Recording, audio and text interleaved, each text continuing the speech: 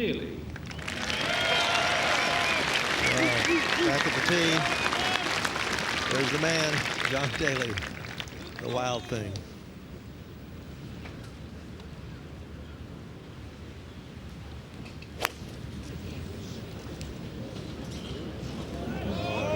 Who's get it left? Look at this.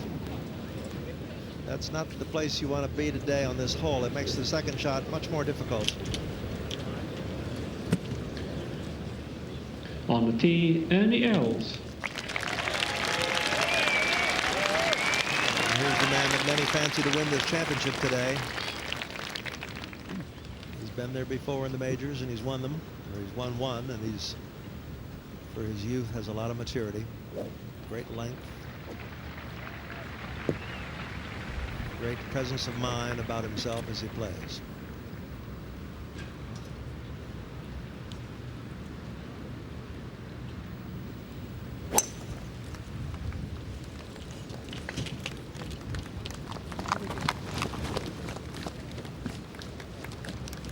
That's a good one.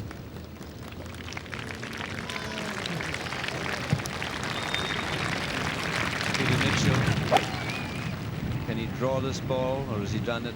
Oh, it might be too much.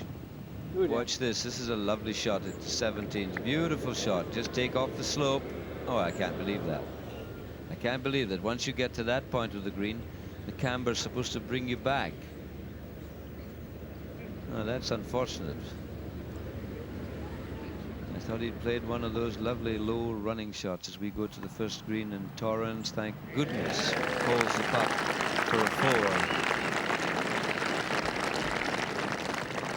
4. Oh, a wry grin there. That would have been nasty. 3-putt that one. Behind those leaders, Brett Ogle has moved up to 4 under par with his birdie at the second. Mark Brooks with a birdie at the first has joined him at 4 under par. Sam Torrance surviving at 4 under par. Stephen Bottomley, playing with David Fairty today, has birdied the 4th, and he's gone to 3 under par. Fairty also 3 under par after his birdie at the first. Conditions very, very difficult indeed, and the scoring and the quality of play does these players credit. Gordon Sherry remains at 2 under par. Barry Lane completing the group at 3 under. Andrew Coulthard with 1 shot picked up today at the first in that group at 2 under par.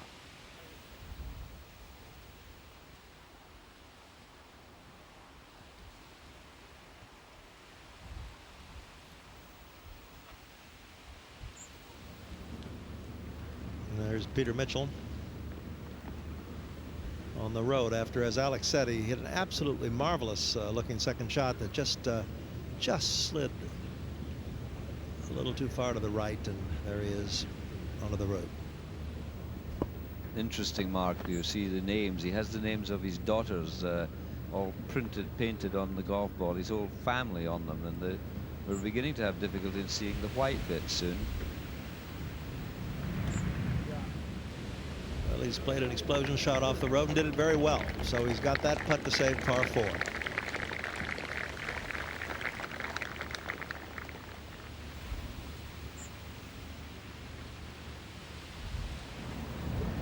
Now Sand after that 4 at the first hole.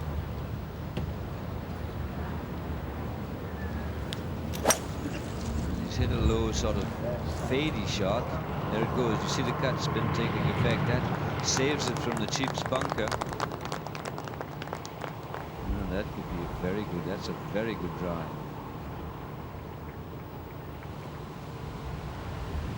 Now to Murray. Not much wrist action. A lot of body movement. All leaning.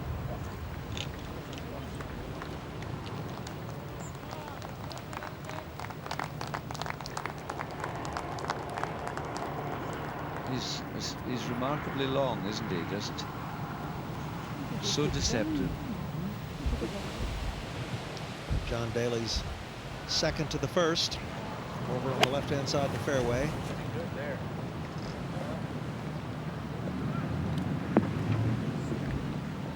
And he's got himself a really long putt there for his birdie.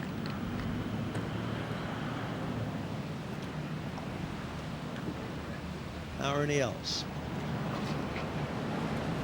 Most effortless looking swings in the game today. huge amount of power generated by a very, very fast hand speed through the ball. Great tempo.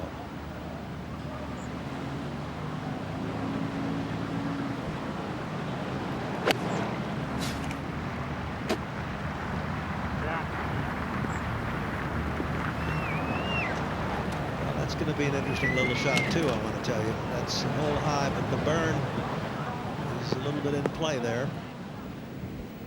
To the second, Mark Brooks at 4 under. This for a 3. Never in doubt. 5 under for Brooks.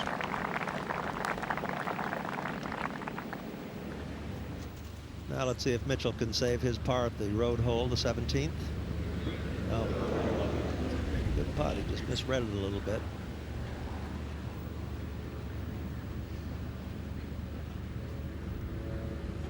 Mitchell drops a shot. It goes back to level par for the championship.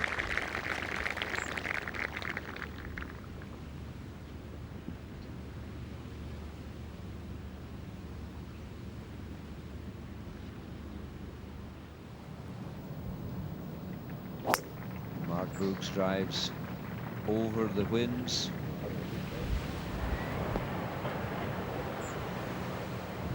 Sneaks through the little gap there. And they really are reducing this hole. The officials, they're not even noticing the ball. That's the match ahead. And the ball, they're running past the officials, the markers, the scorers. This is one of our first looks today at Gordon Sherry, putting for a birdie at the 7th.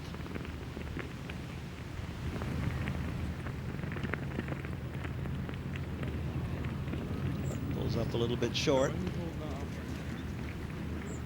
2 under par, 1 under for the day's round. 1 shot clear of Webster in the battle for low amateur honors.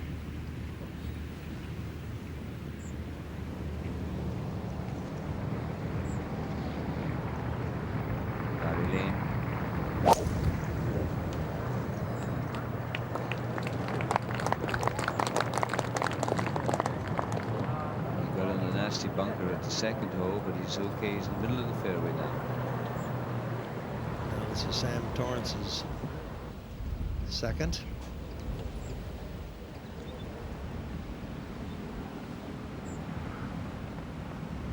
Oh, that's a good one. Look at this. Not bad.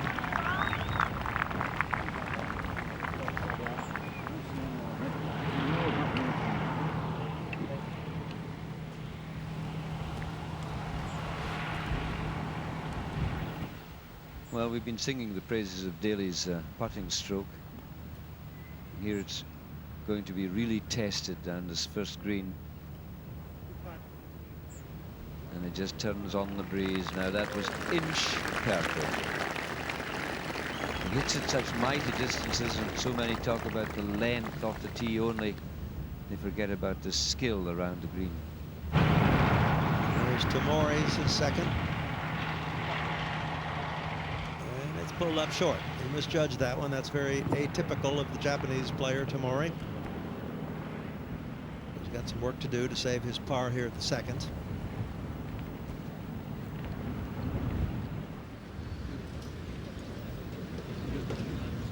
Down on the first tee, Ivor Robson waiting for the Corey Pavin. This is game number 51. On the tee, Corey Pavin.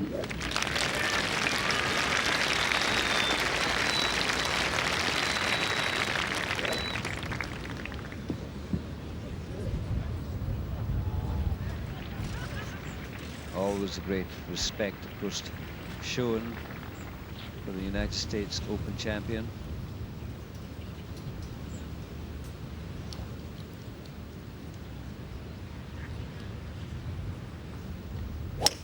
Oh, punched a little divot there, a little nervy, I think.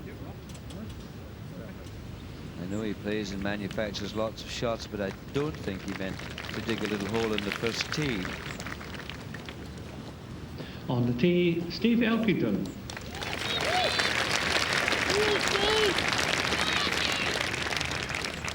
So we have a shot maker playing with a classic swinger. What style?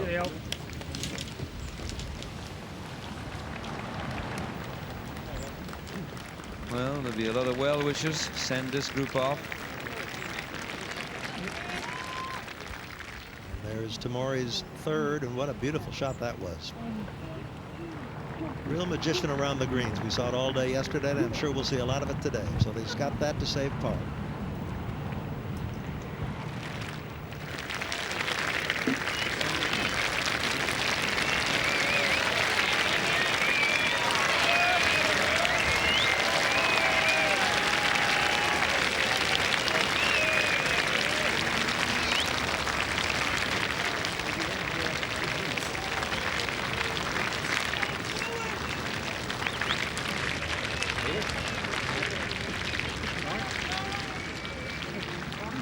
Up ahead, Ernie Els, who plays second.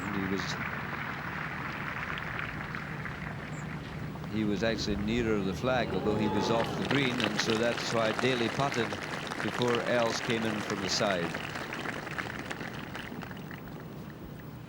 Well, this is Mark Brooks, who birdied the second after a nice par at the first, and now he's 5 under, just 4 shots out of the lead, and joint fourth. This is his second shot to the third.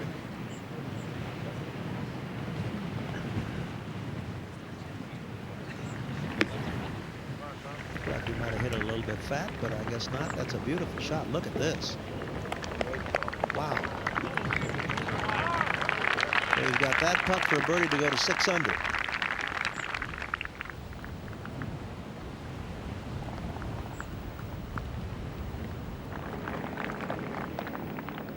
Per-Ulrik Johansson, 2 under for the round, 3 under for the championship.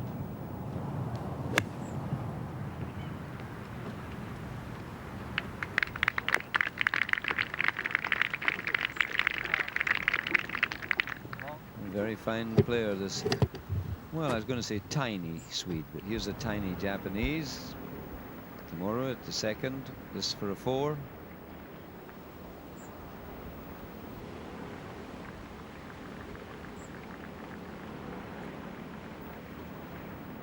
Yes, he started to look as if he was having a job getting the putter away from the ball.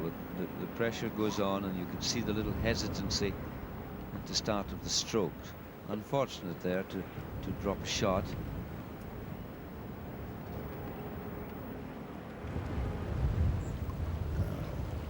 Second tee. This is Ernie Els.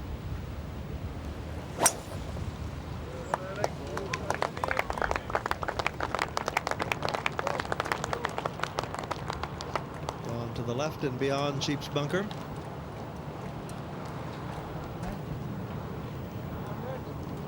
Now Elkington with no distractions. He suffered a bit of distraction when he played with Faldo, starting off yesterday. But nothing. He made a great second shot after that.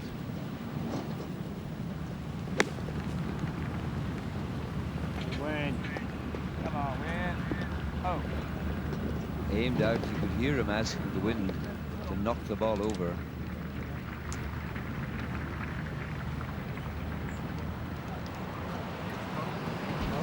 Corey Pavin, who Johnny Miller in America says is the only player in golf whose practice swing is worse than his regular swing. But many think that this is the man to contend with when this day draws to a close. Great manager of golf courses, a great shot maker, and a lot of guts.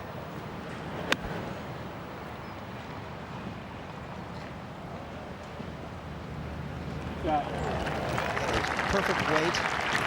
Very good birdie opportunity at the first for the United States Open champion, Corey Pavin.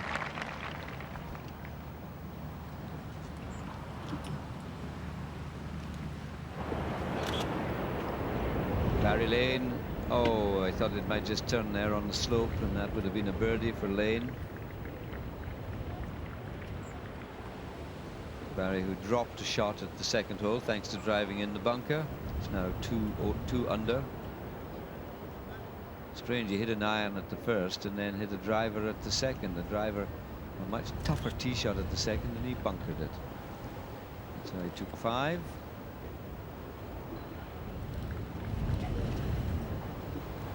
Now Mark Brooks. This is putting for a birdie to go to 6 under par. Brooks, 34 years old, from Fort Worth, Texas. Four-time winner on the United States circuit. Consistent top 50 or 60 money winner in America. Best finish 11th in 1991, 11th on the money list. All that makes no difference here today. He can make some putts like this.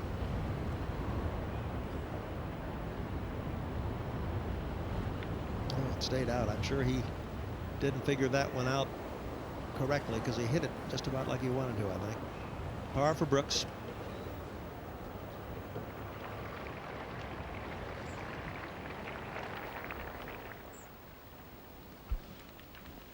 Three players, 2 past champions, both got the same colour. They're probably planning their escape.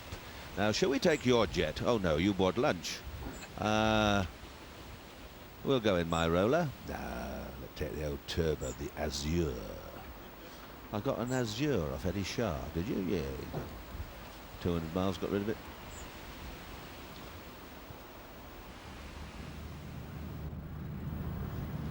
First green, and Corey Pavin, Steve Elkington, and the battle really warms up now. There's just one more match to come, and I think we'll see much drama and a lot of sadness before the day's out. One's the nearly men that made it, and I think on this day it won't be so much won, this great championship. Someone will back into it and win by someone else's mistake. I really can't see at this stage, unless there's a dramatic change in the weather, the conditions changing.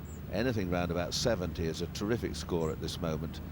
So it'll be others' mistakes, I fancy, rather than, or somebody just popping in with a magical round, as young Campbell did yesterday.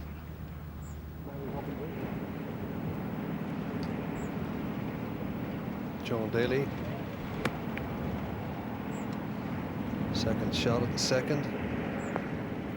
That's going to go down the humps and bumps. A tough putt back through all the undulations at the back of that green. Pavin at the first, rattled on by. Gave it a good roll. Sam, who is first to putt, when he has to look at it from behind, it'll look perfectly flat, almost as though no break at all. But we all who have watched, we know the wind from the right will have its effect. So I think the line here probably 4 or 5 inches. And that's interesting. You see the sort of sheen I was referring to on the green is so hard to pick up the hole that he's asking the caddy to attend, get a better view of it. Almost perpendicular, the shaft of this long putter.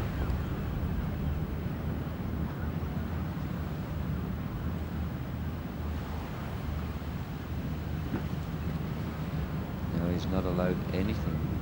That is really an awful putt. He wouldn't get 1 out of 10 for that. Oh, now there's Barry Lane on the second. He's driven it into the bunker. And he's hit the bank, I think.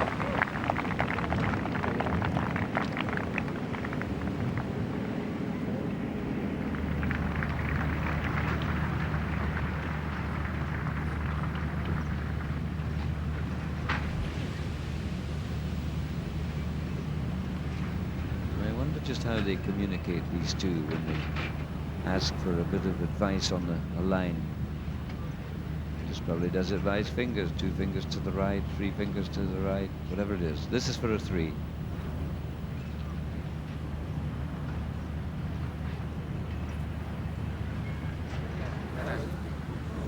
One finger too many.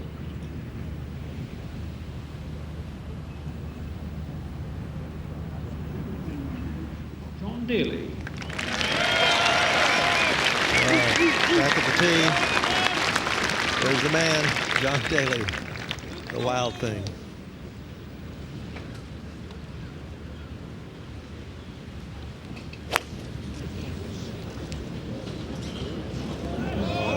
Who's hit it left? Look at this. That's not the place you want to be today on this hole. It makes the second shot much more difficult. On the tee, Ernie Els. And here's the man that many fancy to win this championship today. He's been there before in the majors, and he's won them. Or he's won one, and he's, for his youth, has a lot of maturity. Great length. Great presence of mind about himself as he plays.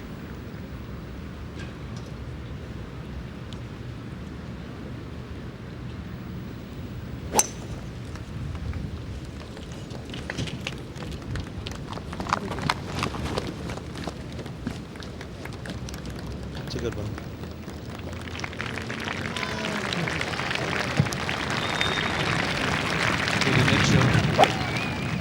Can he draw this ball, or has he done it?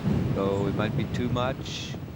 Watch this. This is a lovely shot at 17. Beautiful shot. Just take off the slope. Oh, I can't believe that. I can't believe that once you get to that point of the green, the camber is supposed to bring you back.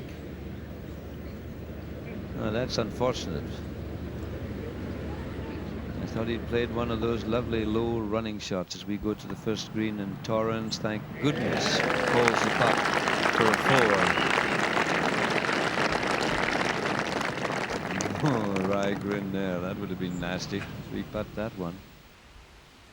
Behind those leaders, Brett Ogle has moved up to 4 under par with his birdie at the second. Mark Brooks with a birdie at the first has joined him at 4 under par. Sam Torrance surviving at 4 under par. Stephen Bottomley, playing with David Fairty today, has birdied the 4th, and he's gone to 3 under par. Fairty also 3 under par after his birdie at the first.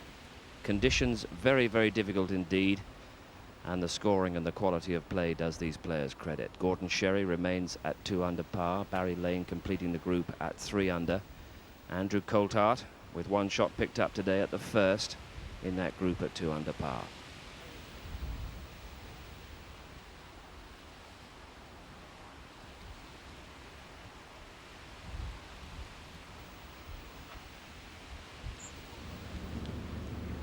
And there's Peter Mitchell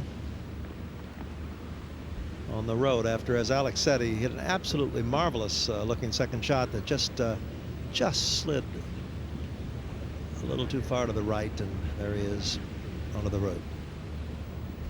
Interesting, Mark. You see the names. He has the names of his daughters all painted on the golf ball. His whole family on them, and we're beginning to have difficulty in seeing the white bit soon. Well, he's played an explosion shot off the road and did it very well. So he's got that putt to save par 4.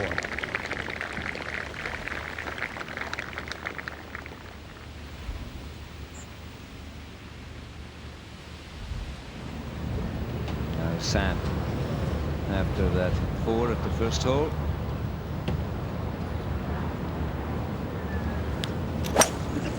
He's hit a low sort of fadey shot. There it goes. You see the cut spin taking effect. That saves it from the cheap's bunker. Oh, that could be very good. That's a very good drive. Now to Murray. Not much wrist action. A lot of body movement. All leaning.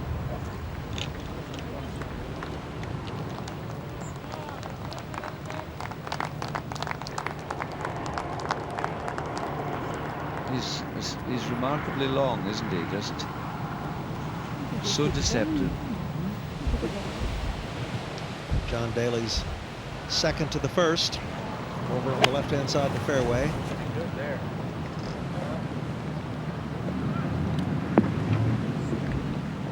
And he's got himself a really long putt there for his birdie.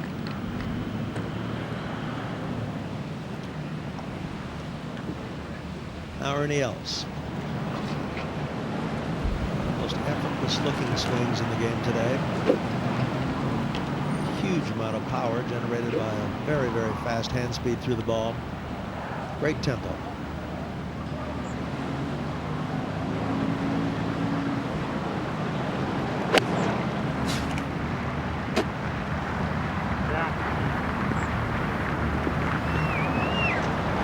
That's going to be an interesting little shot too, I want to tell you. That's a hole high, but the burn is a little bit in play there.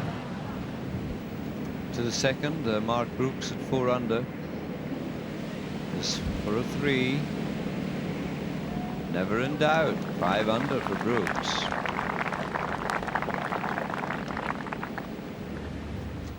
Now let's see if Mitchell can save his par at the road hole, the 17th. No, good putt. He just misread it a little bit.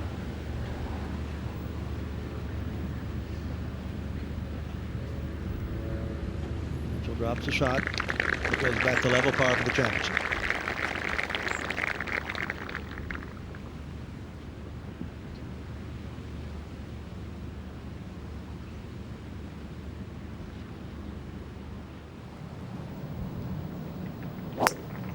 Brooks drives over the winds.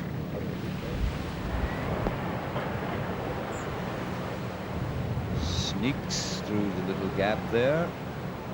And they really are reducing this hole. The officials, they're not even noticing the ball. That's the match ahead. And the ball, they're running past the officials, the markers, the scorers.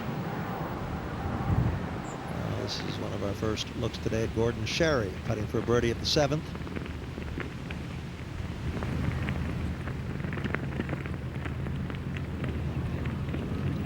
Up a little bit short. 2 under par, 1 under for the day's round. 1 shot clear of Webster in the battle for low amateur honors.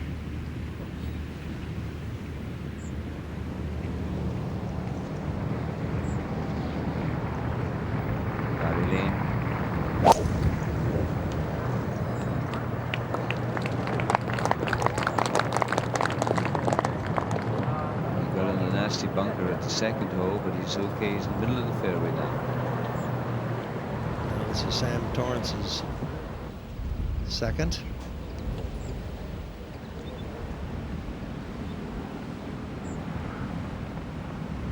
Oh, that's a good one. Look at this. Not bad.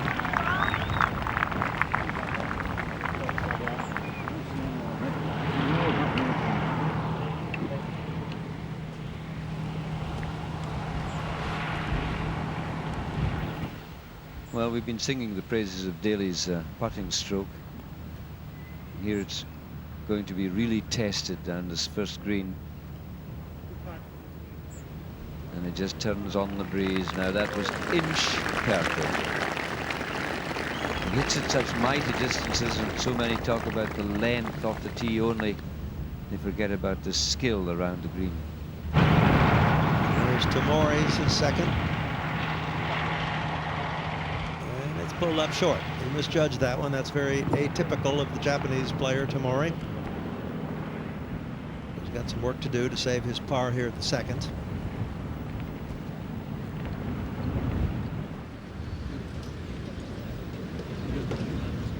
Down on the first tee, Ivor Robson waiting for the Corey Pavin. This is game number 51. On the tee, Corey Pavin.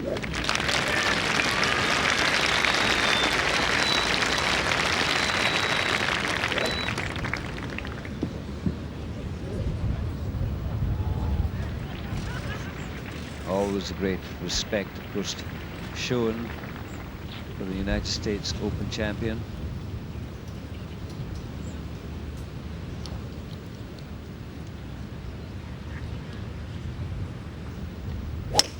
Oh, punched a little divot there, a little nervy, I think.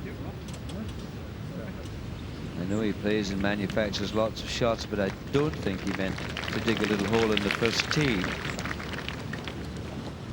On the tee, Steve Elkington.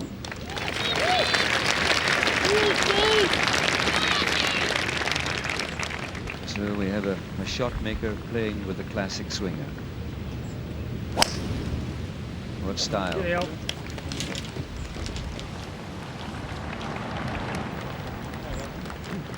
Well, there'll be a lot of well-wishers. Send this group off. There's Tomori's third, and what a beautiful shot that was. Real magician around the greens. We saw it all day yesterday, and I'm sure we'll see a lot of it today. So he's got that to save par.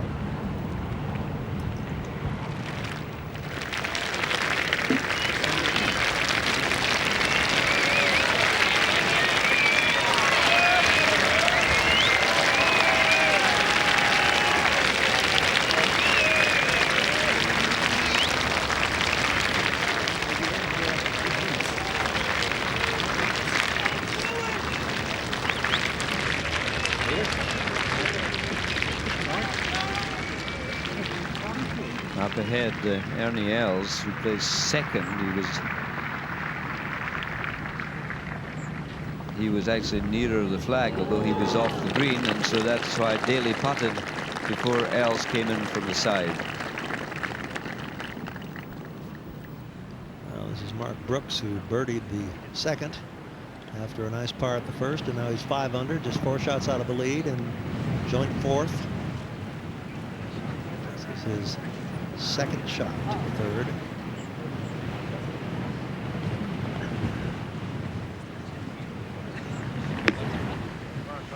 He might have hit it a little bit fat, but I guess not. That's a beautiful shot. Look at this. Wow.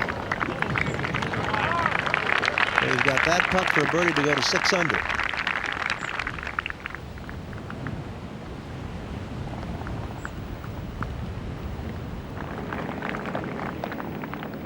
Per-Ulrik Johansson, 2 under for the round, 3 under for the championship.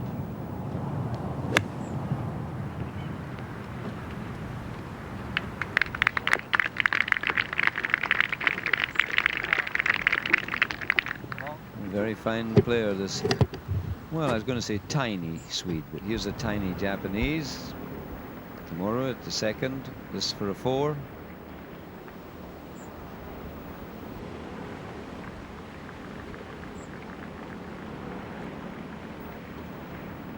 Yes, he started to look as if he was having a job getting the putter away from the ball. The pressure goes on, and you can see the little hesitancy at the start of the stroke. Unfortunate there to drop a shot.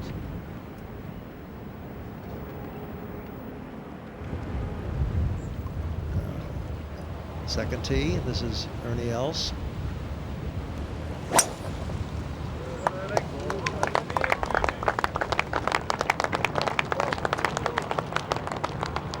Gone to the left and beyond Cheap's bunker.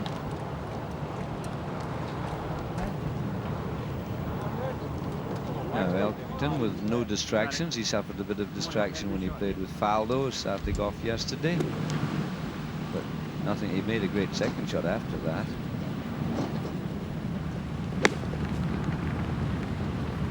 Win. Come on, win. Oh. Aimed out. You could hear him asking the wind to knock the ball over.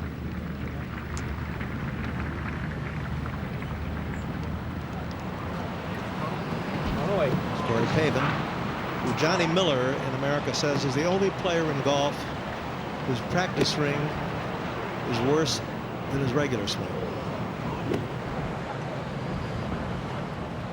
But many think that this is the man to contend with when this day draws to a close. Great manager of golf courses, a great shot maker, and a lot of guts.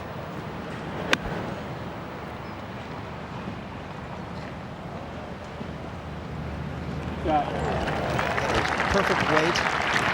Very good birdie opportunity at the first for the United States Open champion, Corey Pavin.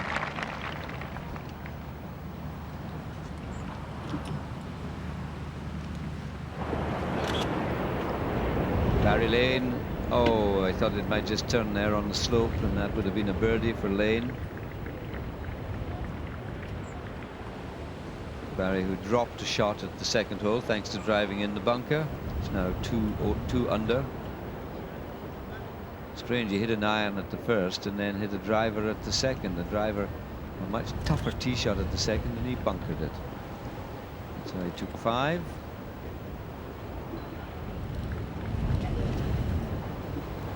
Now Mark Brooks. This is putting for a birdie to go to 6 under par. Brooks, 34 years old, from Fort Worth, Texas. Four-time winner on the United States circuit. Consistent top 50 or 60 money winner in America. Best finish 11th in 1991, 11th on the money list. All that makes no difference here today. He can make some putts like this.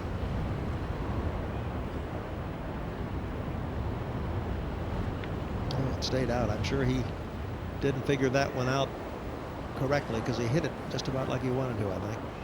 Par for Brooks.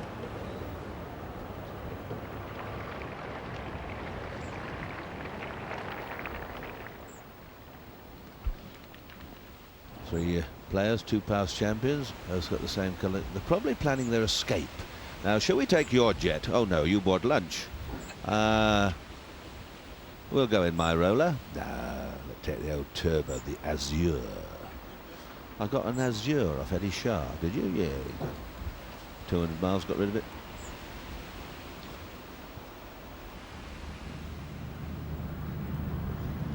First green, and Corey Pavin, Steve Elkington, and the battle really warms up now. There's just one more match to come, and I think we'll see much drama and a lot of sadness before the day's out. One's the nearly men that made it, and I think on this day it won't be so much won, this great championship. Someone will back into it and win by someone else's mistake. I really can't see at this stage, unless there's a dramatic change in the weather, the conditions changing. Anything round about 70 is a terrific score at this moment. So it'll be others' mistakes, I fancy, rather than, or somebody just popping in with a magical round, as young Campbell did yesterday.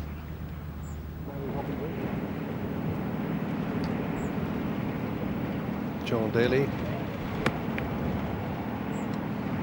Second shot at the second. That's going to go down the humps and bumps. A tough putt back through all the undulations at the back of that green. Pavin at the first, rattled one by. Gave it a good roll. You can see the temperature is pretty good. The players in just sleeveless sweaters or one pullover. They might slip a woolly on at the turn. Elkington.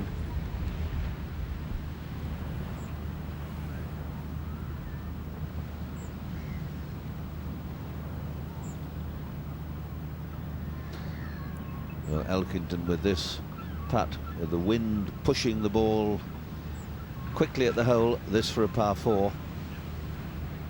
Oh, it wasn't to be. I thought he got it. Shot dropped.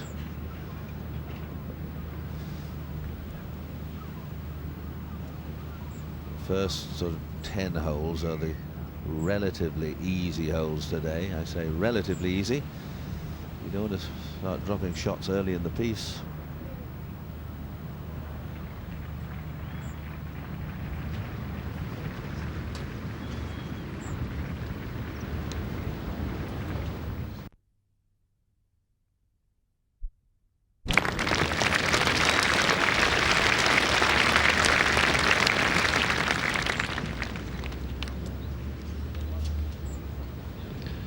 On the tee, Michael Campbell.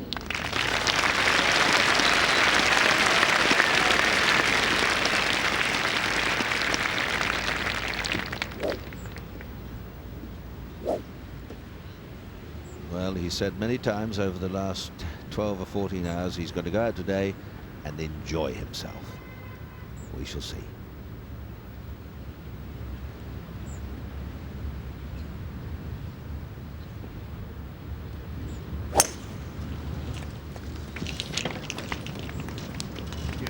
Bit of an edgy one down the left side.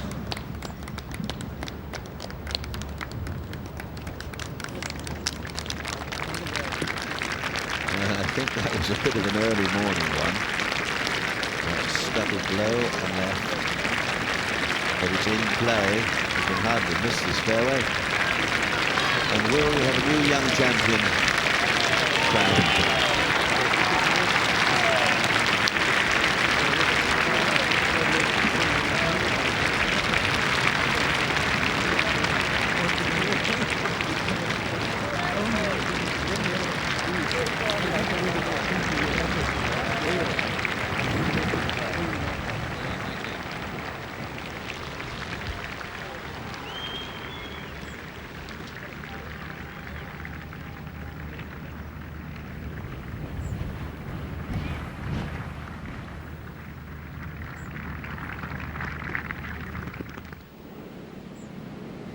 Bernie else on the second. It's coming out of a little hollow. And beautifully judged. He's did about everything to go in, but on a windy day like this, they're delighted to see them that close. Third hole, Sam Torrance birdies.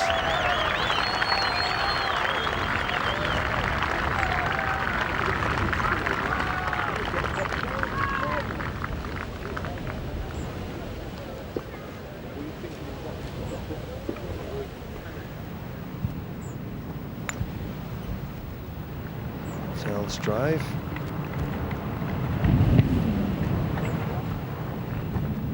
On the third. And miles down. Good line in.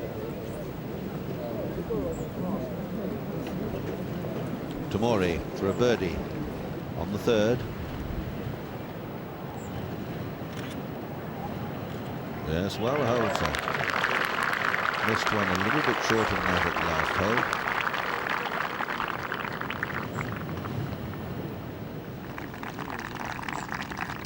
Ogle gets his par.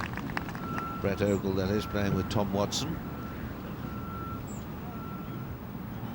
Watson 3 holes played. He's par.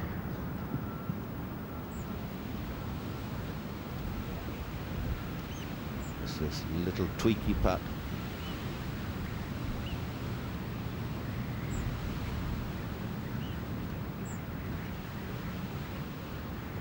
Yes, par is saved, so 4 holes negotiated, and Watson remains 3 under, 6 behind Michael Campbell, who's just started his round.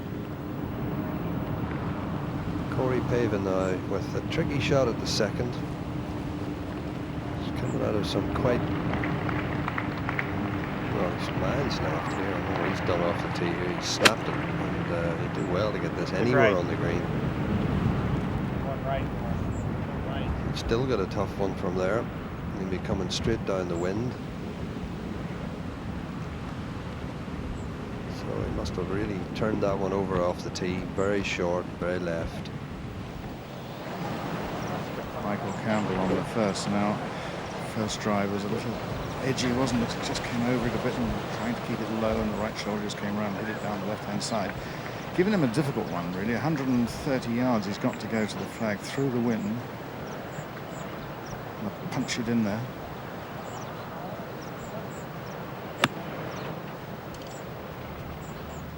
Hopefully letting the wind do the work. It's going to be a bit big. He needs to put some brakes on. And from there, that was the safe shot. It wasn't one to go for, because going for the flag there, you end up on the burn if you're not careful.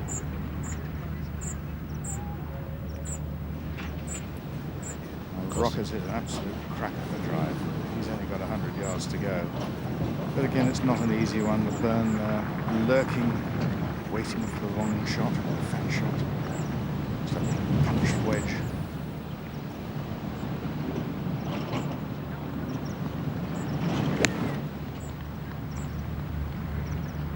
Lovely rhythm. Rocca just big again, not going to risk taking on that burn, giving himself really a more difficult putt than Campbell, because he's got to come through a swale as well.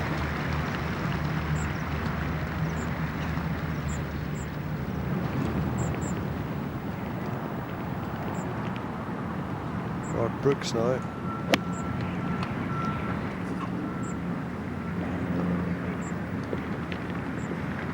Holding that nicely. That was his second shot, and he's judged that well. That's the difficulty here. You've got to hold it into the wind to keep it on the flat parts of the green, but then you've got the downwind putts, which are frighteningly quick today.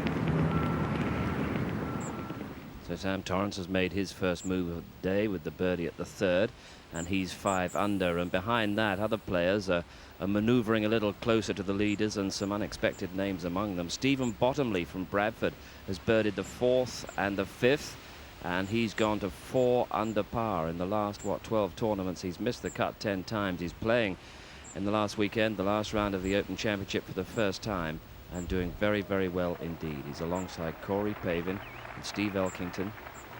And Brett Ogle is also 4 under par, but Stephen Bottomley high on the leaderboard. 2 birdies picked up today. Mark James has birdied the 4th, the 5th, and the 6th, and he's getting back in touch at 3 under par. David Fairty going well also. They're Ulrich Johansson you saw there with his birdies at the 4th and the 5th. He's at 3 under par. Stephen Bottomley, he's having a day to remember. And here is Stephen Bottomley, 4 under, playing the 6th hole.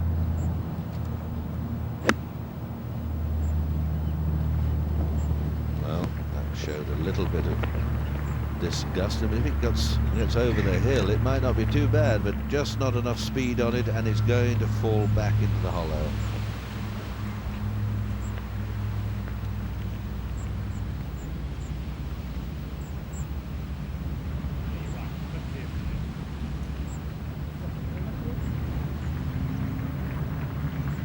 Back at the start of his round, Michael Campbell faces this long putt straight back into the wind.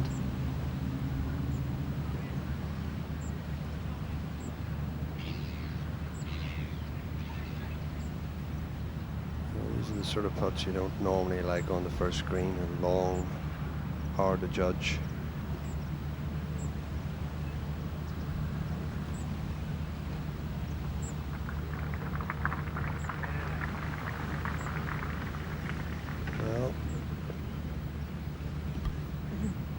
Bit of a nervy one, but at least he's going into the wind still.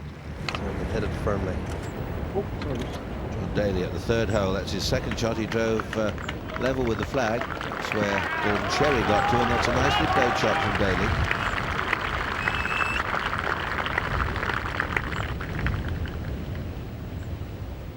Tell you what, a roundabout par between 70 or better today. Well, I don't think there'll be many better than 70. The first player out was 68 this morning, Kawasaki, the Japanese, but if 70 could bring much gold here today.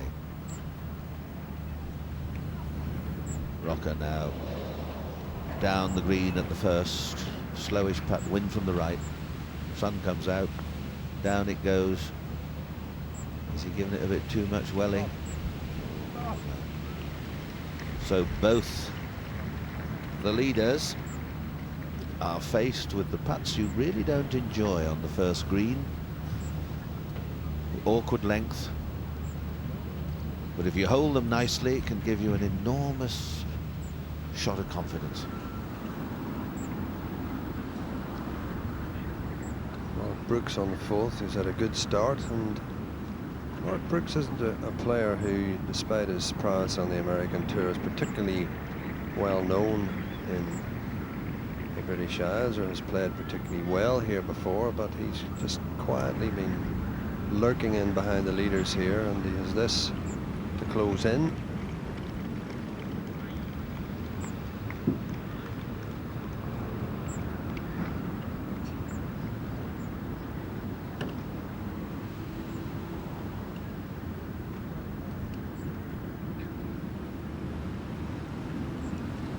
Back to the first. Campbell for a par. Well done. But he got 150 to 1 on him yesterday, and our latest price from John Humphreys Racing this morning. He's 5 to 2 all of a sudden.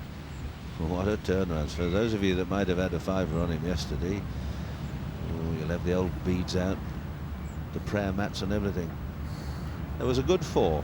A shaky drive, good second, played from the wrong side, shaky putt, and a good one. Now Rocca has got to match it. He'll have his own personal duel, I think, today with Mr. Campbell. Rocca at 7 to 1, along with Steve Elkington.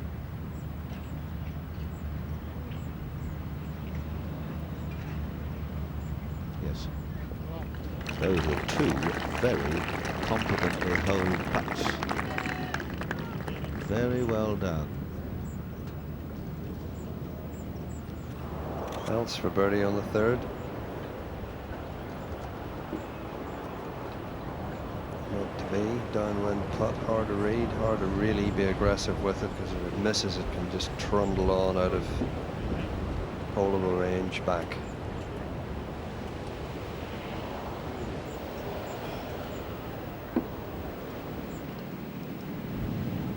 Steve Elkington, Corey Pavin today, putting 2nd hole for a birdie. Needs to turn a bit, and hello. goes very quietly and conservatively about his business. Daly for birdie now, having practically driven this green, chipped up to here. Well, he does run a lot of putts of that length in. He gives them a good wrap and he runs them at the hole. Just a par.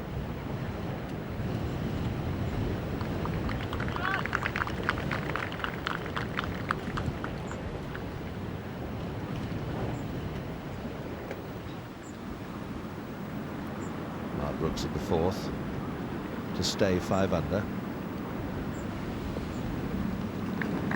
33 to 1 Brooks. Bit too late to get anything on now. Watson still 40 to 1. Well, Michael Campbell delighted, I would think, with his par on the first, and the way in which he got it. Second hole.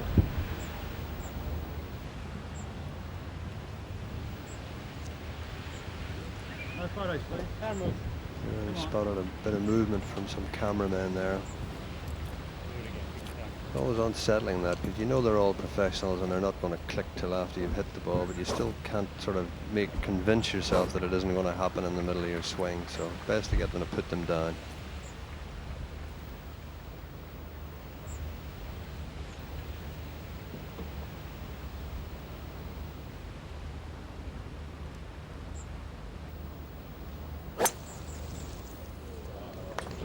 Better rhythm there.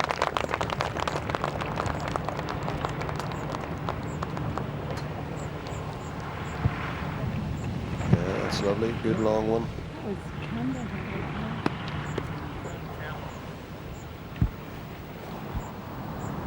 Sam Torrance at 4th.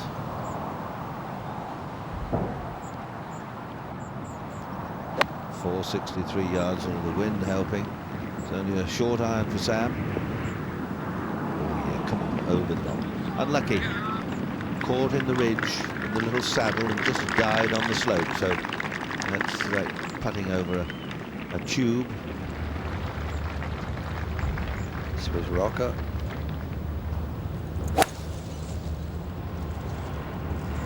Big day for Rocca. We've all heard about his supposed suspect putting stroke, but he's been looking very solid to me in the last couple of rounds. John Daly, 4th.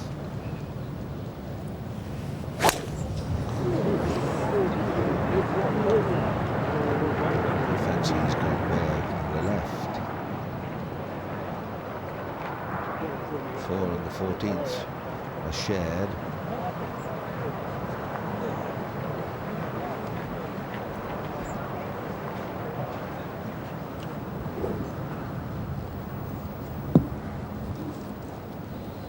With only else. Both of them are 5 under. Both are par so far today.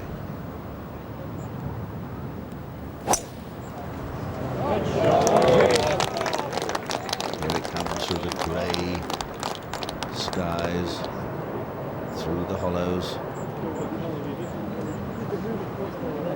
And that's all right. Very frustrating sometimes when you hit a good tee shot and you come up and you find you're in a hollow with a bank in front of you. That putt of Steve Elkington's on the second was to save par, so he stays in the group at 5 under par. And that main chasing group still 4 shots distant of the leader, Michael Campbell, and Costantino Rocca having their own little private battle of nerves.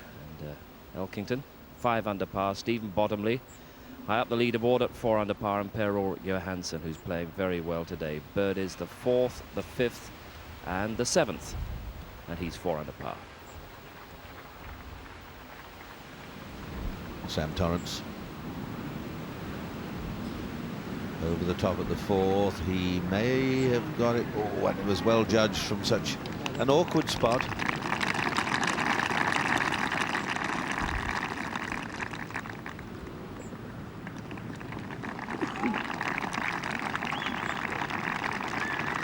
If you take away the 2 front runners, there are 14 players within 2 shots at the moment.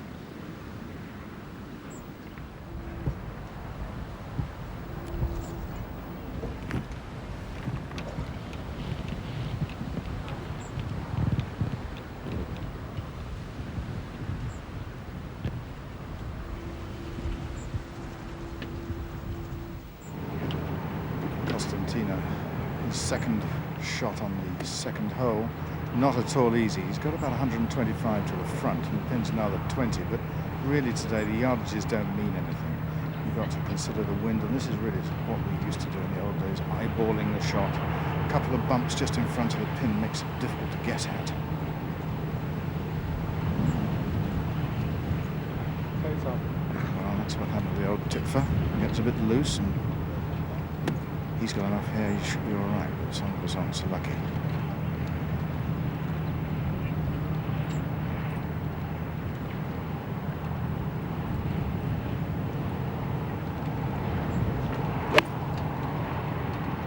Nice little punch with a wedge, and now it depends on the bounce, and he hasn't judged it well. Very, very difficult. You have to get it another 10 yards beyond where his ball pitched, and then you've got a chance of getting it close, but it's not easy.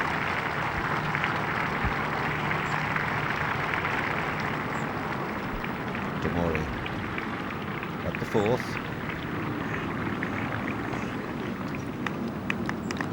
Got the lines, we've got to hit it. I've been very impressed with this fellow's play. He's got a few holes left to go yet, so I think the way he's kept going is a great credit to him.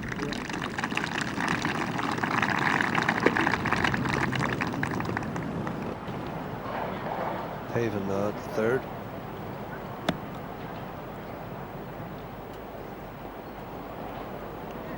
Playing a beautiful pitch up there.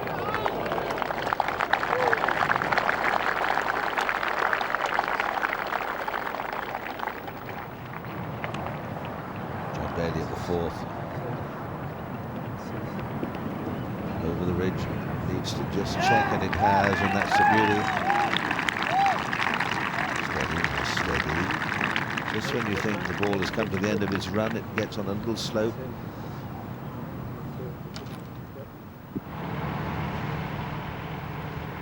Now Michael Campbell's second shot to the second. Having seen Rocca's shot will help him a lot.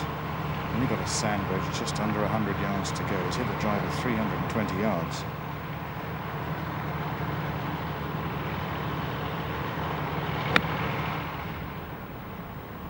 And can he just get over that little hump and not get the downslope and stop? Not a bad shot at all. Just got the downslope of that hump there, which shoved it on. Didn't give it the backspin that probably would have got otherwise.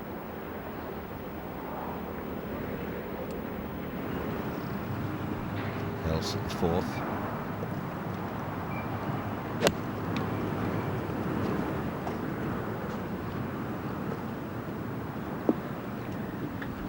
Steady.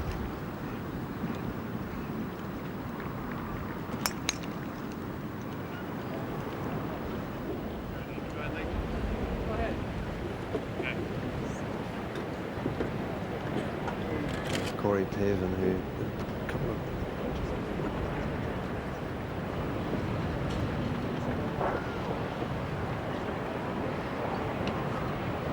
beautiful pitch there. He's had a couple of ropey drives, but got a good one away down here. Pitched up to here.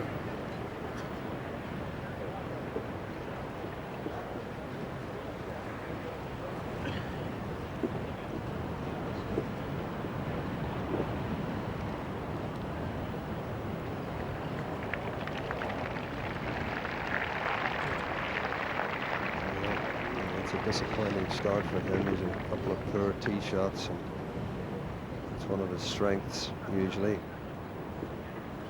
Just wafted across that one a bit, and slope took it away. Eighth hole now, and Mark James.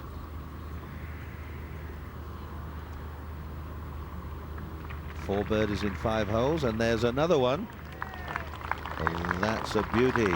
Goes to 3 under. Rocca now trying to negotiate those humps and doing it very, very well. Now that was a terrific shot. 2 pretty high bumps there. You can see him walking over the second one.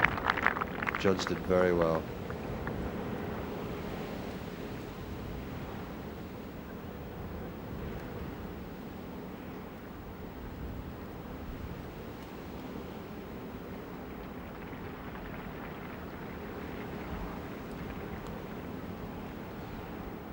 Be interesting to see how Master Campbell plays his round today. He's 2 strokes ahead of Rocca at the moment, 4 strokes ahead of the next man. And in simplistic terms, if he can just go quietly around and find the greens reasonably close to the hole and doesn't have any disasters, he could well become the champion if he can get round here in perhaps a score as high as 74. Obviously he wants to be less than that, but there really at this moment is no need for him to think, I must charge this at the hole. If he just keeps getting pars, he will, somebody else has to do all the hard work.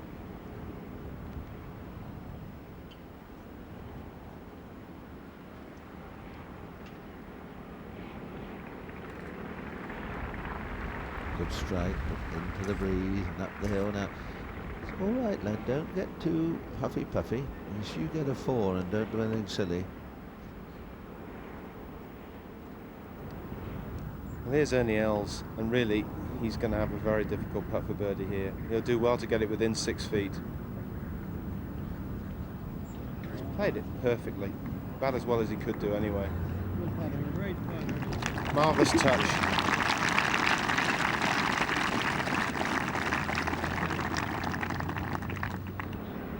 Campbell. Well, that was a confident stroke. There was no staggering into the hole. 2 holes gone, 2 pars. He stays at 9 under.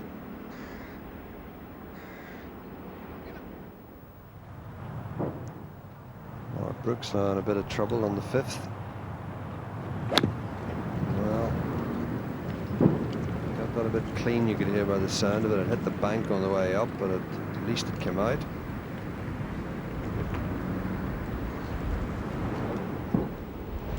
Rocca at the 2nd.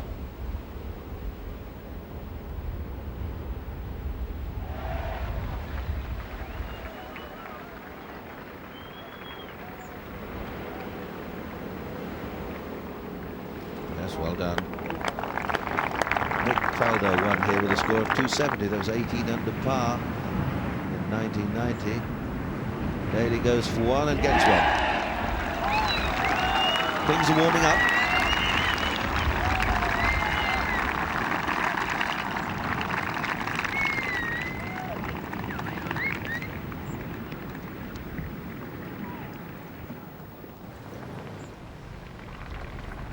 Brett Ogle now, who's carved his 2nd here at the 5th. He's gone way right of the green, landed on some hard baked stuff there where all the crowd have been walking. And he's had a ruling here of some kind. He may have had a line of sight with some of the signs in front of him and got a bush in his way. All sorts of problems here.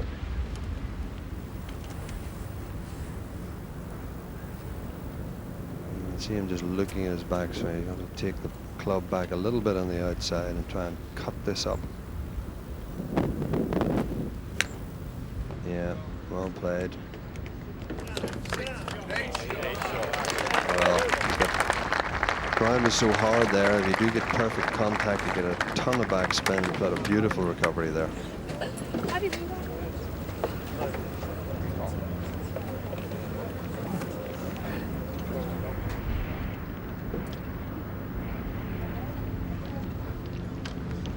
That's Mark Brooks there. You can see him picking his ball up now with his marker's permission. He obviously thinned that in that pot bunk that he was in down the fairway, hit the lip on the way up and probably felt that he damaged the ball, and so he's entitled to look at the ball, provided his fellow competitor agrees, to make sure it is not cut or a smile across it. And you can see him signaling there to his playing partner that it was okay and putting it back. So he's in a tough place.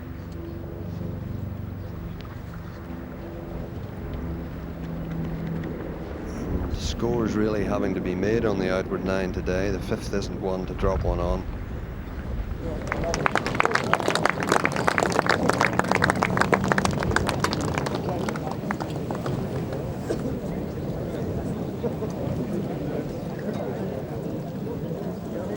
That's a beautiful drive. I must say he looks very composed at this moment. There's a few hours to go there yet. Big crowds again. The traffic's been moving in and out quite beautifully now that everyone are following the signs. And I was speaking to one of the revered members of the club here last night, and he was saying, did I know amongst the stewards there was a bishop, a baronet, about 11 very senior bankers, and many of Scotland and indeed England's top businessmen, and they were all men of slightly mature years. The young members need to get their finger out and give them the old boys a bit of a helping hand. Well, we can't have bishops and baronets and things running about here exposed to all these elements, but they've been doing an absolutely super job, because this is not an easy course to steward. That's why there are 18,000, over 18,000 seats.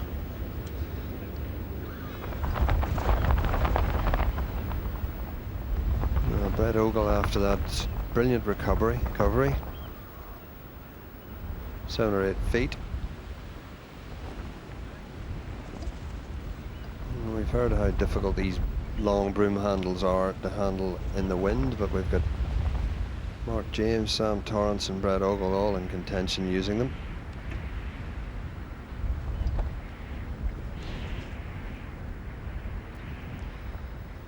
Well, he just misread it. So comes out of trouble to birdie distance and doesn't capitalize on that great recovery. You see him just having a look there, wondering if the ball was going to move.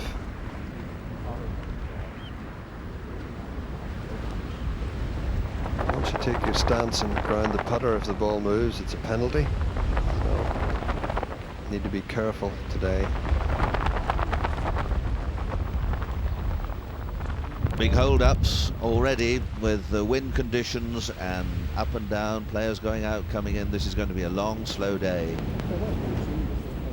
It's the defending champion who's, well, he's been quoted in the papers as being a little bit cross about one or two things, and everyone just moving around, and those not in contention won't be best pleased. Here's a man who is in contention.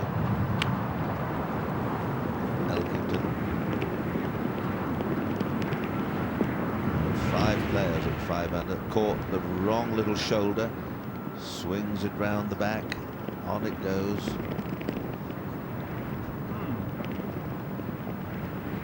He has no idea that that's spun around so far. Steve Bottomley now just in front of the 7th, coming up that steep bank and down again. He's after it. Judged it beautifully. Come on. Well, look at that. That is wonderful judgment, and you can see how delighted he is. Unfamiliar territory for Stephen, and sticking it really well. You're okay. You can straddle it. Corey Pavin, 4th hole. He's 1 over today.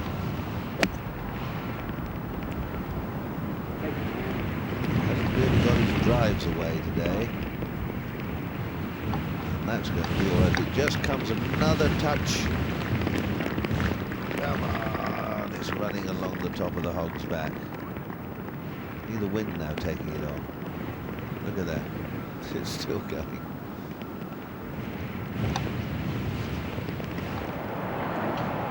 Campbell at the 3rd. Shot of 80 yards only down the window. Very difficult, although the pin is not in a difficult position today. Don't want to miss it right.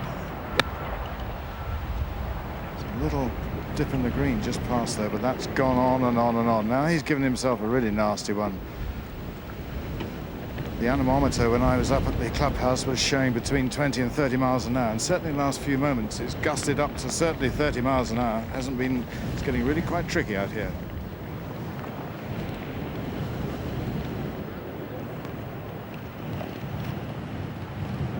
Fifth hole, Mark Brooks. 3rd shot on this par 5.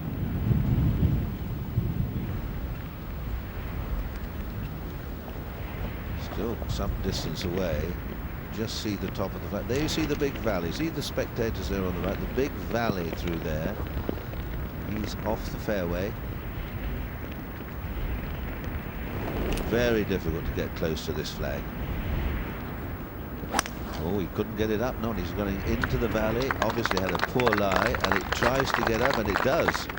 Well, he's done remarkably well. come down right of it. I hit and hope, and it came off.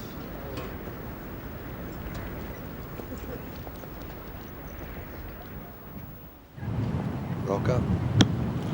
Second shot at the third hole. Beautifully stopped. That's a great shot.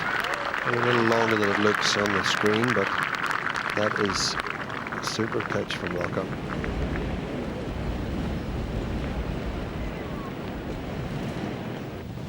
Sam Torrance at the 5th.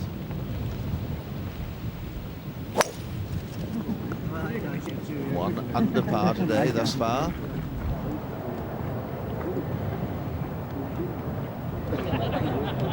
Those fairways like rows, sheets of corrugated iron.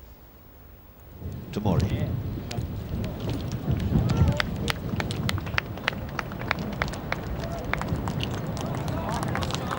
Both birdies. Third. Past the right level with old Mark Stone.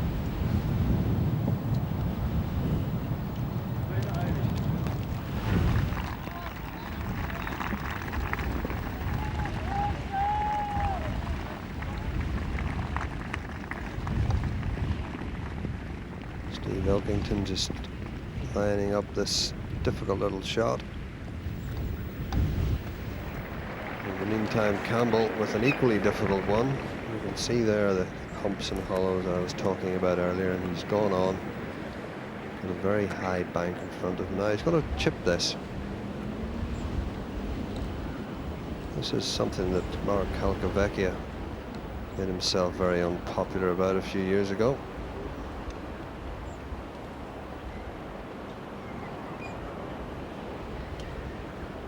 Trying to take the bank out of play by doing this. Just picks it off, chips it over the bank. That's pretty good. He obviously felt that was his best way of getting close. It was easier to judge the spin of that shot than putting up over a knoll such as that, and it's a pretty good job of it.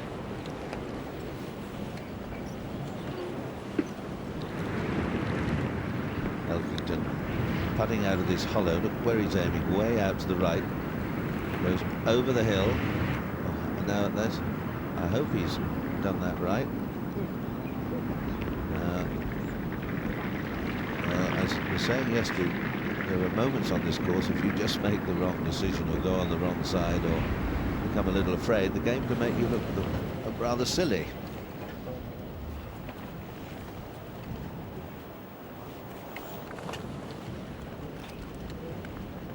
Rocca for 3.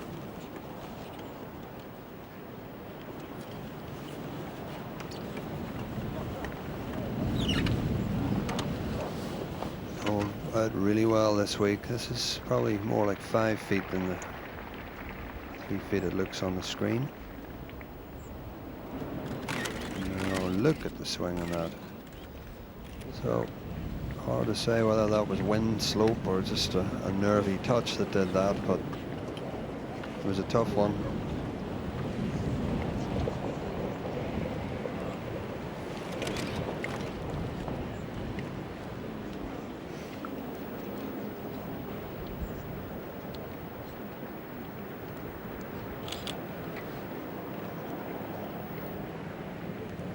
Now Michael Campbell.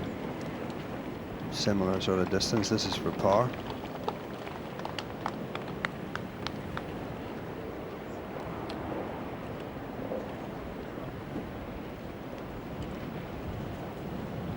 Yep. Looks very solid. It's down in 2 from the edge of the green. And he's muttering to himself. Can't understand why. 3-4s is a pretty solid start when you're leading the Open for the first time.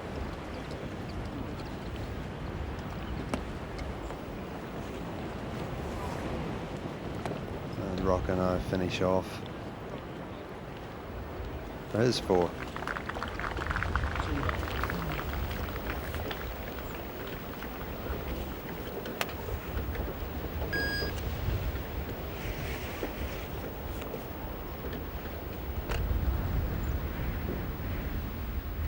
Mark Brooks faces a very long putt here at the par 5, the 5th hole. This is his 4th shot. He had a sort of up and down third one, and the gully it went, and up and out.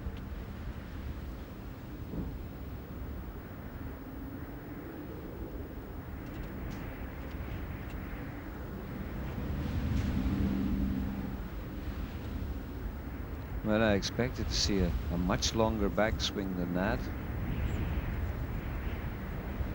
And I think, in fact, he needed just certainly a little bit more coming up the hill at the 5th. Leaves a very long putt for a par. Now this is the 18th, and this is Tiger Woods, our first look at the young American amateur star. Not having a great day today. He's 7 over for the championship. This is for a birdie. Missed it. So 6 over par for today's round.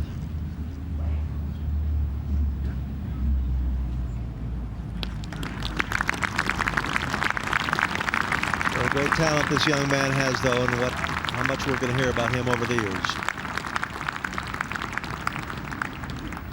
Stanford University freshman.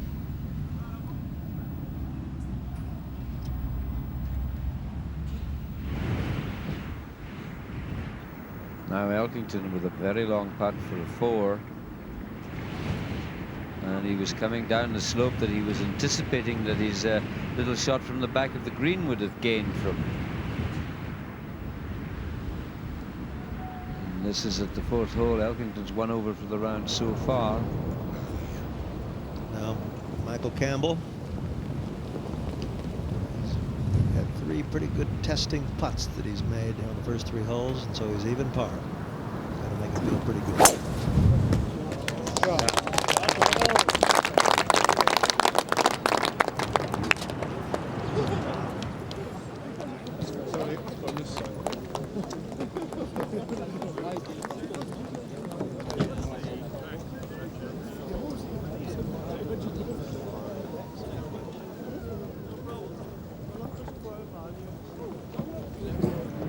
Well, all the way up again to the green, and this is for a 5 for Elkington, which he succeeds. He really misjudged the up and over the bank.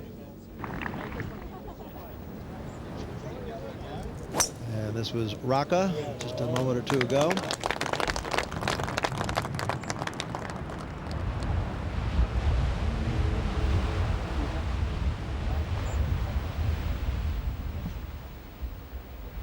All fairly static behind the leaders, but John Daly with that birdie at the 4th, breaking out of the group of players at 5 under par. And Mark James has just birdied the 9th, an extraordinary run of 5 birdies now in 6 holes, and Mark James has gone to 4 under par alongside Stephen Bottomley. And a little side issue for players like Bottomley high on that leaderboard is qualification for next year, of course. Top 15 get in automatically, and Steve Bottomley had to labour his way through qualifying, qualified at Ladybank to get in here, and has made good use of the qualifying position that he's achieved. But next year it could well be automatic qualification for Stephen Bottomley. Sam Torrance at the 5th. See the flag fluttering there just over the crest there, and then he climbed it up onto the green. No, in fact, that's not the green. That's the plateau before the valley, before the green. So he's got quite a long way to go. I think he hit that pretty hard too. There are his figures, Sam, and he almost birdied the previous hole with a lovely long putt.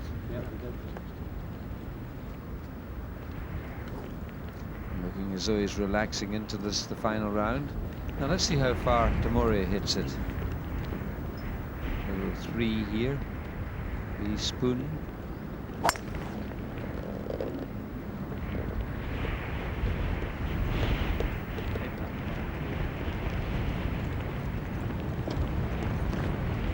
I'm not sure that that ball didn't touch the little ridge about 10 feet in front of him as it took off. It certainly subtracted some distance from it.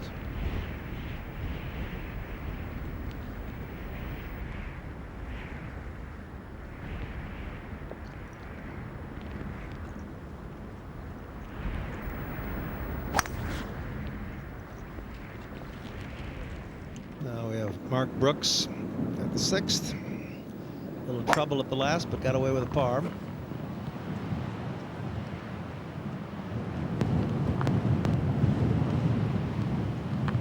There it comes. John Daly, the par 5. Will he make mincemeat of this one, or will the wind sort him out?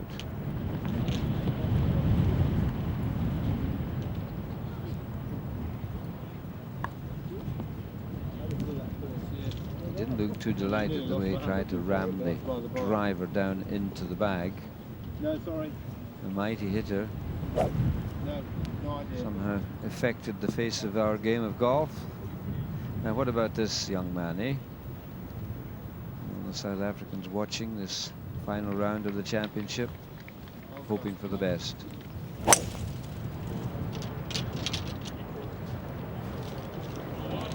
The rugby players did it. Can the golfer do it? Okay, yeah, that's good. Look at that. That's a beauty.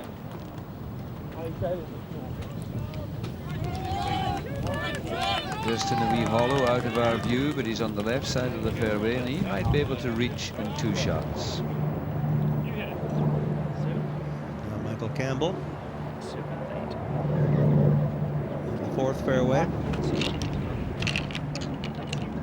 A satisfactory start.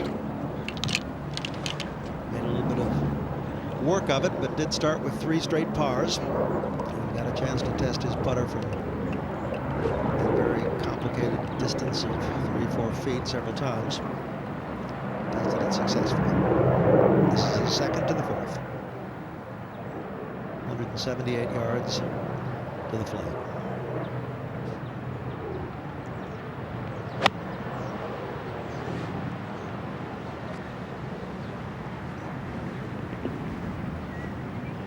Oh, there's a beautiful shot. We'll keep going down that hill, but great shot from Michael Campbell at the 4th. Tamori at the 5th, 3rd shot. There's the face of that bunker. He just had to play over.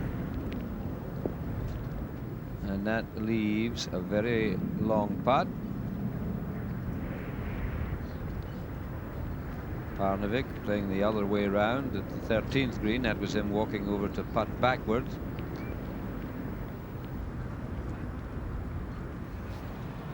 Rocca's 2nd shot to the 4th. Going to follow Campbell's excellent shot. He's only got 165 to go. Just a bit longer than Campbell at the moment. It's like a little knockdown 5-iron, aiming at our camera tower.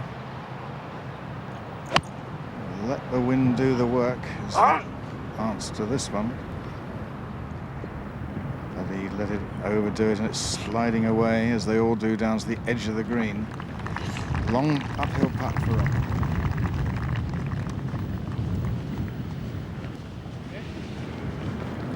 This is Torrance's 3rd to the 5th from the top of that ridge. Has to get this one close. And he's done it. It's a beautiful shot. Good birdie opportunity for Torrance to go 6 under and get into 3rd place, just 3 behind the leader.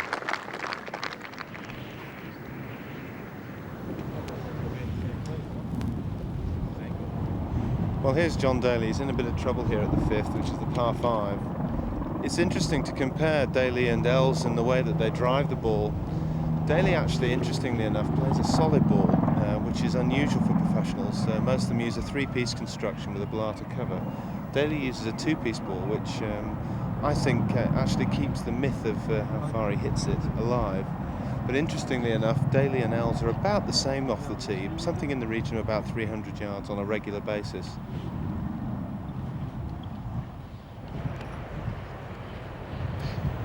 The difference that we're talking about with regards to Blata and a solid ball is that you probably get something like 20 yards extra distance.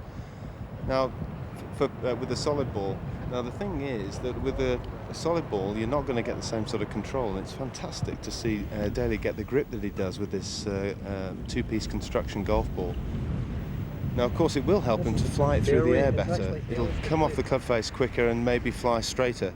And I think that's certainly going to be an advantage today.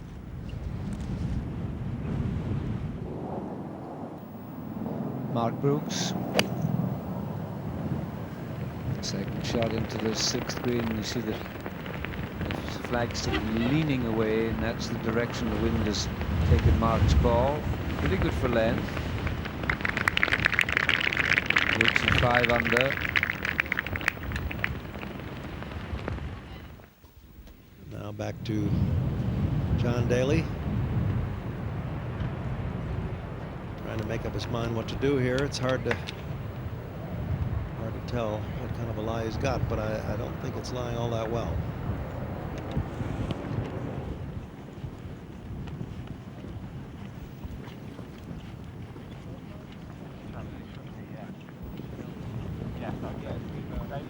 On 5, David's going to lay it up.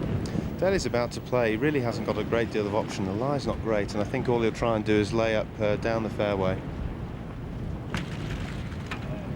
He seems to have pulled it a little bit, and it's going to be an awkward position for him unless he's very lucky.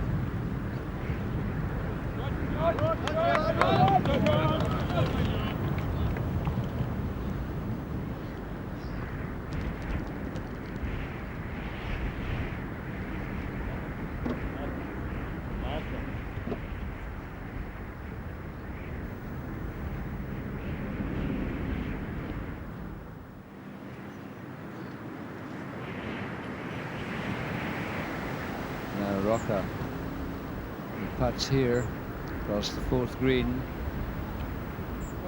And his putting has been very good. I know he missed a fairly short one at the last hole, but a windswept surface, not easy to judge.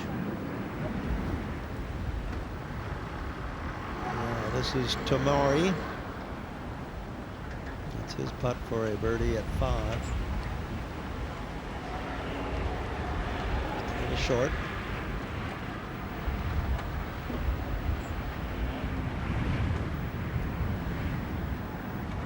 Michael Campbell on the 4th for a birdie. He learnt a bit from Rocca's. He knows he's got to hit it quite firmly into the wind up the hill. Has he given it enough? Oh gosh, he can't believe it. Very good try, but this is the 9 they have to make their scores, because it's going to be tough coming home, that's for sure.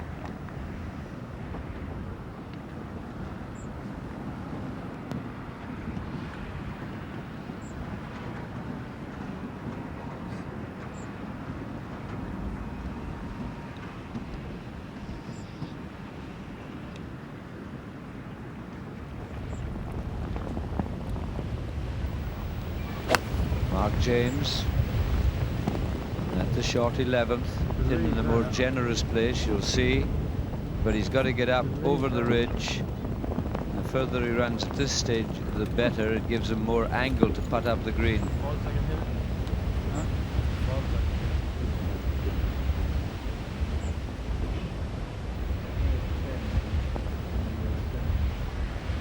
Torrance, this to go 6 under.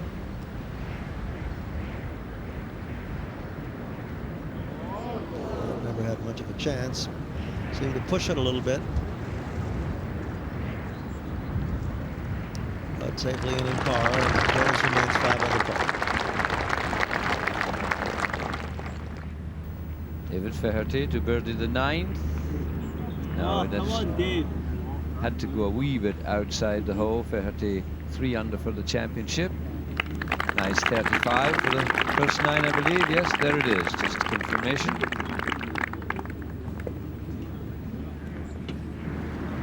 This is to save par. Tomori at the 5th.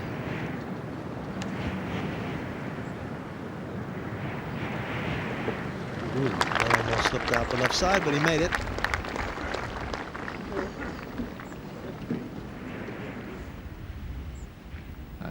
Out to the 9th. Steve Bottomley at the 9th. His chance of a birdie. This was recorded. Oh, he's having his day, this 30-year-old Yorkshireman. 1 drop shot, 3 birdies, out in 34, and absolutely delighted. Now this is Mark Brooks for a birdie. Let's pull up pulled up just a little bit short. This is the 6th hole.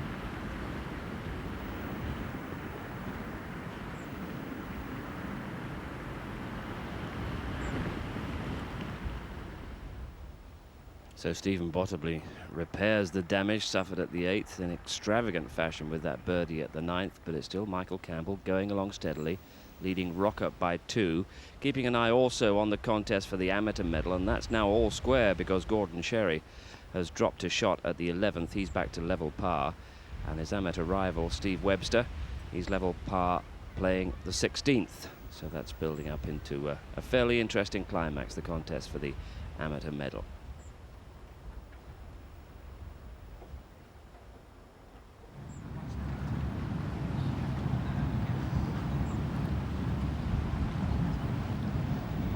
Well, he was the favourite when we started. This is his final putt, Greg Norman, at the 18th hole.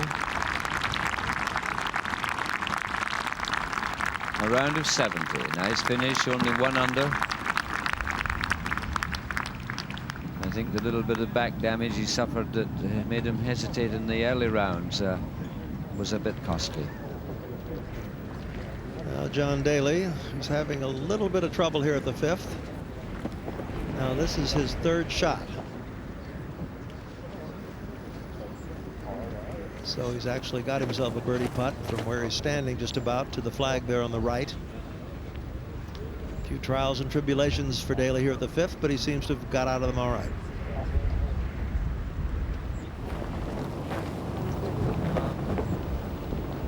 Mark Brooks about to drive up the 7th, right over a sea of wind.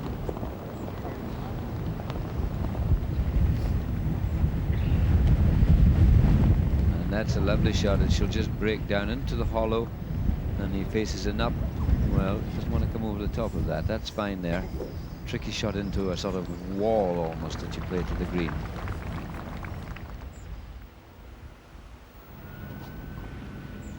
And now Tom Watson, who is 1 over for the day, 2 under for the championship.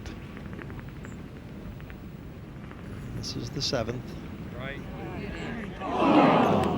Just missed it. Well, I fear his putter's going to fail him once again. That's the only thing that'll fail him in these conditions. He's obviously a great player and a great champion.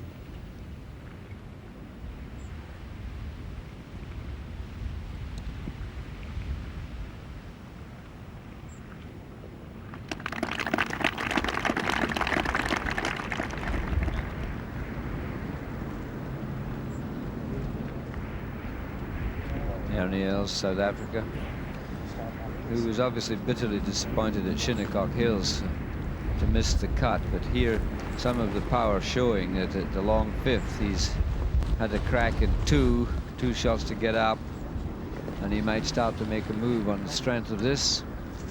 He's level par, having started at 5 under.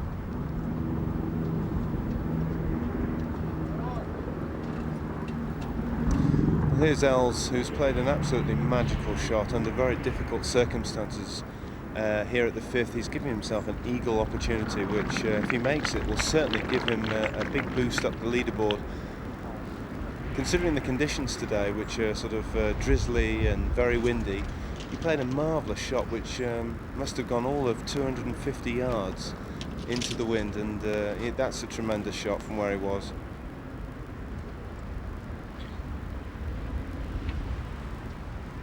Got a fairly tricky putt here. It should turn from his left about 2 feet.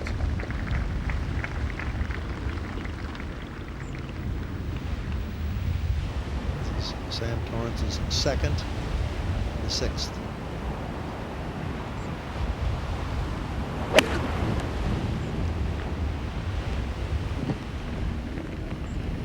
Doesn't seem to like it very much, but let's see. Well, he's left it way, way left. He was looking for the wind to bring it back, and it didn't. You see the small wry smile.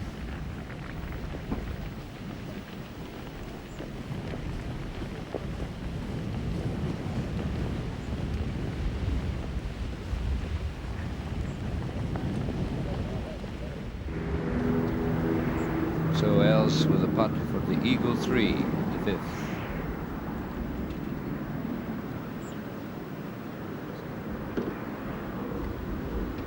Well, it looks to me to be about 4.5 feet at least short of the hole. Now the defending champion, Nick Price. This is the 9th. This is his 3rd shot.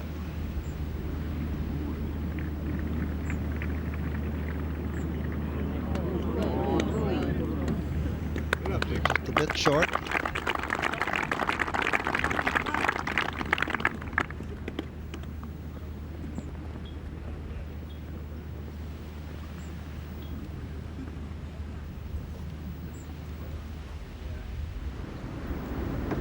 John Daly on the green at 5th and 3. This for a birdie 4.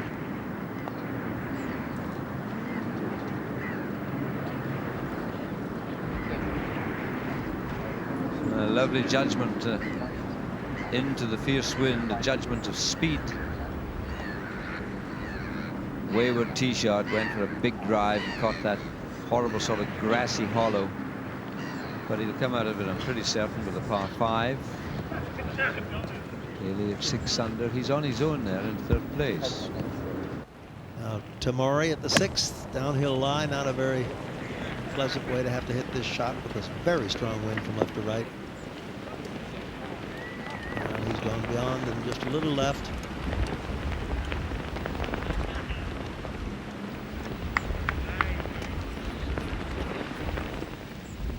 Well, congratulating each other as they pass by on the course. Get it stuck in, says the big Scot. Ships that pass in the night. On this golf course. It looks sunny there, but I see umbrellas coming out further on the course. The wind beginning to bring rain with it as we join Ernie Els. Opportunity to join Daly at 6 under. And he gets it. That's a very important move for the South African. He's now sharing 3rd place with his playing partner. And that gives you a little update. It shows you Campbell with 3 shots clear of Els. This is a recording now. In fact, maybe it is not. It is live. It's a par 5 for Daly. And that keeps him at the 6 under I referred to. Now this is Mark Brooks. This is at the 7th hole. Brooks very steadily trundling along here, 5 under par.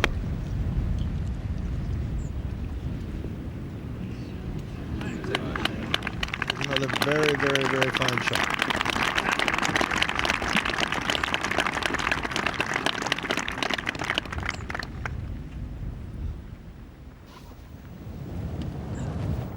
Steve Elkington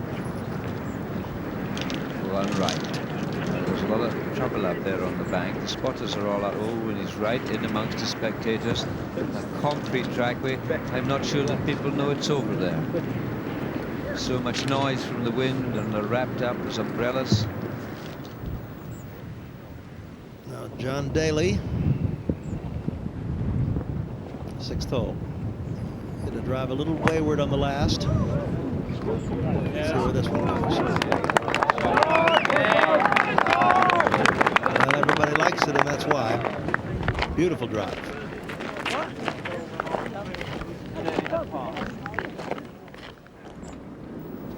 Ernie Els tied with Daly at 6.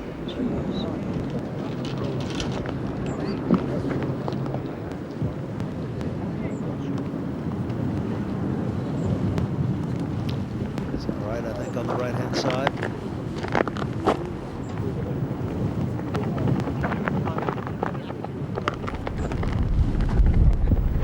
What a length of a putt faces Torrance at the 6. It's all downhill. You watch the speed now. Steady, steady. And from that distance, he did very well to get to within 10 feet. Now Michael Campbell, par 5, got a chance to make a birdie here, almost made one at the last. He's got to keep the drive in play.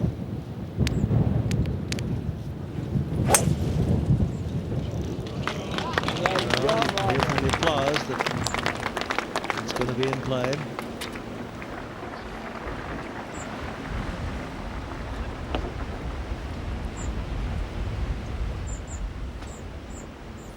Huge drive by Michael Campbell here on the 5th, up to the last bunker. Considering it's in, through the wind, it was a big drive. Gives himself a good chance to get on in 2.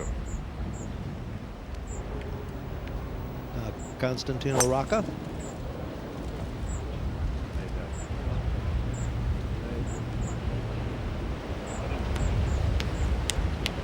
See it.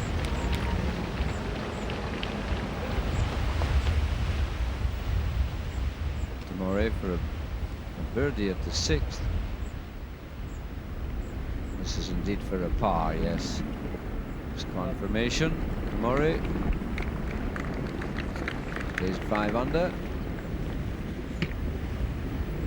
Dropped that little sad shot at the 2nd, and then birdied the 3rd quite smartly, and so level par for the round.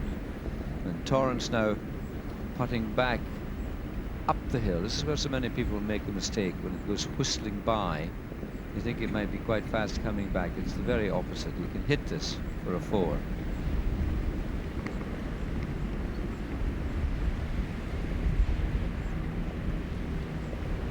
What a good strike that was. He tested himself at the first hole and did it, and he's done it again here. A wide second shot. A good second putt.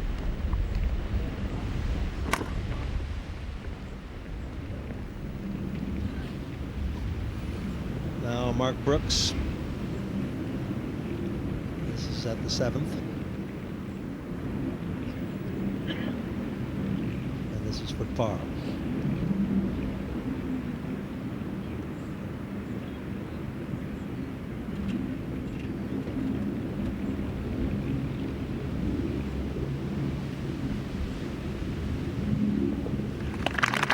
Steady play from Brooks today. 1 on the par today, 5 under for the championship.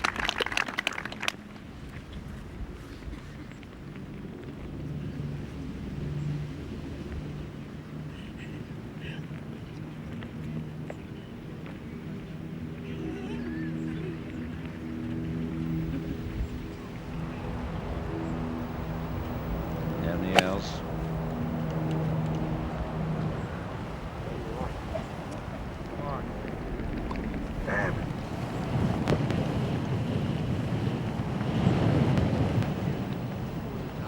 Like Torrance, he allowed for quite a big wind slide to the right, and it just stayed right on track. One of those sweet shots you hit, wind doesn't touch it. On this golf course, you cannot work on that assumption. There's John Daly hitting his 2nd shot to the 6th. He's got 160 yards to the pin, and I suggest he'll probably try and punch this one in quite low. Yep. Looks as though he's played it perfectly. This could go close.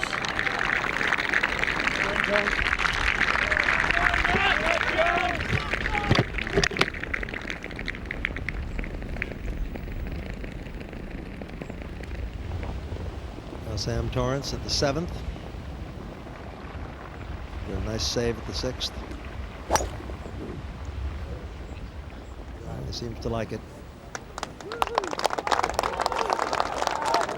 And that's why.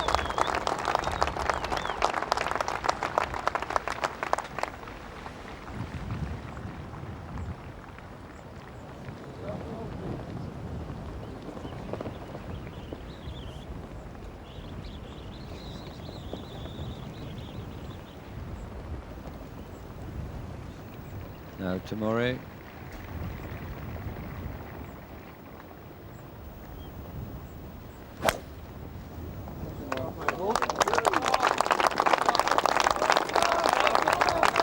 Well, he appeared almost to hit that a little heavy, and he just made it over the mound, but then the mound has assisted it in projecting it forward. Maybe a wee bit left coming in across the screen, but he's okay.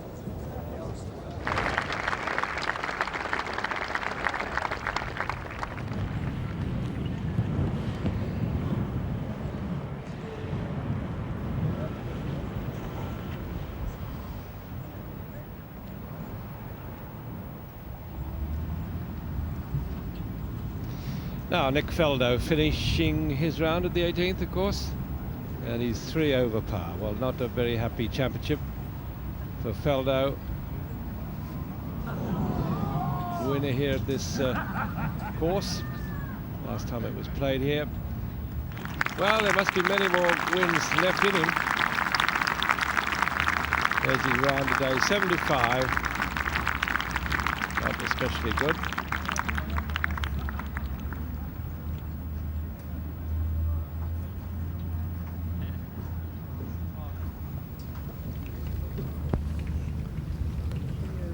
View of the 8th hole, and club selection here have been causing a lot of problems this week.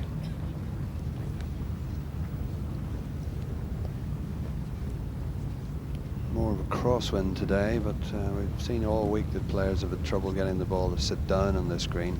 A lot of balls going right to the back. So Mark Brooks now.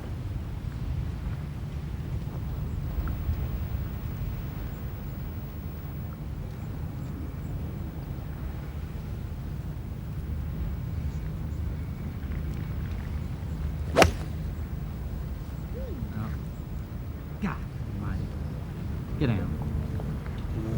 Yeah, that's what happens. It takes a really classy shot here to get close. You've got to put a bit of cut spin on it, hold it against the right to left wind, and that one he allowed it to turn over, drew a bit, and that added all that length to it.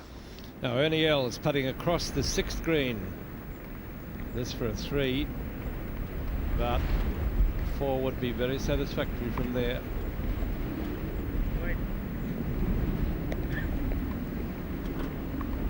It's getting quite gloomy now. Bit of a scud of rain coming across. Shouldn't last long. Wind's really too strong for it to rain. That's a pretty dismal view.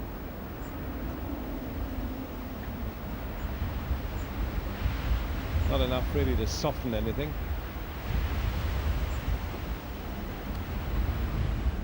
Now this is a birdie putt for John Daly. Wonderful second shot there. He putted it into the wind, and really nothing happened.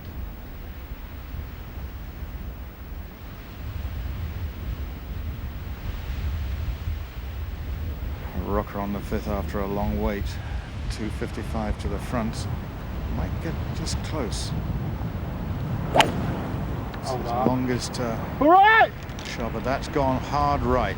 Going into the crowd on the right up there, very close to, whoops, Marshall nearly fell over and broke a leg, but there it is down there. Won't be an easy shot though. It's a good side to miss it on the other hand. Got really quite miserable out here at the moment. A little squally shower coming over. A few umbrellas up.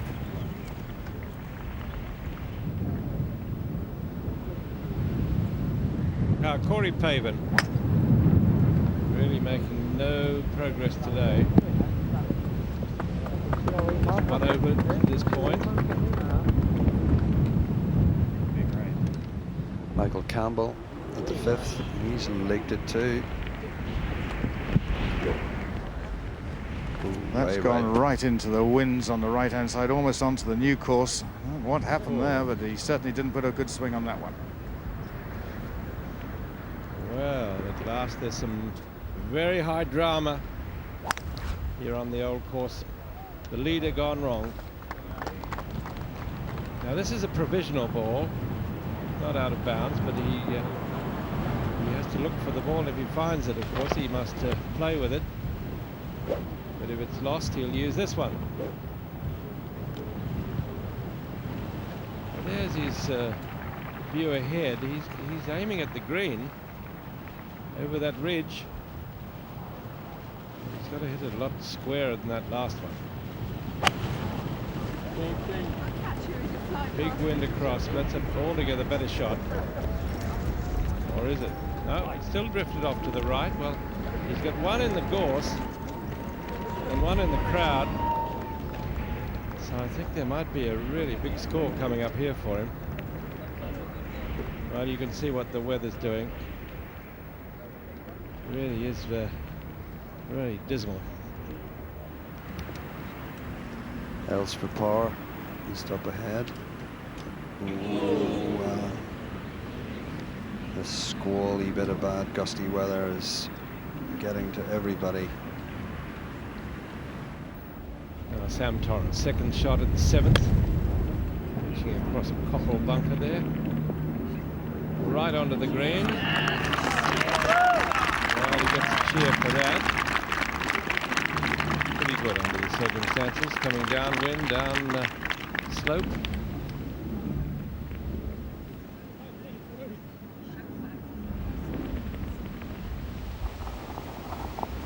Now Daly here, I think he's really got to think pretty hard about this shot, because he could run out of space here. If he drives more than 300 yards, which of course is nothing for him, as we look back to the tee, there's Cockle Bunker waiting for him.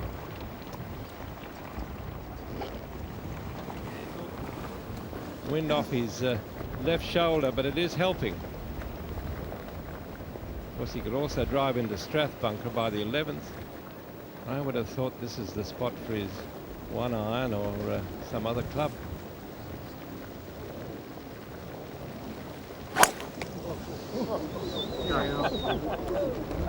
Now everybody laughs at the power of that. Well, it hit nice and soft. And that's all right. That's short of Cockle Bunker. In good shape.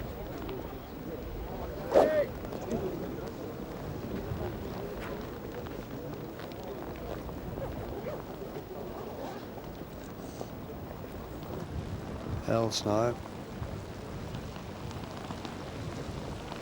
You can hear the rain.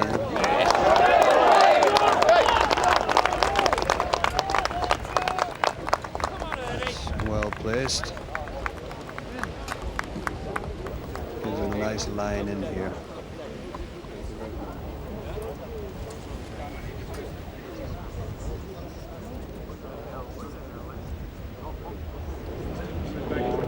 Well, we're down on the 4th fairway of the new course, which is where Michael Campbell's ball ended up, on the fairway. So no real problem. The only problem he's got is the grandstand, which is right in front, which is on the right-hand side of the 5th green. He will get line of sight from that, from the referee, and actually he's got a perfectly straightforward shot into the wind, and so he certainly should do no worse than par.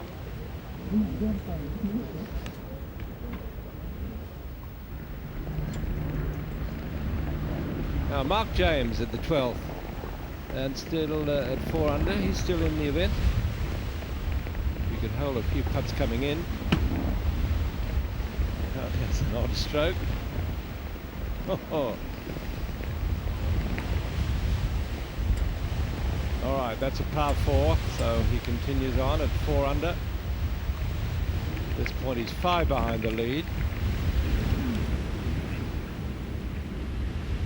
Tamori at the 7th, putting up and over there. You see it disappear down that bank. Judged it well. Lovely shot.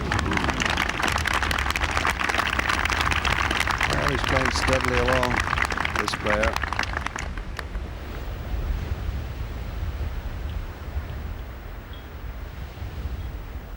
Mark Brooks taking great care of replacing the ball. Now this is for a par on the 6th. Just that very awkward length. Putt that he should get, must get. But this is the length you fear missing.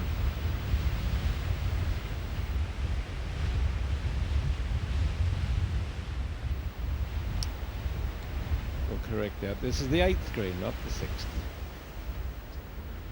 Par 3. And we saw his tee shot go right to the back. Indeed, we've seen just about everybody's tee shot go right to the back. This for a 3 then. Brooks at 5 under. Nice putt.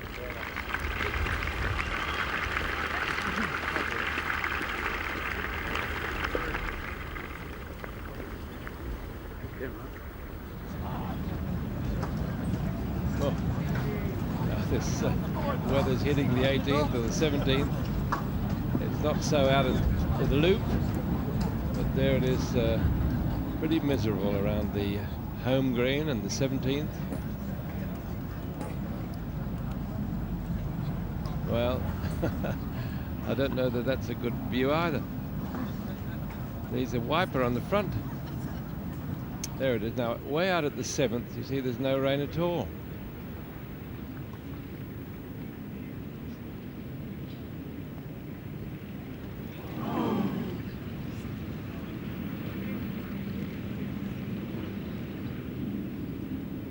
So Tamori drops a stroke at the 7th.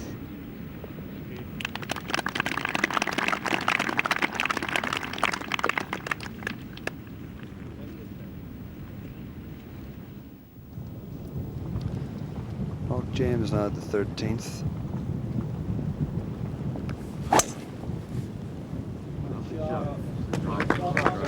Round of 68 yesterday.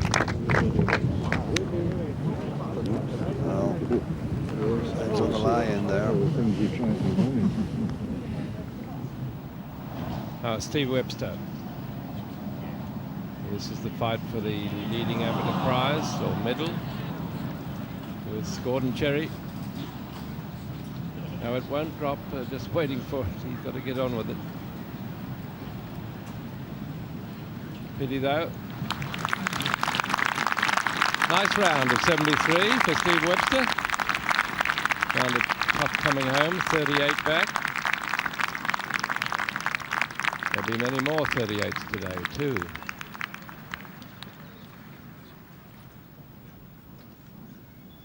Now that means that Sherry has to par in to equal him. And that's a very close contest for the amateur medal. You can see the difficulty of this 7th. All the pins quite well back today. The ridge that runs diagonally across this green. Al's looks as though he might be shaping up to play a bump and run up to the left and let the slope take it to the right. There it goes. And the idea was good, but either the slope didn't hit the slope in the right place or just a little heavy-handed, but coming back into the wind is the only good thing you can say about that one.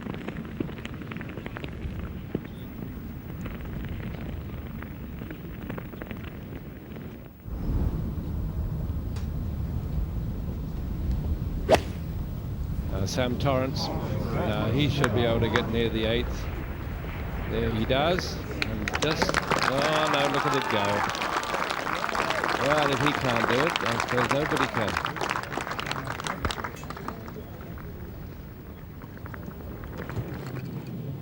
I've just been talking to David Harrison, who's the Deputy Chairman of the Rules Committee, who is in charge of this match. And his problem was that where Michael Campbell's ball originally lay, he couldn't actually see where the flagstick was, so the idea was to establish where the line of sight was necessary or not. It's been determined now that it's not necessary, and he will be playing the ball from where it originally lay, so there's no problem, and Michael Campbell is quite happy about that. That's, as I've said, I will say again to confirm to everybody, that is his original ball. So he's now playing his 3rd shot, and as I said earlier as well, fairly straightforward into the wind, and you never know, he might get a birdie yet. Gotta go back.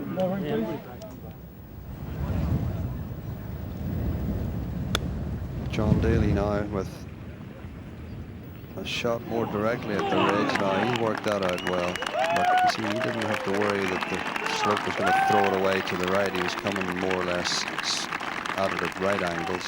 A lovely shot, well controlled.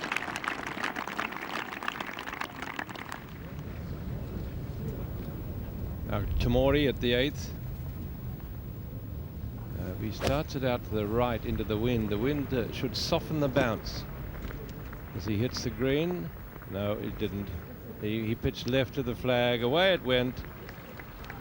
Clean off the green.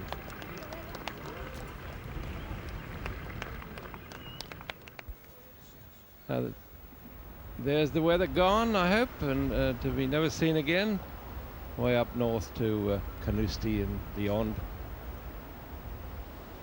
All clear out at the end of the course. Anybody else now, having gone through the back of the 7th, tries a long putt back into that wind. and doesn't judge it very well. Now Michael Campbell. He's going to play beside that big grandstand. Yeah. Big green to hit. He's hit it all right. Well, he's back from disaster. He'll get away with a par. Even a birdie.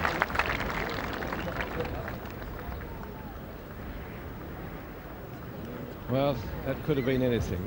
I'll be surprised though that if that shot doesn't unsettle him a little bit. It's an awful taste to have in your mouth after you've hit one that wide.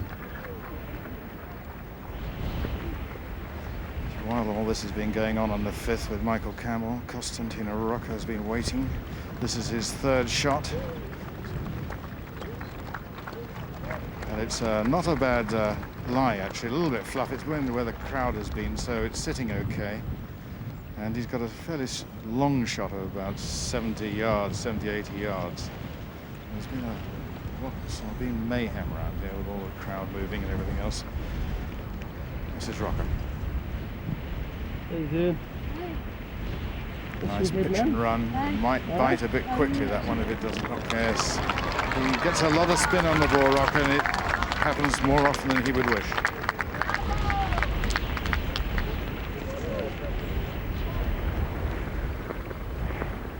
Tamori now from over the back of 8.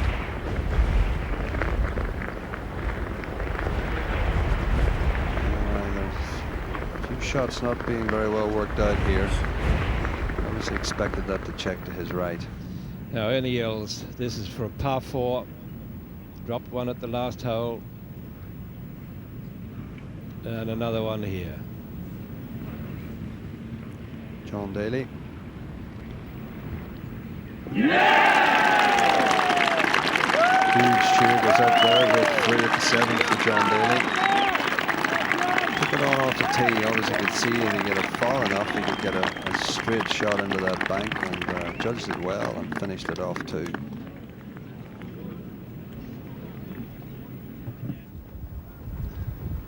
Now 9th hole, and Mark Brooks. Now there you are, the simplicity of the architecture here, nothing to bother the golfer. But on the other hand, there's no guide either. And we don't see too many pitch shots go stone dead here, do we?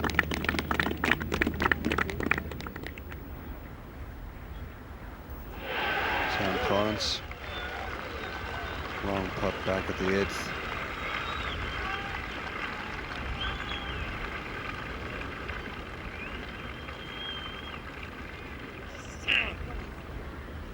Shouting at it to get up,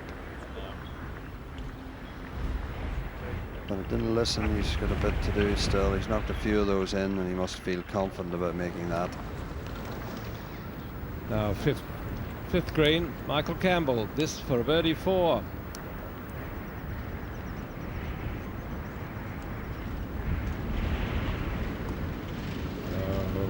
No, that's a pretty woeful putt. That's more than 2 meters short.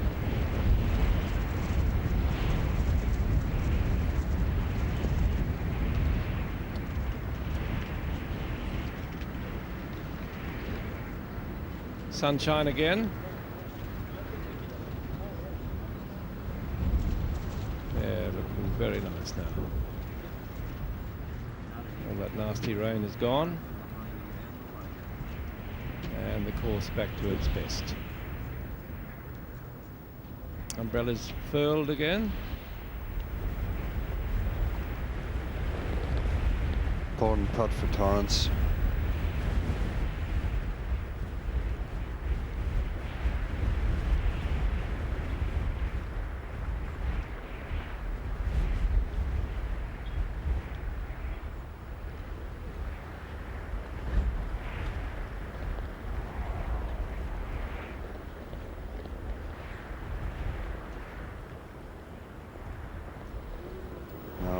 Wasn't hit with any authority, and into that wind, the wind will just wipe them out. That's what happened there. That's a pity.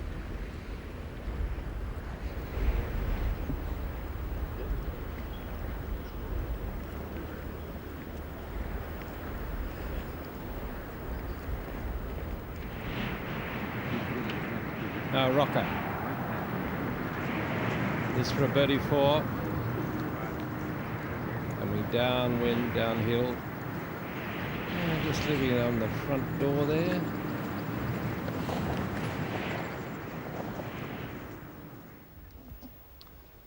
This is Campbell now to save par.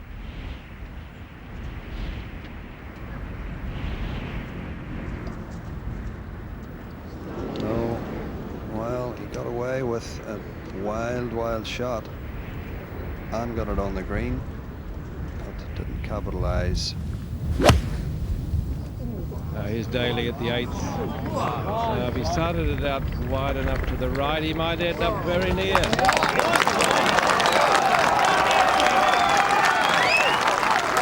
a lot of people getting very excited about John Daly. A few people up at 6 Hope Street too. Would you believe it? He started this week at the odds of 80 to 1.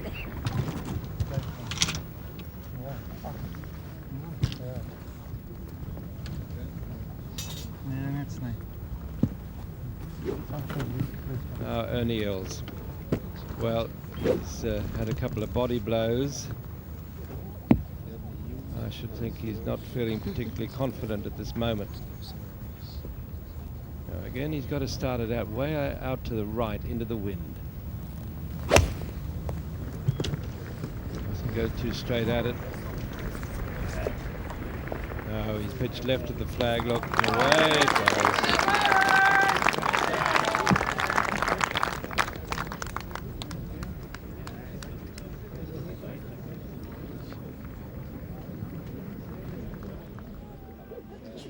Sam Torrance now on the 9th, hitting an iron here. As you can see, there's one bunker up here. It's, as Peter said, it looks like the simplest of holes. There's not much in the way of hazards, but it's almost intimidating by its apparent simplicity.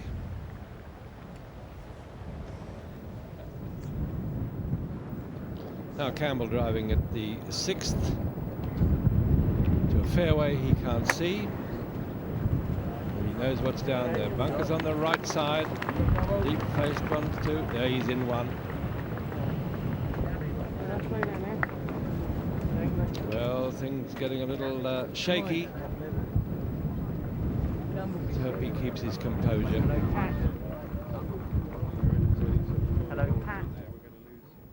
Now there's the map. Now, which bunker has he caught? I think it's one of those down the right side there.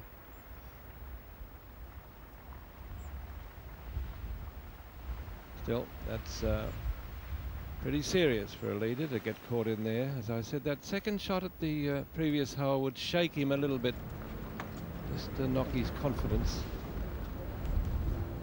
Of course, anything in this left to right wind that's in the slightest way cut will be carried by the wind way offline.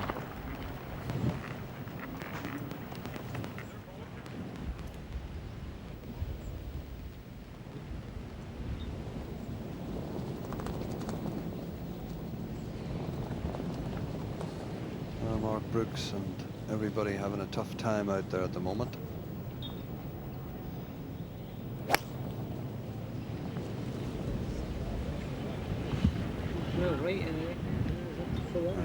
Whoa. Well, one of the few bunkers that doesn't have too high a lip, so it's a good lie in there. It won't be too serious for him. Now Els from the rear of the 8th. Now he's got a putt that Sam Torrance had. He's given that plenty of hit.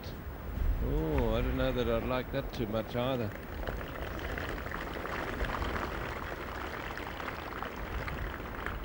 Well, there's nothing like a couple of 3 putts to put you off your putting.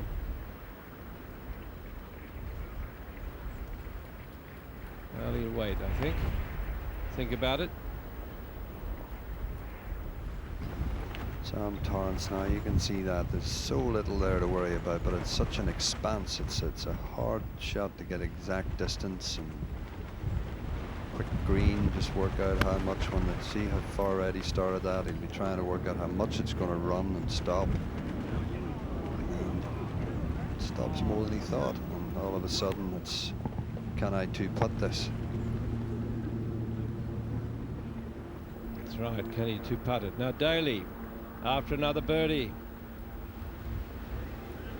Oh, he got another one. 2 at the 8th. Oh, he's suddenly looking dangerous. A lot of supporters there in that grandstand. Now look at that smile on the Tiger. In the joint lead now with Michael Campbell. Yeah, well, suddenly things are changing. Look at that leaderboard now. Looking a lot different.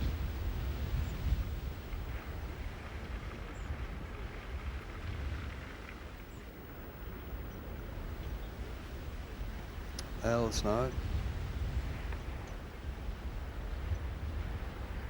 He's had a couple of 3 putts.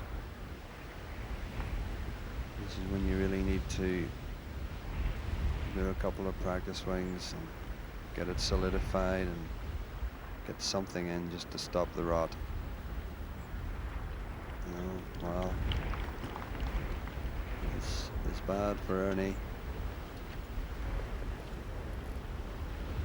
So another shot gone.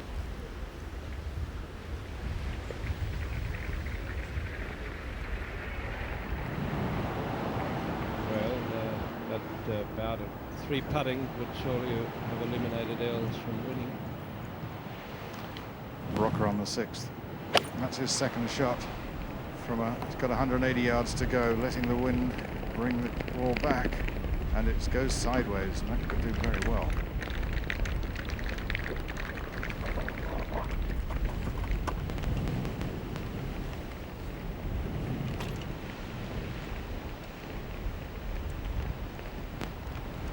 Well, as Peter Thompson was saying, he found the bunker all right, and this is the dreaded Coffins, which is in between the 13th hole and the 6th hole.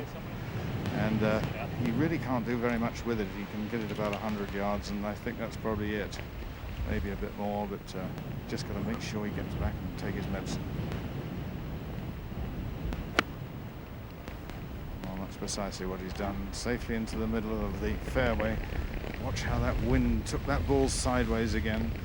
He's now left himself a tough 3rd shot into this difficult 6th green.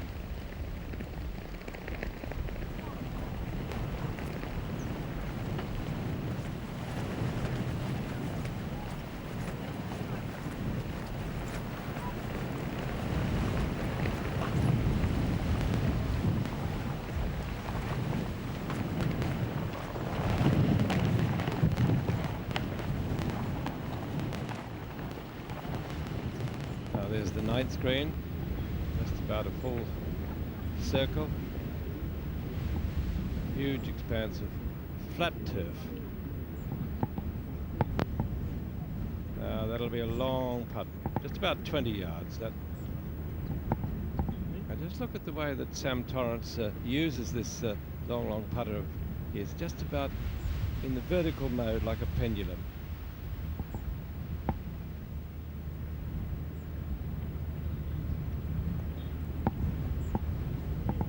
A bit for wind, and he didn't get the speed right.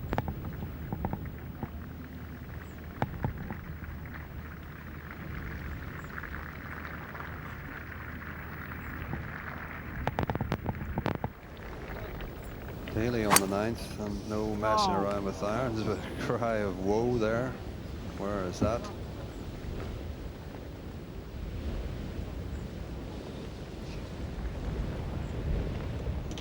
There's a bit of room right, but we don't know where it's gone.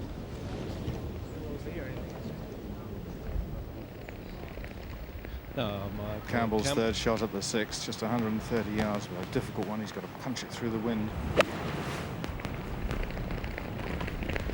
These little shots are so difficult. And he's brought that up quite a long way short, but it's so squally out here now. It's really difficult for all the golfers to control the ball.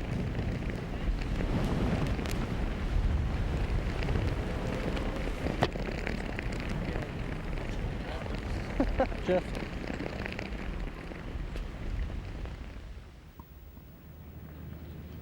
Murray at the 9th for a par.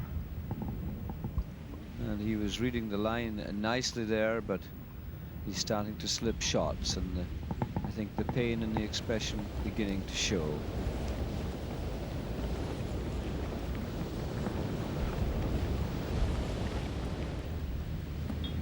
Important putt this for Sam Torrance. Right to left break. He's overdone it. He's hit it. And he three-putted at the short hole, the 8th hole. Misjudged the second one here. Another costly, a 5 here. Now Brooks in a bunker at the 10th. Well, he's got a chance of getting that somewhere near the green. No great face on the bunker.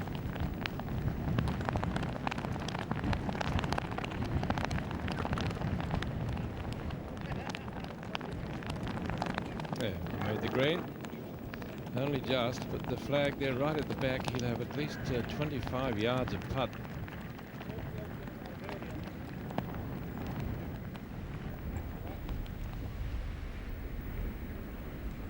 Michael Campbell, who was Michael Houston said he took his medicine, played from the bunker at the 6th to the centre of the fairway, knocked his third on the green here, but it's only a par 4.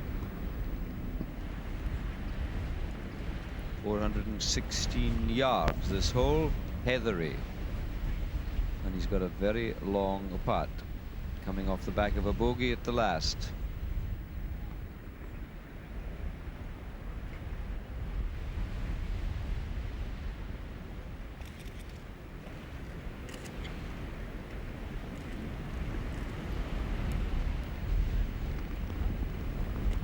Read the line nicely. Now reloading for Daly. I wonder why. Did he go in the gorse?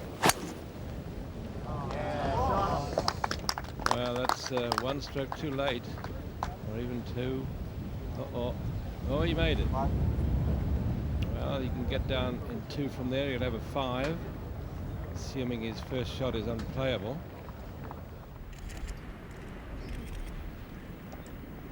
Daly, of course, there, who went into a joint lead at 8 under par. If he's lost his ball, and then he suddenly reduces himself back by a couple of shots. But Rocca, of course, is in a slightly different situation here, because you can have a tremendous swing here. You take Daly out of the equation just for a moment. Rocca at 7 under holds this for 8 under, and Campbell slips. The whole thing turns right around in the Italians' favor.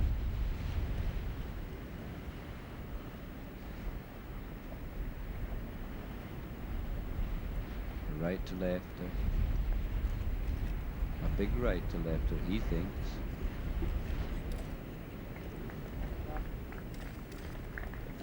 Good solid golf from the Italian player.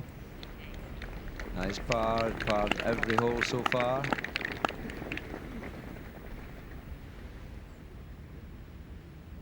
Oh dear. Well, that's 6 on this funny little night, with hardly anything to bother the player. 4 putts, as it turned out. What a blow.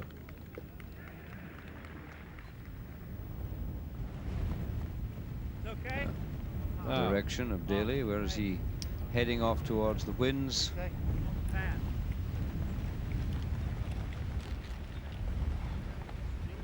Well, John Daly got the break of his life here. He's managed to avoid the bushes and finish on a shell path. Now, it will mean that he's got a blind shot to the pin, but he actually has to play it off this path. It's an integral part of the course. But in fact, it's lying very well, so I'm expecting to get it somewhere fairly close to the pin.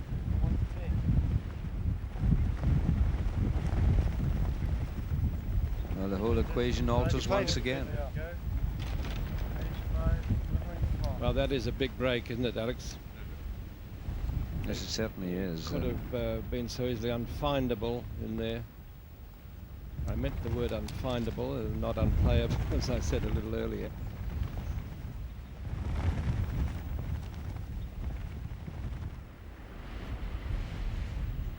Now Campbell to drop just one shot at the 6th. Oh, he started stepping forward for that in case it blew out. 7 under. Keep calm. Well, it was all quiet for an hour, and now it's all changed dramatically, hasn't it? A lot depends on John Daly's position on the 9th, but he leads on his own with Michael Campbell facing a bit of a crisis and dropping back into a tie for 2nd with Costantino Rocca. And Stephen Bottomley hanging on in there well, still at 4 under par. I understand that Mark James may have dropped a shot at the 13th, so it could be that Stephen Bottomley is the best placed British player at this stage. And you may recall Muirfield, 3 years ago, when a squall arrived in the final round at just about the same time and changed the whole shape of the way that championship was decided. Nick Faldo going along nicely, and then his composure upset, and what a finish that squall set up. And it's changed things here. John Daly leads, and Costantino Rocca is in a strong position.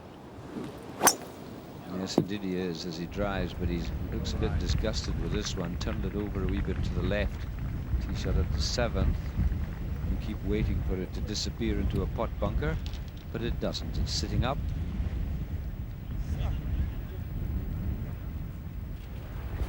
Now here's Daly on that shell grid pathway at the 9th. Oh, how lucky was that he could even hit it. Oh, he didn't hit it hard enough. And can he get down in 2 from there?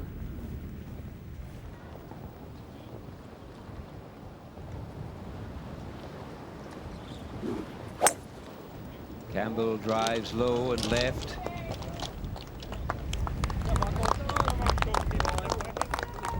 And it booms on. That is a lovely tee shot. Don't go too far. Stay about there. Just about stopped.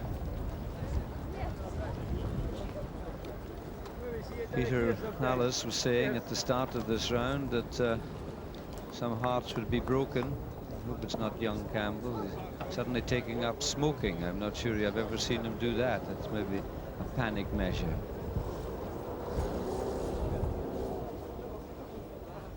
Well, certainly Alex would find out what he's made of, because this will need a lot of steel to pull this around.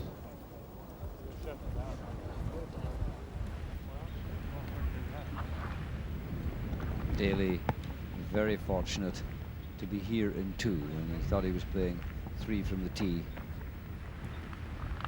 Well, Daly's playing his 3rd shot here. He played actually quite a poor 2nd shot. He's just going to run it along the ground and try and get it somewhere nearby. I think he'll be happy with the par after the tee shot.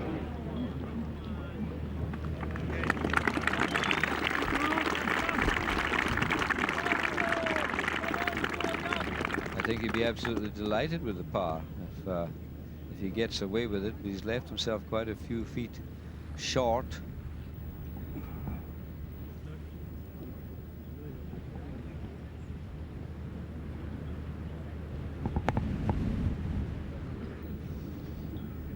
Well, let's see what's happening at the 10th green. We saw Mark Brooks pitch out of the bunker to the front edge of the 10th.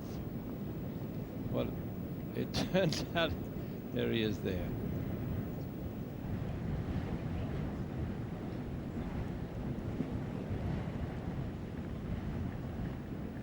Now, where is his ball? There it is.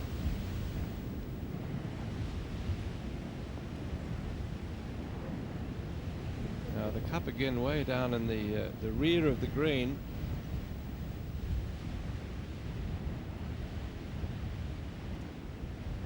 I think he knows he's well in the hunt here, taking extra care, and that's his right.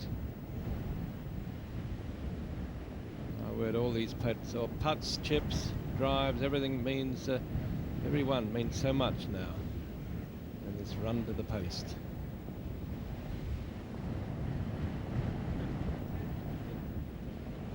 Wind's still blowing. Well, he's going to take his cap off. And he's putting into that wind.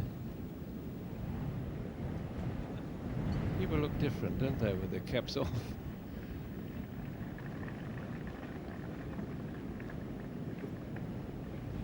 Now, think of the direction, but don't forget the speed. Give it a bit extra. Good putt. Good putt. Now, is that 6 under? It is. And suddenly he comes into the picture.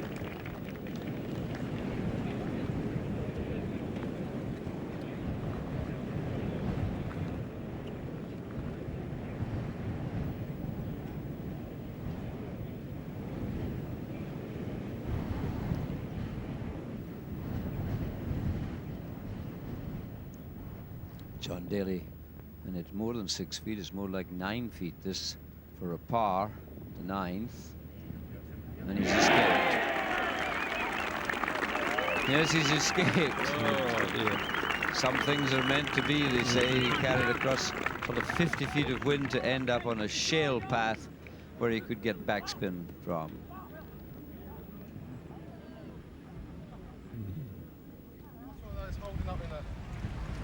This is Rocca on the 7th, although in real terms he's on the 11th. I beg your pardon, the 12th, which is not a bad line to come in from. It's 140 yards down the wind, so he can happily hit it towards our camera tower up there and let the wind do the work. But it's going to be a difficult shot. It looks like a 9-iron.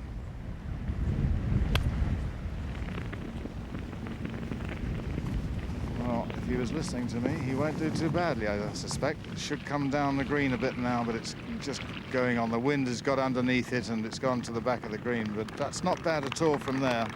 Difficult shot.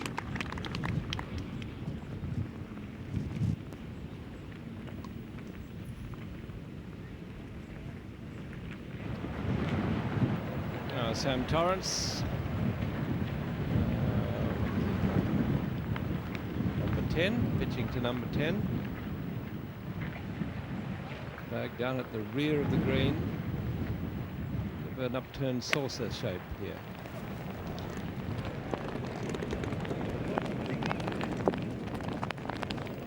He made the distance nicely. That's a clever shot. Played on the wind. No, that may be it.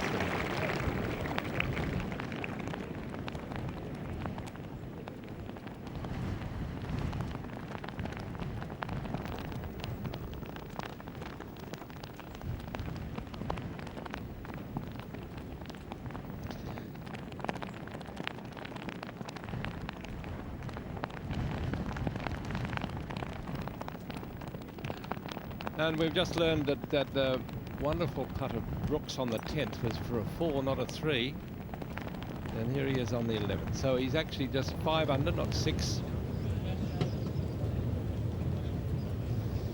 I guess I need to let him play, What a putt. Let him play.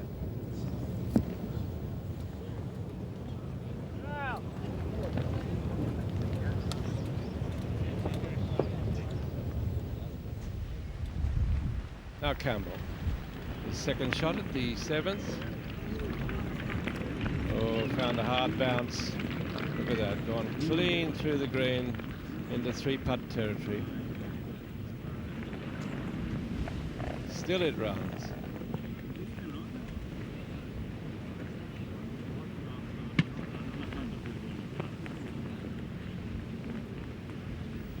Well, that was a shot really. He should not have pitched up on the green. It was impossible for that shot to stop. He should have pitched it short and let it run up the bank. The way they've been doing it for hundreds of years here.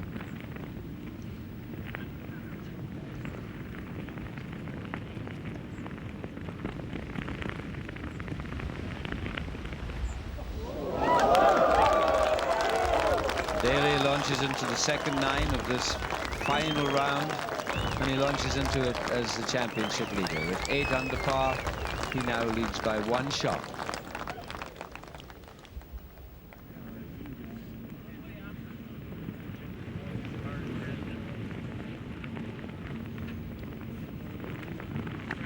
Now Campbell must be a good 30 yards from the cup.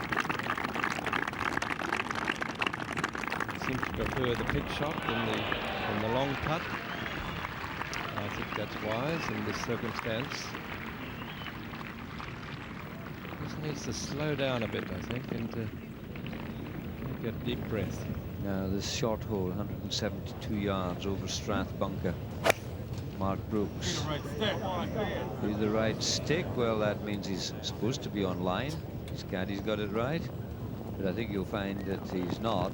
He's not going to that pin. He's going to this pin up here.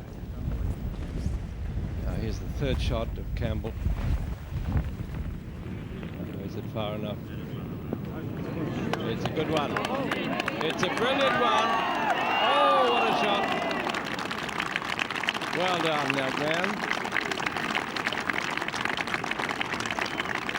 Now that should give him a bit of confidence, a result like that. Well played it was, well thought out and beautifully executed.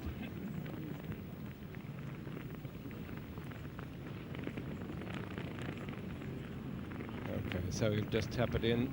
So near, he surely couldn't miss it. Not moving. And that's a 4. And a great relief.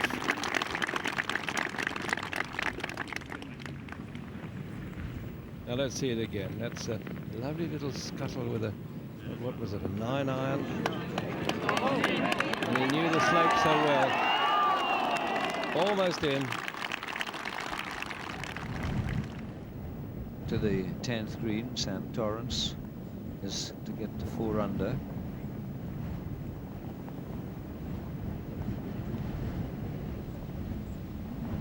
It's hard to keep that putter head smooth there. It did a loop-the-loop there, almost a figure 8 in between the backswing and the through swing. You say they're difficult, these long shafted ones in wind. Now, little Demora here, who's going backwards down the field.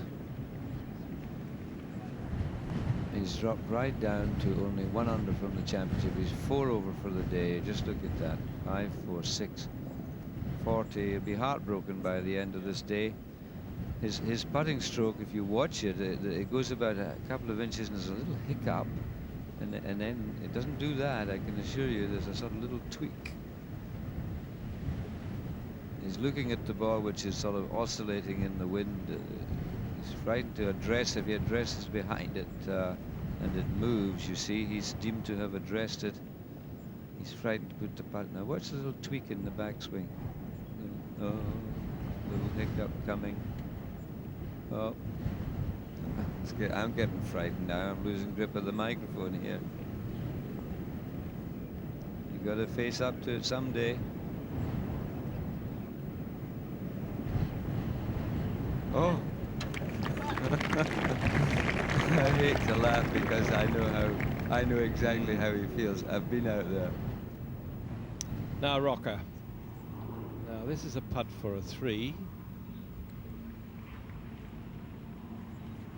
Uh-oh. Oh, he didn't get that near enough. Oh. That's a long way short. Torrance, after watching Tamori for a while, and that he taps in for a par. There's a 3 under. Got to keep going. There's still another 8 holes for Sam, and so much can happen over this expansive links land.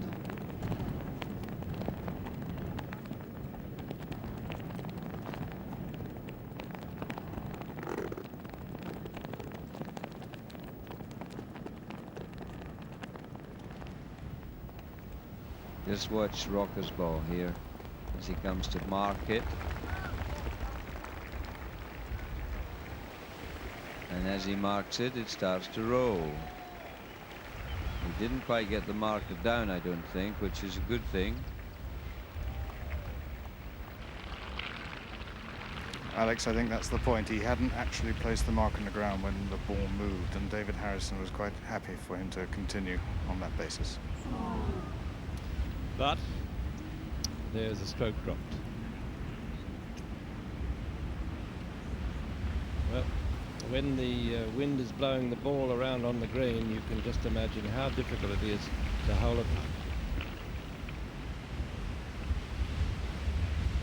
This end of the course so exposed to the wind, and I think what was promised today, a wind of perhaps 40 knots, is with us by now, surely. Uh-oh, he's He's caught the Tamori disease here. Peter, am I right in saying that you won all your championships with the 1.62 ball, the smaller one, and the reason they didn't like the thought of the big one was these conditions? Well, it's true, but I don't think that applied. Now, well, he's terrified to actually address it, as Alec has pointed out, that if he grounds the club behind the ball, then he's deemed to have addressed it. If the wind blows it then, it's a costly stroke. Now, that's what he's worried about. Still no. No yes, way I out think, of it. Peter, the point is that it is wobbling all the time there, and he's nervous about it. The wind now must be getting up to nearly 40 miles an hour. They were certainly forecasting gale force 7 today here, and it's really is a problem for the players on this exposed part of the course. Well, he's got to get on with it too. They're not entitled to wait too long for the wind to drop.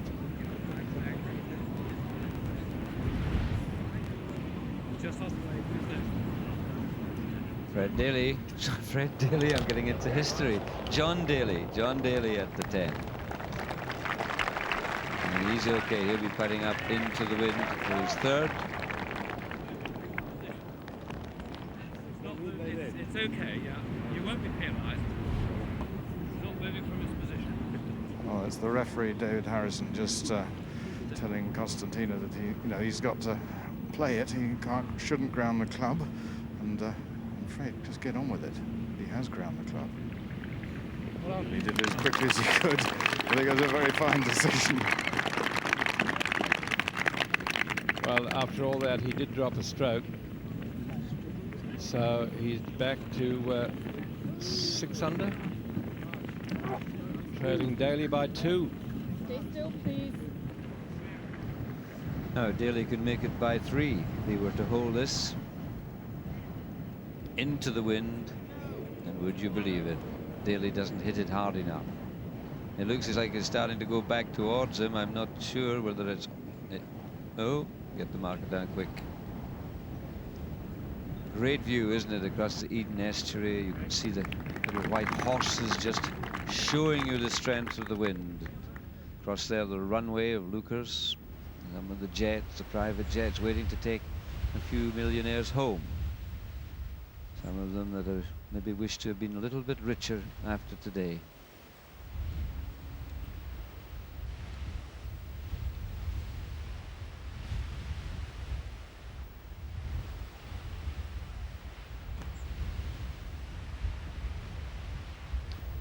So Daly leads by 1 from Campbell, and Costantino Rocca drops his first shot of the round to move back into 3rd spot on his own. Campbell with his first drop shots since the 17th on Friday. Those drop shots at the 5th and the 6th, but he got himself back together well at the 7th. Daly salvaging his par at 9. Fascinating battle, but there is another contest out on the course, and that's for the amateur medal. And it seems to be heading the way of Steve Webster at the moment, because Gordon Sherry has dropped a shot at the 14th. He's back to 2 over par, and Webster is safely in the clubhouse with his round of 73 today, and he's 1 over par. So Gordon Sherry, who's playing the 17th at the moment, is up against it to try and salvage that amateur medal.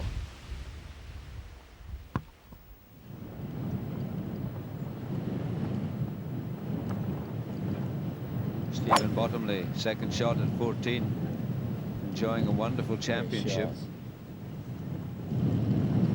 Can he get, has he got over? I'm hoping that he's got over all the ridges. Hell bunker lies back there. He played from an awkward lie.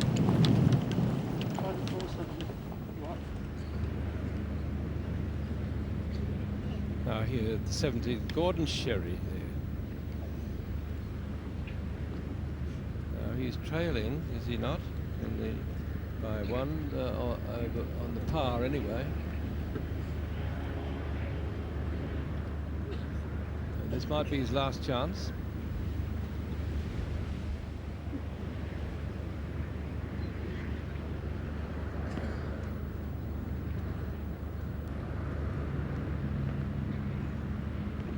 Now this is for a 4. think they're well aware of the situation in regard to the amateur medal. He knows, I think, that he must hole this, and I think then he must hole a putt on the last green. Daly putting uphill at the 10th, this for a 4. And that keeps his lead. He's 8 under, he has a lead by 1 shot. Now Rocca playing the 8th. Now, they must make the ball pitch to the right of the flag. It's no good hitting straight at it, hoping. You've got to pitch it way right. Oh dear, now that is short in short hole bunker. Now, that was a really bad shot. Nowhere near the line, nowhere near the power. I think he's caught in that bunker we're looking at.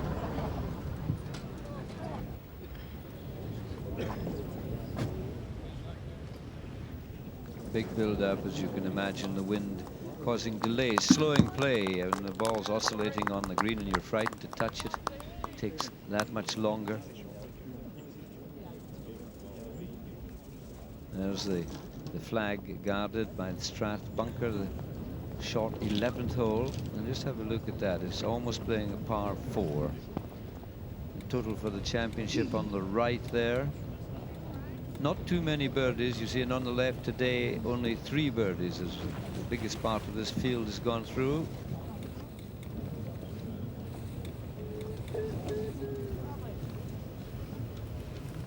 You're the man, eh? That's a good Scottish education for you. It was,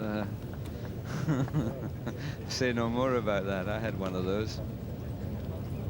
You know what they say about mine. Sheltering from the wind there in behind. I wonder if, well, I'm sure they paid to get in. They sometimes sneak in off the beach if you're lucky, but it's not too easy these days. Big fences everywhere, but a beautifully organized championship, as you can see. Now Rocca playing out from short hole bunker. That's a fine shot. That is a very fine shot. Now, could he hold that for par 3?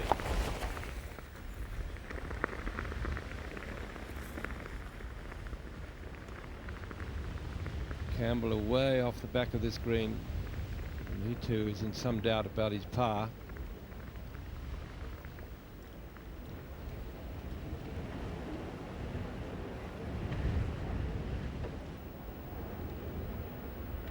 Stephen Bottomley, we saw him hit his 2nd shot. Well, this is where he put his 3rd at the par 5 14th. And he's doing very well, this young man who has been back and forward to qualifying schools for his card over the last 6 years. Never played this well. The alphabeticals will pass through.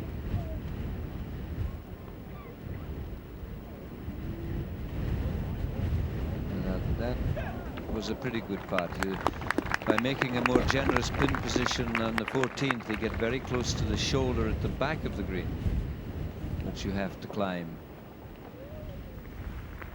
Now here's Campbell's 2nd shot, a little scuttle from the back of the green, or beyond the back of the green at the 8th here. About 25 yards of it, 30 maybe. Now he got that past the cup, but he'll be putting downhill and downwind. Imagine that if you can. Now Gordon Sherry, who must hold this putt for 4 at the 17th. Chance of the amateur medal. Well, he'll have to drive the green at the last and hold the putt. But he's made a great contribution to this championship. He really has, in a few short weeks, stamped his name on the game.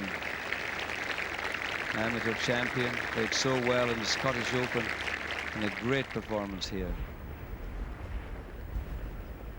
Rocca taking a good look at this. Now, I said there was some slope there from left to the right. It's more the grain of the grass, really. But certainly the putt has to be started to the left of the cup, even outside it. There's a wind factor as well. Now he is practicing his stroke to the left. I think he knows what it's about. Even so, this has got to be a really good putt. Now look where that finished. Look at that.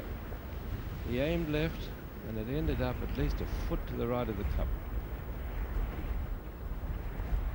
On an apparently flat piece of green. Now go on, you might as well do it.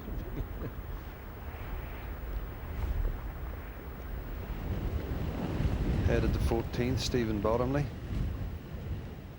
There's this putt for his par 5 to stay 4 under.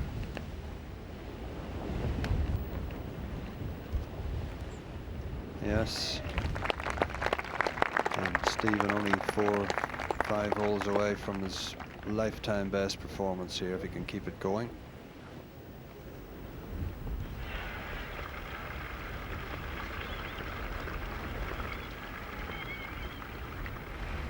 Michael Campbell at the 8th, and nice little chip and run here, but this is a fearsomely quick putt.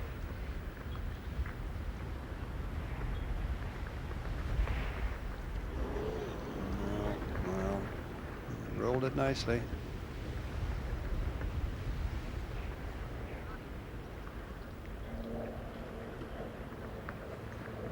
So Rocca and Campbell and destined to drop a shot apiece here at the 8th.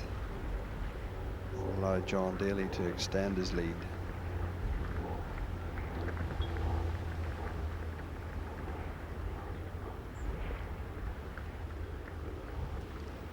Back to 6 under for Michael Campbell.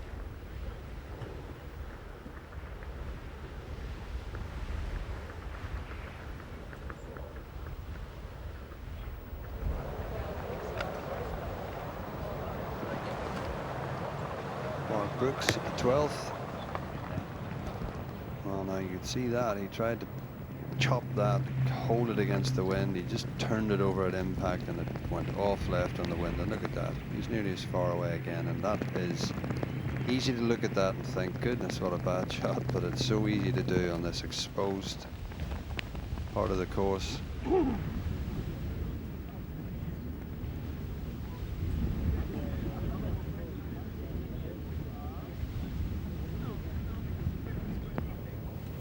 Daly takes on the 11th.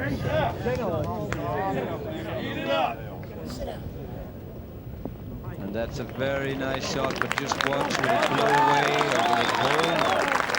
The gallery urged it to stop.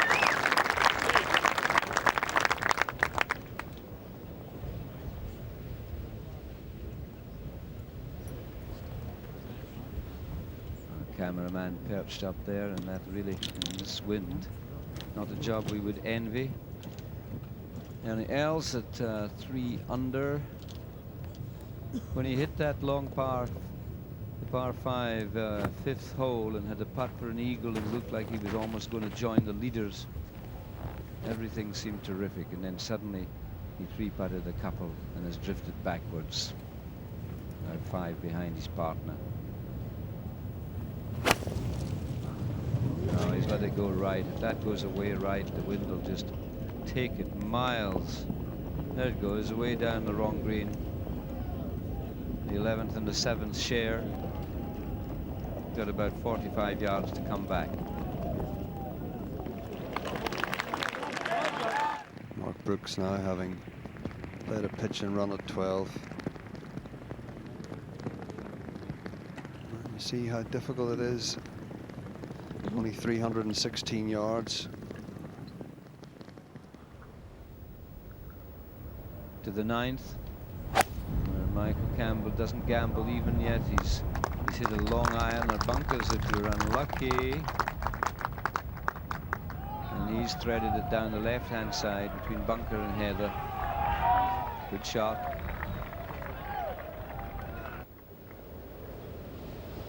Now Rocca.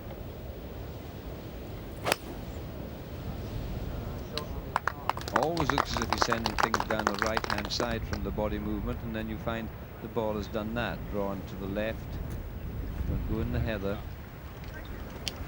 Things are difficult enough as they are. Okay. Mark Brooks for par at the 12th.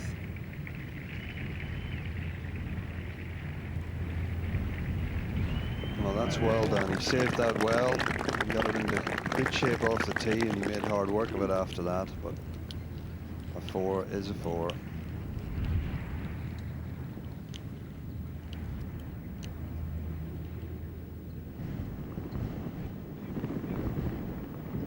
Steve Elkington with a long putt to 10th up the green.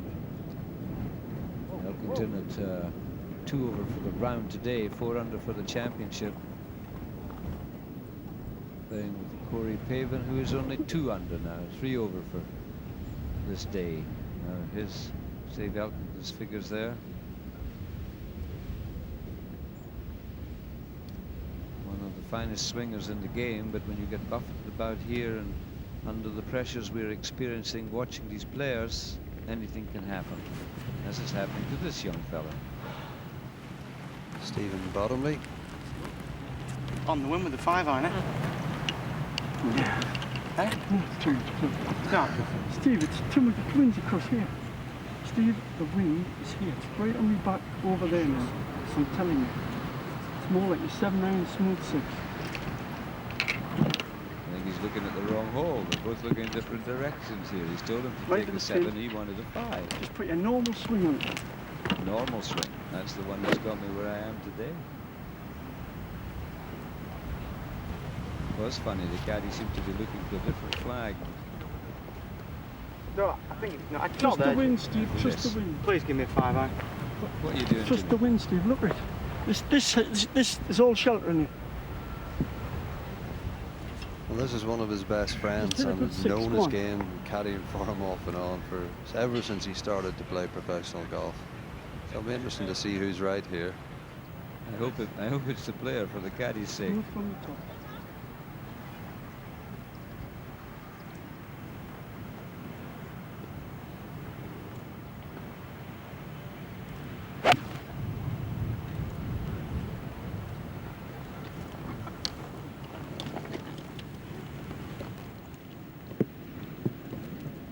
Well, it's pretty good. I think if they went in between the 5 and the 7, they got it just about right. Stephen's sort of grimacing there, but I'd say that's fine. He just keeps hitting greens and fairways. He's going to do himself a lot of good. He'll retain his card, he'll have a huge check, and be a happy man tonight. Now to the 9th, Michael Campbell. Perfect spot. It looks so simple from here, doesn't it? Look how far right he'll send this shot. Right out there, try and pick up the wind and come in. No, he's going to be mad at that.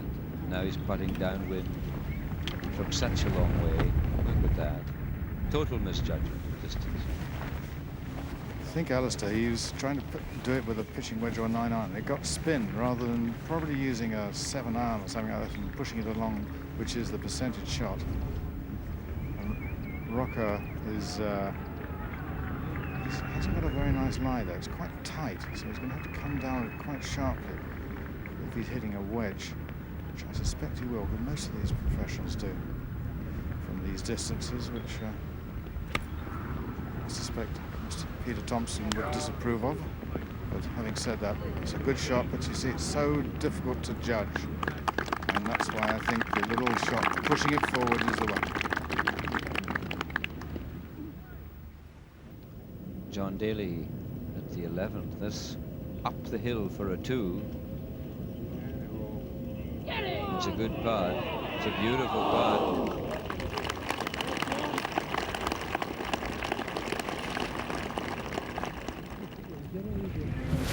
Well, who's this? Sam Torrance.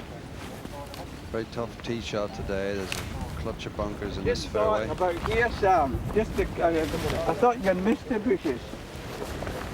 About here. Well, I think if there's spotters up there and they haven't got it, Sam will not be too happy. We've seen Daly hit it into the deep trouble and find it, get away with it. We've seen Campbell miss the 5th fairway by about 80 yards, so it'll be unfortunate for Sam here if this is Sir Goner.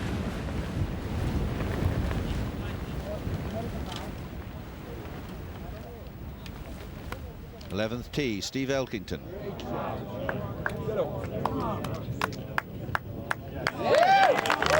That could go right down the hole with a bit of luck. But it could be, it could be.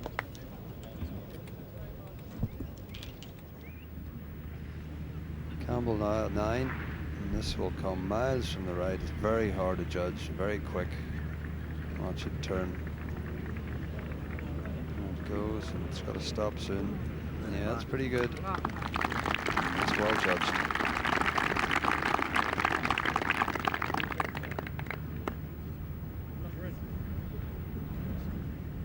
So this hole causing a few problems. I've seen a few players misjudge that approach.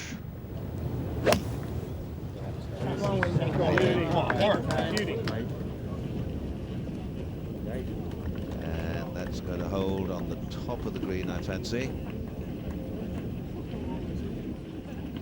Waiting to see it go back as Elkington's did. Elkington's made quite good progress back towards the hole. There, oh, it's coming a bit.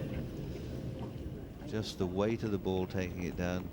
And in a minute you'll see how far Elkington's ball crept down the green. A good 20 feet, 25 feet. But now as they turn for the final holes, the fun really does begin. If you're a masochist, that is. Gordon Sherry now at the 18th. And having led the amateur, come on. That was for 3. He made it 4. And having played so well all week, fails to win the amateur medal. Steve Webster, who fantastic performance from this young man. Just beat him to it. There it is. 3 over. 40 back 9. Pretty common sight today.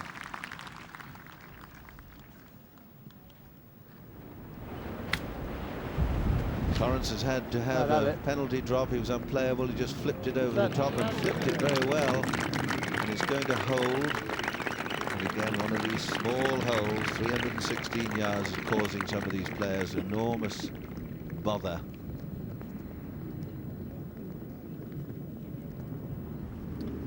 Back at the 9th.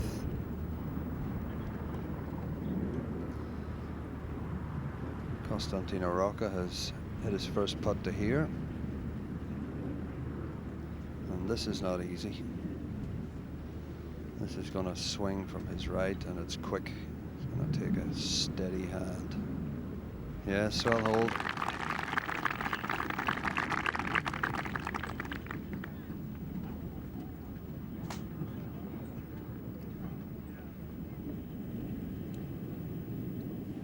So not only at the 15th, 4 under.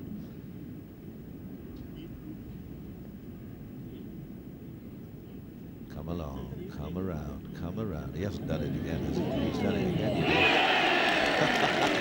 My God, they'll be lighting bonfires in Belden, Saltaire, and that wood.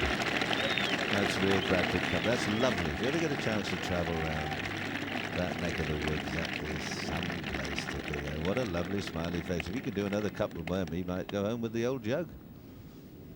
Don't get afraid now, lad. If you can finish with 3 or 4 pars, 3 pars, who knows, you might nick it.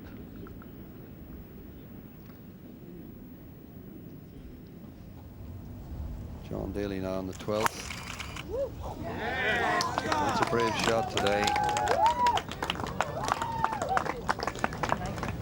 Look at this. Well, that is an unbelievable drive today. It's pretty well into the wind, and it's just hit that for 285 yards over all the trouble. He's looking good, John.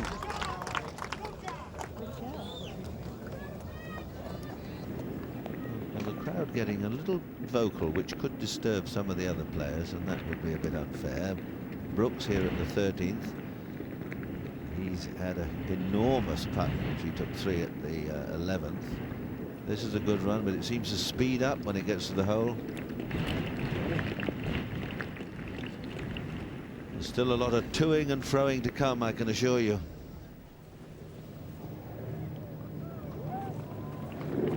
Tenth tee, Michael Campbell. Starts for home with a good safe iron shot.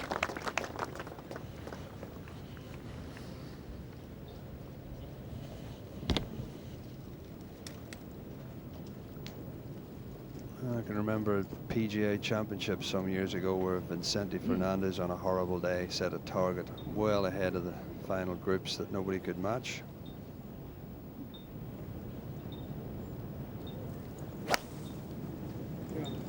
Rocca, safe shot again.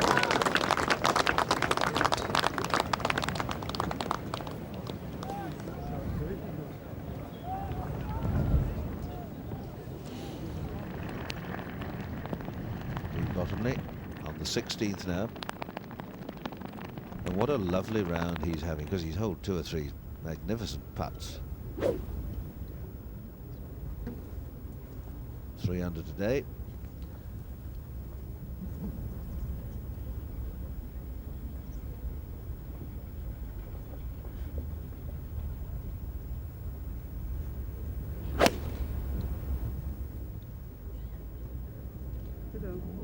A little anxious. That could be all right, skipping through those little runs on the left-hand side of the fairway.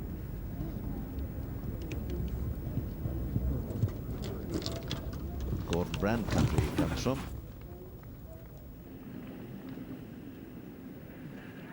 Looks at the 13th now, his second putt to save his par.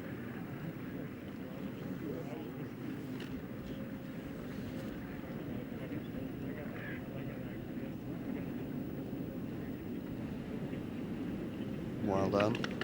And he's played a lot of composure this last couple of days.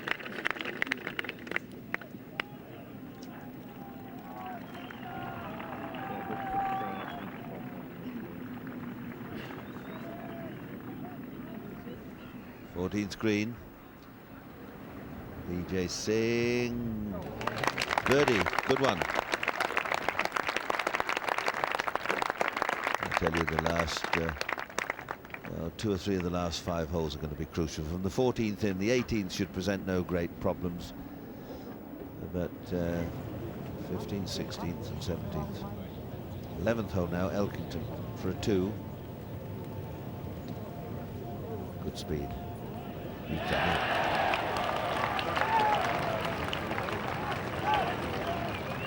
Well, they say, an old saying, it all heats up the final 9 on the last day. Could well be right again.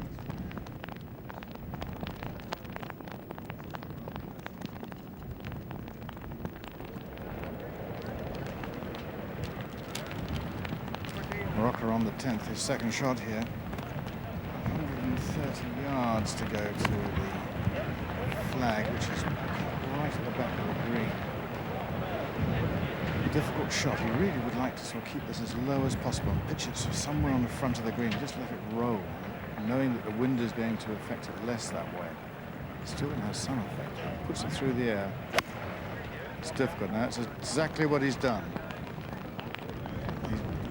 It's a very, very good shot indeed by Rocca. It's a long way away from the flag, but in the circumstances, it's not bad. And caddies are so important in this particular time. And the 2 caddying for these boys, Rocca and Campbell, are first class.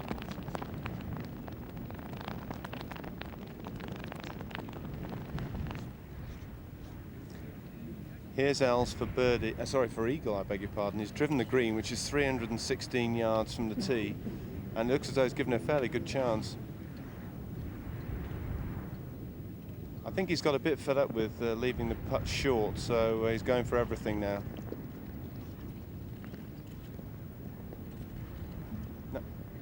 Now you can see that John Daly's trying to get a ruling here. The ruling he's seeking is to avoid a sprinkler, which is right in front of him. And it looks as though he's had to drop in a more awkward position, actually, by the looks of things. But he can't obviously pick. He can't normally pick where you want to drop. It's got to be the nearest point of relief. Now Richard Palmer, the referee, has given him that ruling, and I don't know whether it's actually benefited him a great deal, to be honest.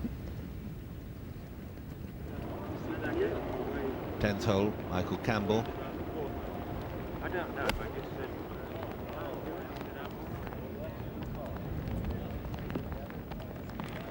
That was a nice break for him. Just needs a bit of clean hitting now and those silly putts just to sort of steady him down. John Daly now. He's been good at these all week.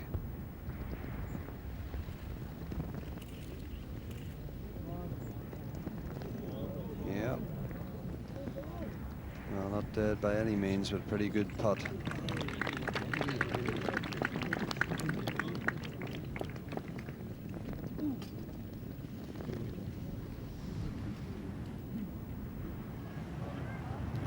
Steve Bottomley.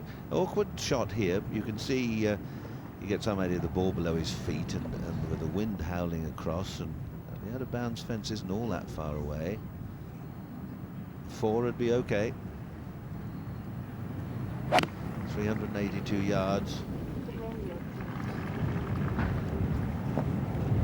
Bounds on through the back, steady onto the tee, and obviously certainly one would think one club too many.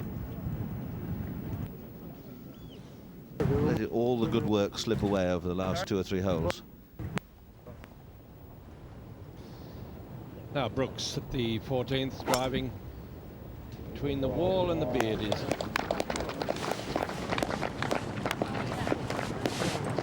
That's split the middle and pretty good distance.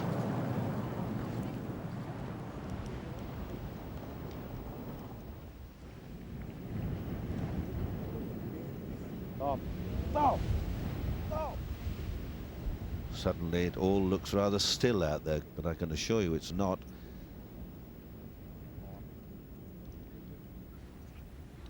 Now Daly's putt for a 3. Now this would give him a great cushion if he puts this in.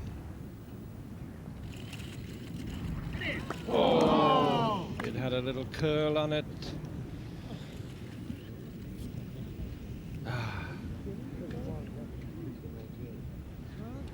Still, he smiled about it. He didn't curse. Still, that's a stroke wasted. Birdie was there for the taking.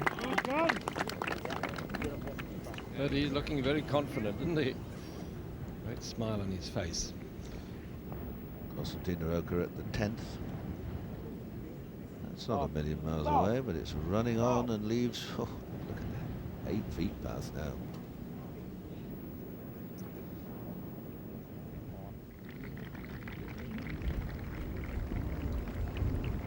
Yeah, we'll contend.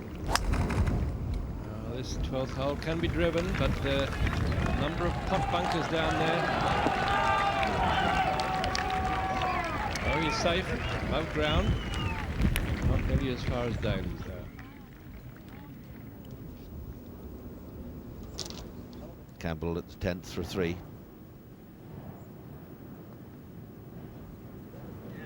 Won't do him any harm. Oh, it runs out of steam. That's a par.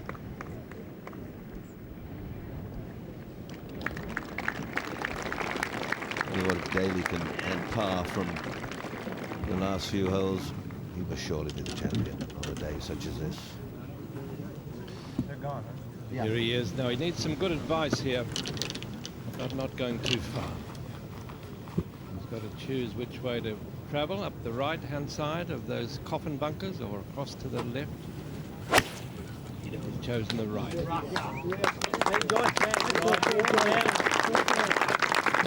Yeah, he's filling the supporters now. Settle down, not too far. That's all right. Just hidden behind that hill is a nice piece of turf. Rocca for a par at the 10th.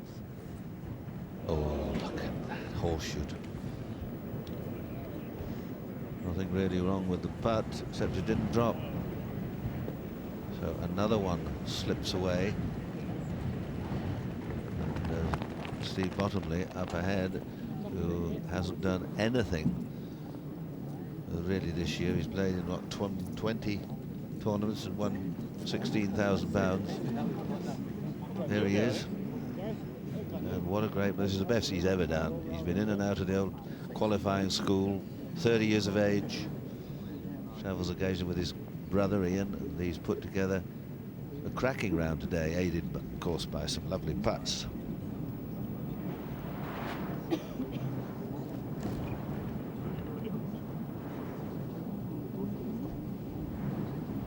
Now it's strange, but Michael Campbell here clearly off balance, but it's still possible for him to climb back. Now he needs some very brilliant shot here, or the next one, or the one after that. Now the flag today just over the top of Strand. In. Well, that may be against the wall of the bunker. There's the wall.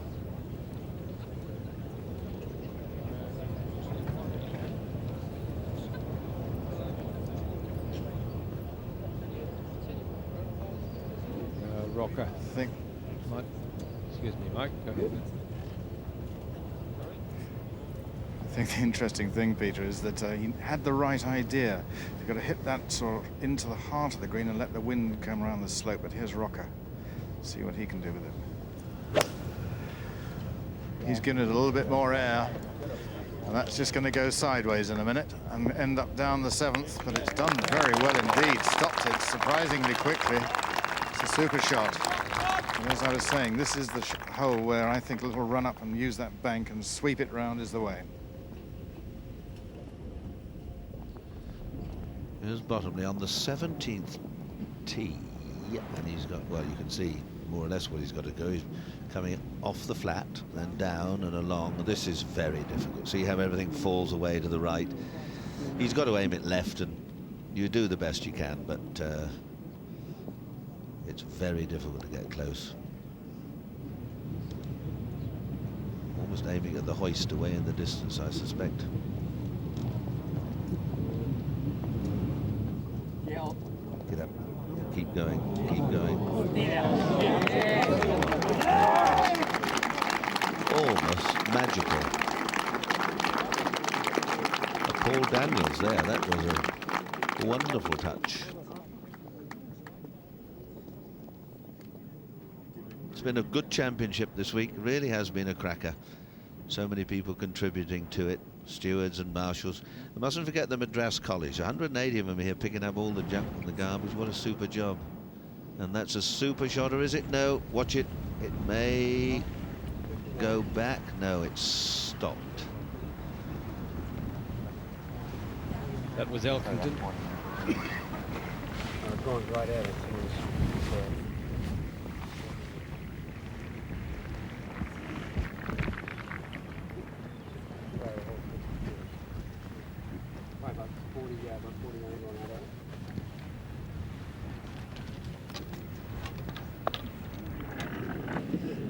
Now the green clear at the 13th, and we'll look back there over those bumps and hollows and a few bunkers, and there's the recognisable head and shape of John Daly. I doubt he'll be first to play, but there he is, really in the clear.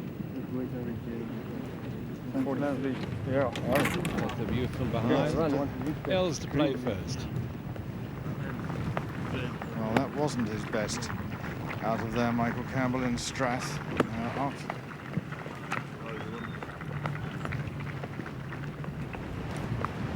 Okay, Els now, second shot, 13th. As you see, you could just see the top of the flag. Started it out to the right, into the wind. And swung back right across the line, and oh my word, that nearly got caught in that little hollow in the front there. That's full of heather too. Well, he's putting, but far off. Well, there's Daly playing second shot to 13. He's a bit unlucky to run out of fairway, but he's got a fairly straightforward shot. You're trying to play it from the right-hand side of the green and let it come back into the flag, which is exactly what he's done. It's a very good shot. He didn't have much green to work with, and with the wind as it is today, that's an excellent shot.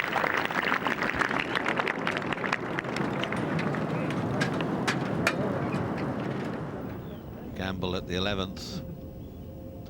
Looks as if he's trying to play up the green and then screw it back with a bit of spin. Could have played a very clever shot if he's a bit lucky. Now he's perhaps a little bit too wide. Now, the idea was there, but not quite the execution. Now he's struggling to get down in two.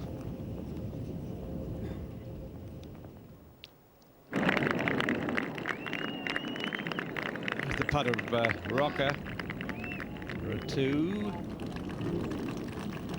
Very nicely done. Now that's a par for him. Stop the rot somewhat. Bottomley at the 16th for a par. Yeah! Done it again. Well done. 2 holes left.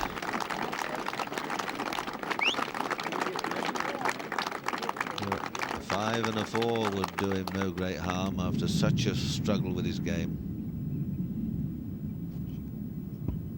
Pavin for a birdie at the 12th. And well, at last he's got one. He played the first 7 or 8 holes, apart from a couple of sort of thinny drives. He didn't hole a putt. Now Campbell for his 3. Too much to ask?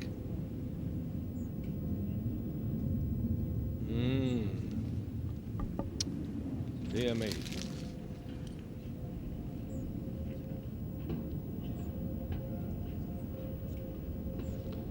Stephen Bottomley at the 17th. Not a bad looking swing. Straight up and down. Oh, yes, it's a Rocca. That is a very nice drive indeed. Good position for the shot onto the green.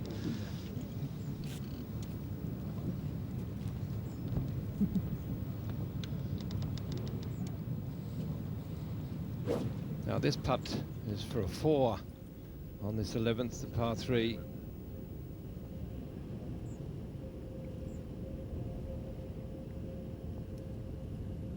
Oh, nice putt. And a great relief to him as well. But that is another stroke gone. And I fear his chance of winning.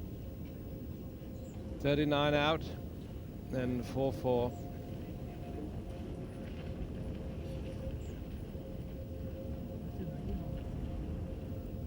And Rocca.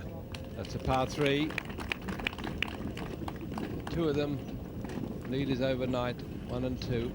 They've dropped from contention more or less. Daly up ahead. Lead is 3, but not from them. 14th hole. Mark Brooks. And that is almost like putting up the wall of your garage. A green garage, but you want to aim it a bit lower. Judgment of distance is so difficult. I mean, when would a nice young man like Brooks ever have faced a shot like that? There isn't a bit of ground as tall as that in Florida. Look at that. Oh, away it goes now. Has he got it coming back again?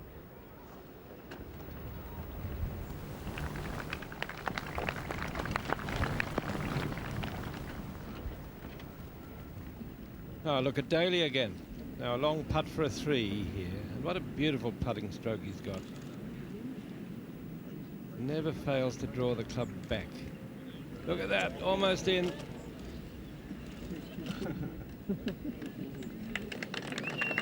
He's feeling good. Look at that smile on his face. That's a tiny par 4.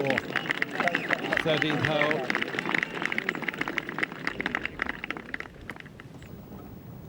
Steve Elkington, one of the 3 players in second place at 5 under, drives at the 13th. And Peter, a lot of drama can unfold yet, can't it, over these closing holes? Indeed so. That 14th has been the scene of some great crashes over the years. The beardie's getting somebody or the wall, but anyway, that's up ahead yet. Rocca driving at the green, but there's some pot bunkers down there. He dodged them. Okay. Campbell with the same problems. Firing into that minefield of bunkers.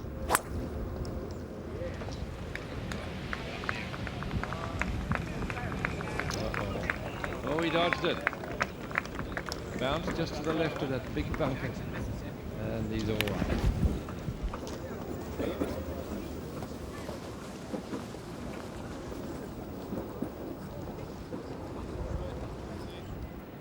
Brooks at the 14th. This for a birdie. This to go 5 under. This to join Campbell, Bottomley and Elkington.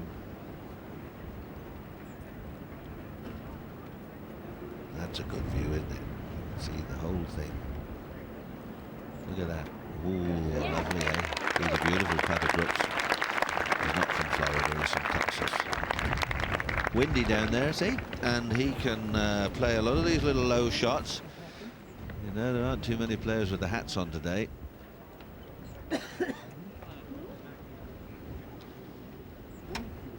good stuff, isn't it?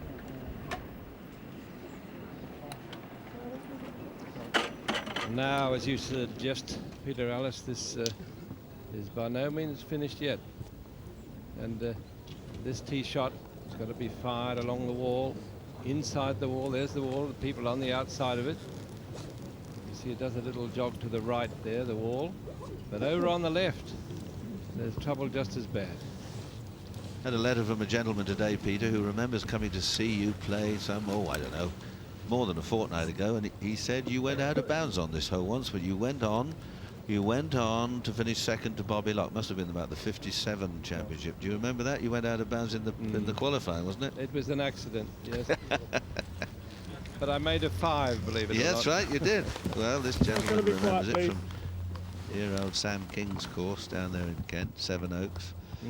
Nice to be remembered. Only time you ever went out of bounds. All right, now be quiet now while he hits. I don't want him to go over the wall. Now, that's not spontaneous applause there. Why not? Okay, now he knew what he was doing because he did that yesterday. He's driven down onto the 5th fairway. Quiet, please, thank you. And there's nothing at all wrong with that.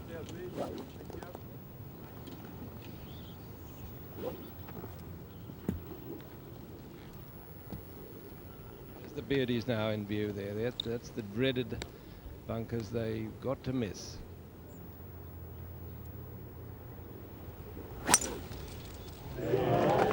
that's very straight. You can tell by the sound of the applause. No, it's not. Well, he's the same. Look at that, like peas in a pod down there. No cameras, please. He's out-driven, and the gentleman in the white jacket there, old Aoki. He's reporting for Japanese television. There you are, Mr. Aoki. Aoki-san over there, sending the communiques back home. He used to send runners when this course first opened. Man in a loincloth and a cleft stick. Bottomley at the 17th. Now, come on. A nice Don't go shot. in there. Keep it flat. Just, don't go in there. And I think he's pitched it straight in, has he? It was miles too much, even if he'd missed the bunker. We'll search with our little secret, camera. Well, that's disappeared somewhere. Now here's a chance for a birdie for Campbell and Rocca. Yeah, I mean, had it from the left side. Just outside the 12th. The flag. 12th is a very short 55, 76. green in depth. Yeah, 55, 76 to the hole. But not much green up there. Just about 9 paces of top deck. Green beyond it, but down on a lower level. Now this has got to be a pretty good accurate pitch.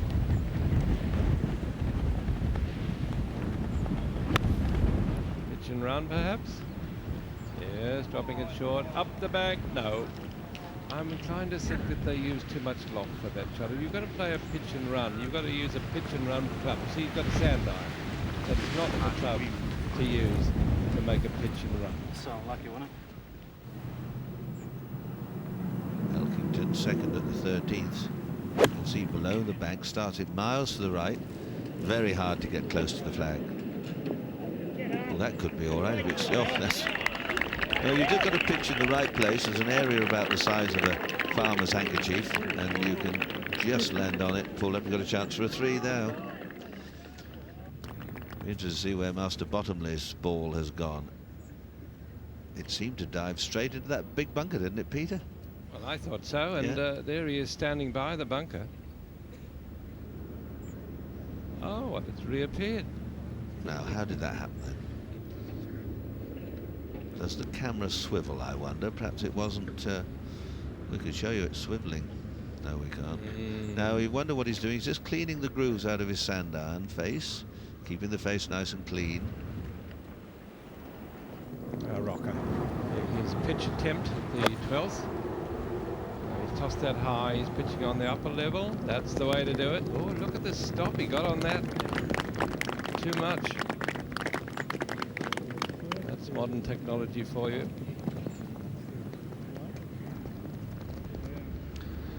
Steve Bottomley, a new name. He's been around for quite a while. He's 30 years of age.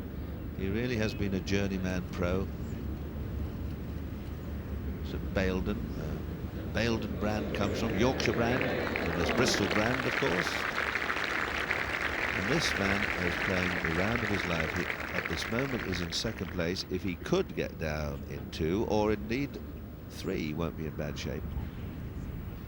Okay, putts from Campbell and Rocca here at the 12th.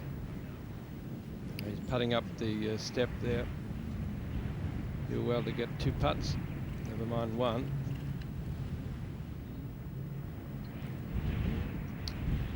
Well, that should be near enough. Not exactly a gimme.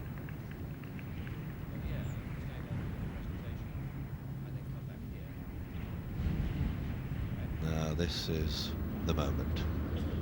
A 5 and maybe a 3 at the last, and who knows. Got to hit it hard enough. Don't decelerate. That's good.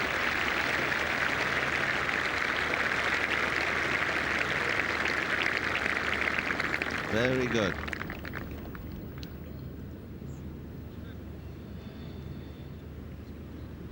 It's a cunning bunker, isn't it, Peter?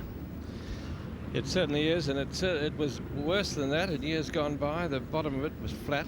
Sand wasn't pushed up to the front face like that, making it very much in the player's favour, pushing that sand up there. Ask Nakajima.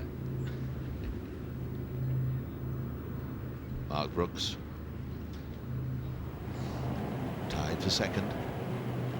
4 of them at 5 under to the 15th.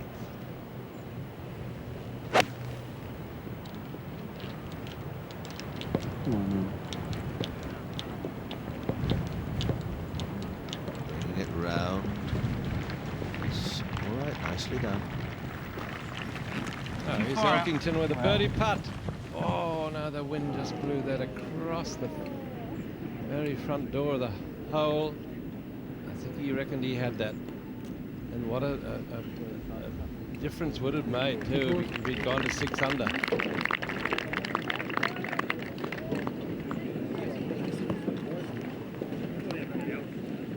Pretty disappointed there. Made a good effort, but it didn't drop.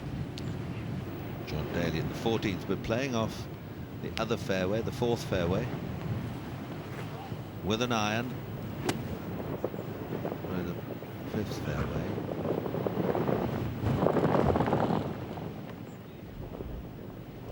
Daly has 255 yards to go to the front edge here at the 14th. This is his second shot. Just going in with an iron, an incredible power of this man. Just gone to the right-hand side and it's just dribbling down the slope just short of the green. It's going to leave him a very awkward shot unless he can go a little bit further to the left.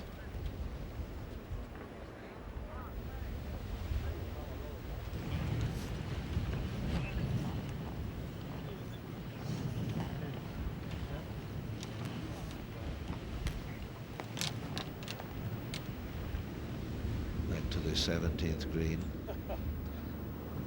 Oh, Caddy's getting a bit excited. They had a real argument a couple of fairways back. Did they? Oh yes.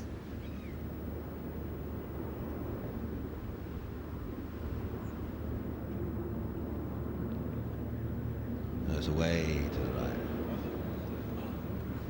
Just get this in and maybe a 3 at the last, no worse than a 4. And you will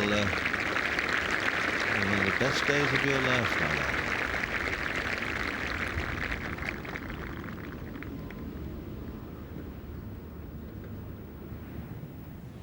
Campbell's second putt at the 12th is for a par. It's well held. Did well to get down in 2 from well short. But it has not been his day. Els. Here's his second shot, the 14th. And it's a smash over the top and then hope for the run and the bounce. It comes up short. Really is a bit of a lottery now, with the wind whistling across.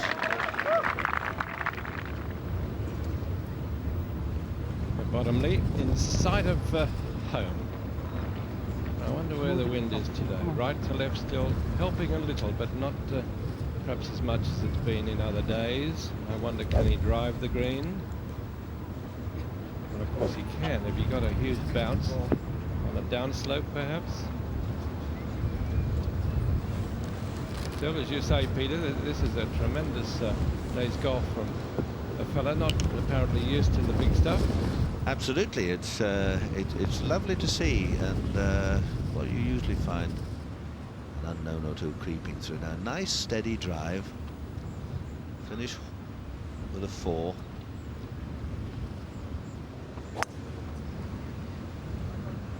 Yeah. No worse than a 4. Scampering through. Oh, that's a good chase on. That's really racing up. That's not far away. He's got to negotiate the Valley of Sin. He might just skirt along the top. He may have enough room to land it on the flat bit. That's okay.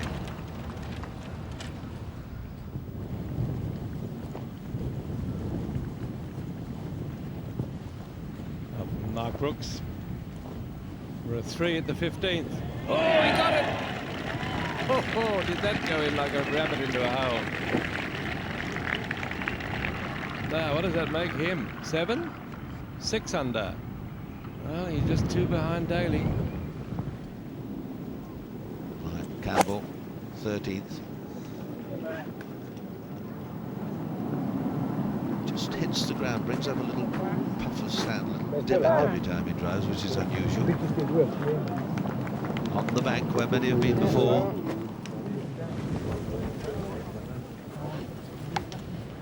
Now Daly playing his 3rd at the 14th. This is a par 5. Oh, what a gem of a shot. My word, for a long hitter, his short game is amazing. And the most amazing thing about it is that long backswing. Well, it's not up there yet, but Mark Brooks has closed to within 2 of John Daly. Much could still happen. Stephen Bottomley hunting a birdie at the last to get back into that group at 5 under par. And the important thing to remember in it all is the damage that the road hole can do. John Daly last night double bogeyed the 17th, and that may well be in his mind as he gets closer to the road hole. But he's 2 shots clear of Mark Brooks at 6 under par after that birdie at the 15th.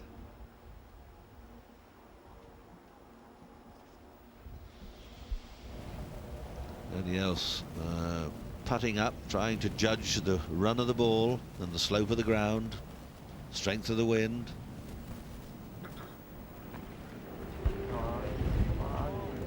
No, he's not been able to get that shot going at all. We've seen him try 3 or 4 times just because really they're not used to it.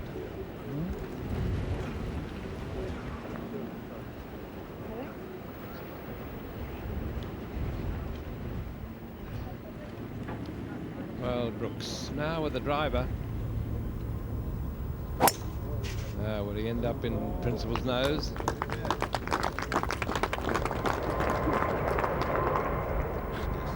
Oh, well, he passed Principal's nose, but he's in the next one.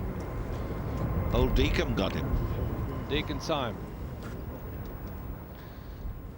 There you are, that little bunker there in the shaded cone, Deacon Syme. Now, I thought that was a pretty rash decision, that driver there for Brooks. Most people go left to Principal's nose.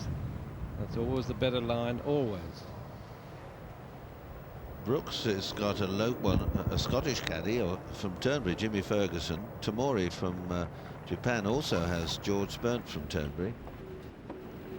2 of the few local men, you might call them, some experience of links golf. Now Els for a birdie 4, 14th hole.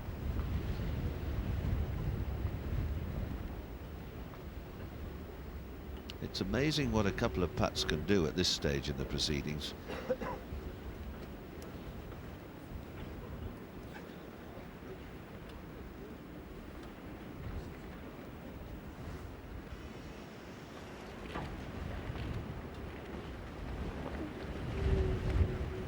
No, he's just lost his rhythm. He's such a good player.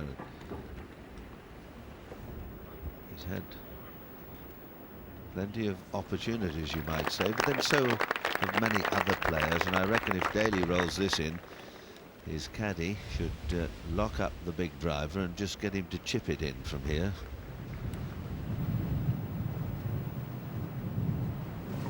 Now Michael Campbell playing from the rough, aiming at that flag there we saw. And that's not bad. In fact, it's very good, very good.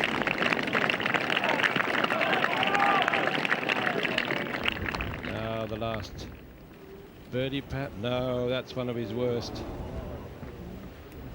And that'll be a par for Daly on this par 5 15th.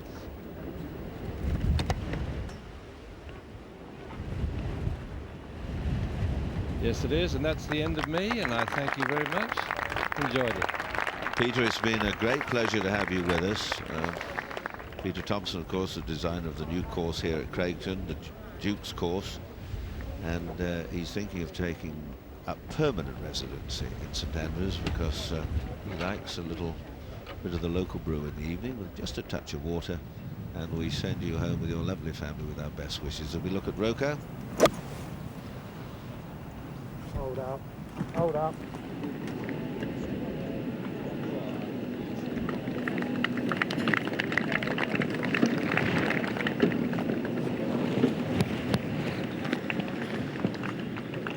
See the strength of the wind. It's really still whistling across the course.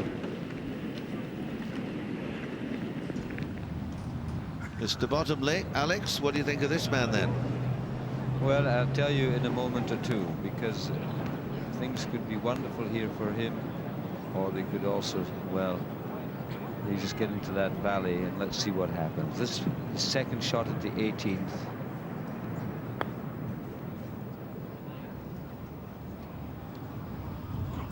And he hasn't done too badly with it. Now I'll tell you, he's going to have a very happy day. And Steve Bottomley, a few more performances like this, if he pops that one in, and he wouldn't have to travel about in a sort of caravan, sleeping out between events. John Daly, 2 ahead.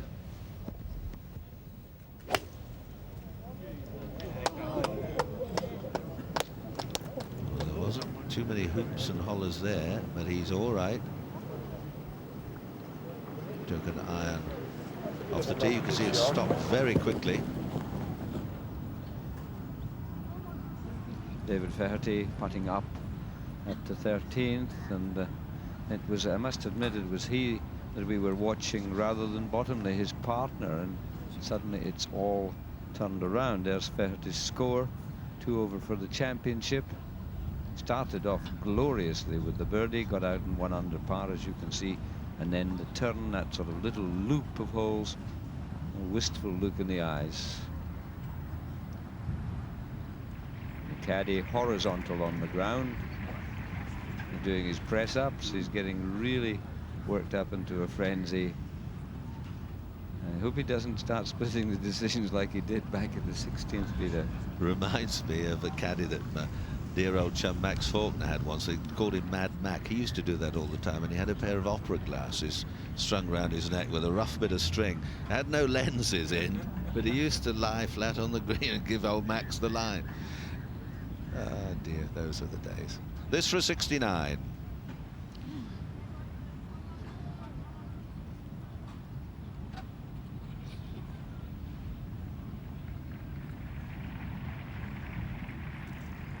He's done it.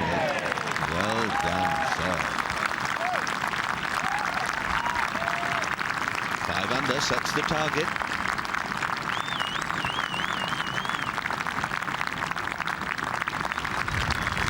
Look at that, 34 out, 35 home. Peter, do you think he'll have earned enough money to not have to go back for his card this year? Well, I hope he does. Oh, trouble for Brooks. Look at this. Look at that. That may come back. No, it won't. See that little grotty bunker? And think of the Deacon's side. Had to come out sideways. I don't feel... Daly here on the 15th is not a very good tee shot. I think he probably didn't catch it right at all, and he only just missed the settle and bunker on this hole. He's left himself about 170 yards to the front, where normally he'd be hitting a 9-iron. He's going to be hitting something like a 6 or a 7. And I just wonder whether he's not starting to feel a bit of pressure about the situation he's finding himself in. Why ain't it hooking, Mo? He got a big break there, a really big break. And he's found himself just about on the green, nicely positioned, and he's actually left himself a birdie putt. But he got a nice break with the bank, kicking it to the left.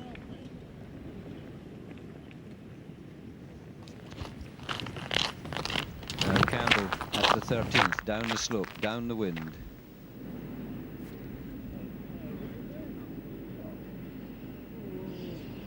And he just underhit it. He allowed too much for wind. Brooks' third shot at the 16th.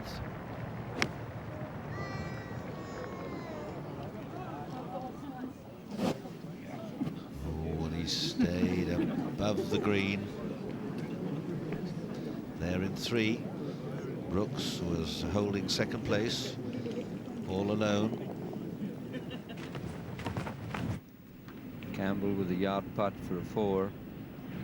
Thankfully he gets it in. There's a 5 under. Whoa. Elkington.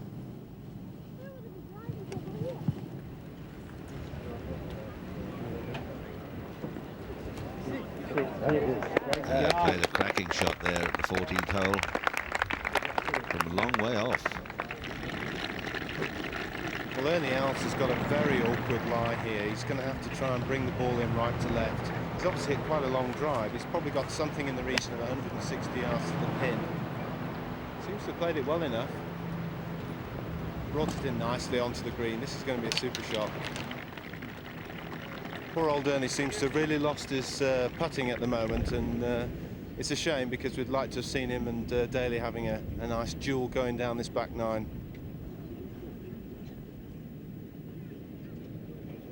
Well, I'd remind you that this is one of the holes Daly took a 5 at here yesterday, and then he had a terrible time at the 17th.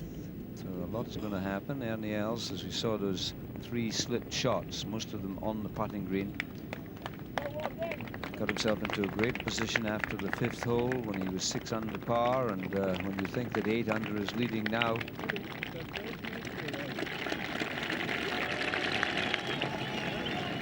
Brooks with another one of those tricky ones. Big slope between him and the flag. Really no room to chip it or pitch it.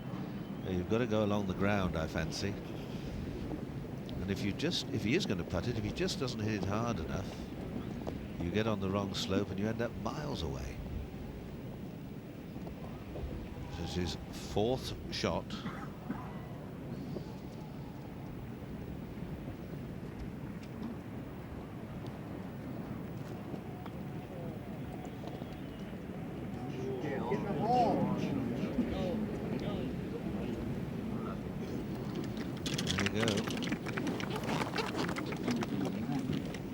This could be a double loss here.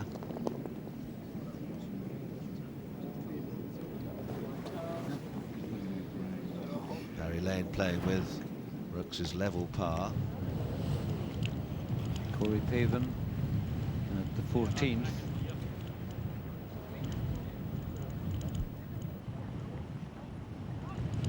Oh, and he hits the back of the hole.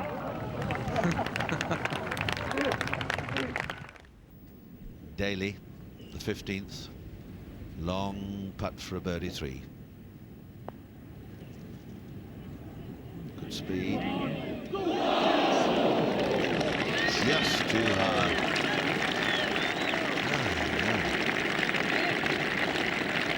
I think, mind you, it's a good thing it just caught the hole. I might have been a Nadja coming back.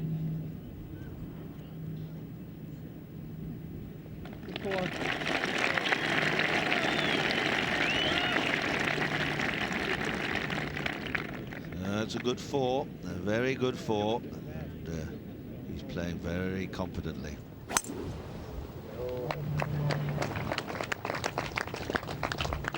Campbell's drive down the long 14th. Now, if he gets over that hill and doesn't make it out, he gets an awkward lie, and it would appear that he's gone into the worst spot there.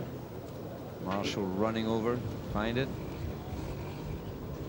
We can get just another 10 yards on that line or so, as Daly did. There's the old dike. Lovely, lovely, lovely view. And there the other course on the left-hand side of the what used to be the railway line.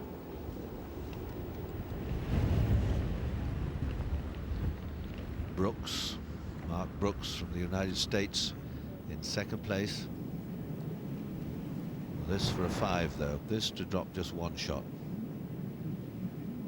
He's a lovely putter. Calling upon all his skills at this moment.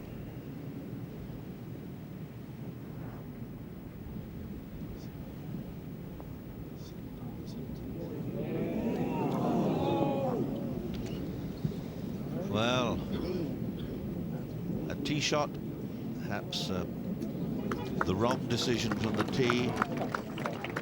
Launched himself at it, caught the bunker known as Deacon Syme, had to play out sideways.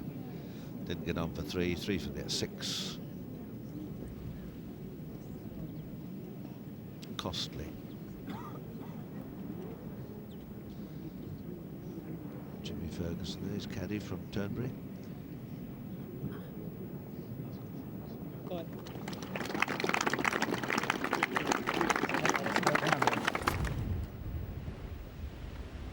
Now to the 14th, the wind sweeps across this green. Oh, when it edged in on the left side, it is par 5, and that's what Elkington finished the hole with. So Elkington stays at 5 under with Bottomley, who's finished, and also Campbell. A lot of 5s there in the first 6 holes, 4 of them. A couple of nice birdies on the way, well, one on the way back. Well, big moments for this fellow, Daly. 3 to go. Oh, and he's out. Oh. Well, I think the further he goes, because he might feel he can smack it almost on the green, but it really is quite unnecessary. At this moment, he's 3 ahead. I'm not sure he's got, yes, I think he's got the big whale or the great white thumper or whatever it's called. It's, it really, the further you go down the left-hand side too, there are odd little bunkers dotted around and bits of course and winds and broom, and there's really no need for him to even run the risk of doing that. Of course, if it comes off, it's okay. No pictures, please.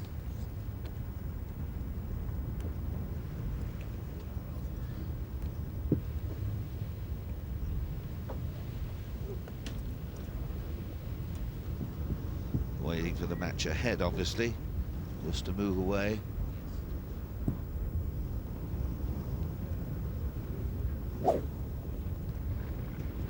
Tom Watson fallen away today, 2 over. I thought, many of us thought, the windy conditions, he would have really been a challenger. Defending champion, finishing at the 18th. For over par for Price. Well, he was 6 over for the par for the today's round. Very disappointing finish to his championship. Daly about to launch one.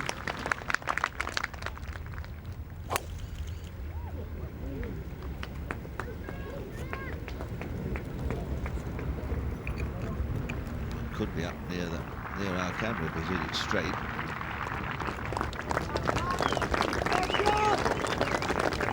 He enjoys driving here because he feels he can unleash them. That's just what he's done. If he's kept out of mischief, he's okay.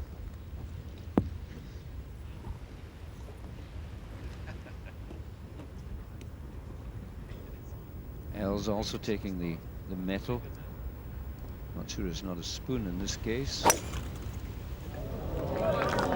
it's the driver. If you pass that bunker by on the right-hand side, if you're brave enough to take that route, I'd say it's the ideal line in.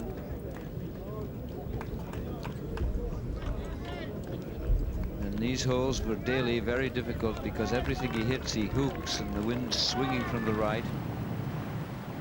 14th hole, second shot of Michael Campbell, who's still tied for second place. Pitched into the face of the bank, didn't get a chase forward. Now he's left with a, well, I don't say an impossible shot, but nearly impossible shot to get close. That is Rocca down on 14, down really on the 5th fairway. He's got a long way to go, 260 to go at least. Wind howling across from the right to left, as we know. I'm not sure he can get up, actually. He's got a long iron out, so he thinks he can chase it. That's the shot if he can get it up quick enough. Started it not far enough right. It's going to go hard left now. It's a question of what happens.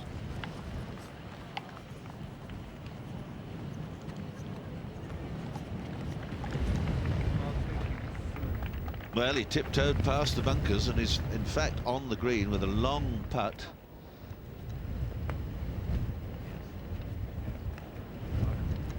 May hold it. He's a long way off, but you never know at this game.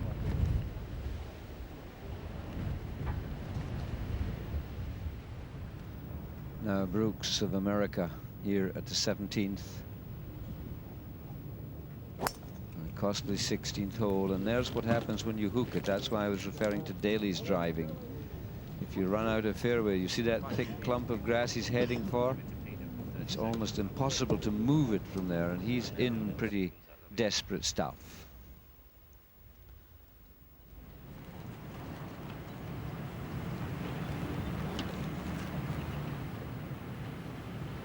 Corey Pavin, who many thought would be a challenge. Well, he's still only 5 shots behind, but nothing really happened for him today. Critical. I have to put this up in the air, so need to get this wind down. If this was, if anything, it's hurting the air. Look at the flag over there to the left. Yeah. Almost straight cross, right? 150, huh? Yeah.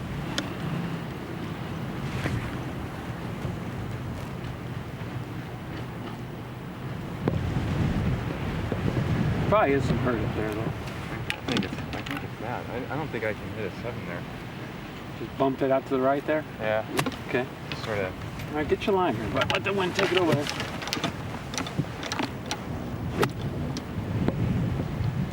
I feel a little bit of hurt up there. It probably is a little bit, yeah. Quite tired watching all his practice swings. He must have hundreds of the course all about. Now you just watch this and squirt away to the right. He's going to try and play a low run. That's it. He's got to get it up over the bank in front of him. Just one of the little vagaries of St Andrews. You've got to get it up over this one before you keep it flat.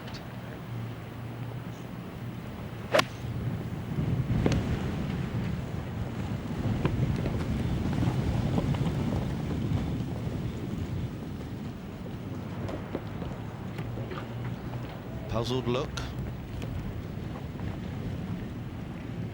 and that's where it finished, right on the very edge of the bunker.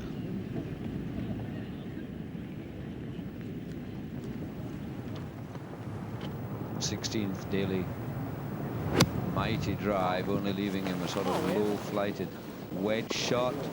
Will it come up? I'm afraid not. He needed another yard on it. Well, that was Campbell's 3rd shot on the long par 5, 14th. Second shot got caught down. He had to lay it up short. That was well judged, sensible shot. Just hoping the wind would do a bit more, but it didn't get it quite right on the line getting up the hill there. It wasn't an easy one to judge at all.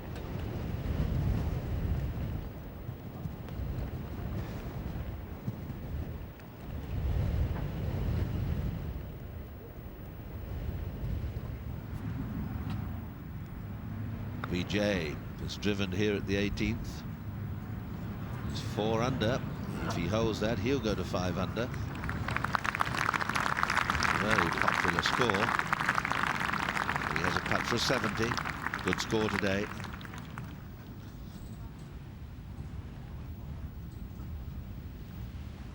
Well, at the 17th, where Brooks's tee shot has gone into the thick stuff, not the thickest of it, but you can just see the top of the ball, and I think here he must play way out towards the center of the grandstand there, ignoring the bunker.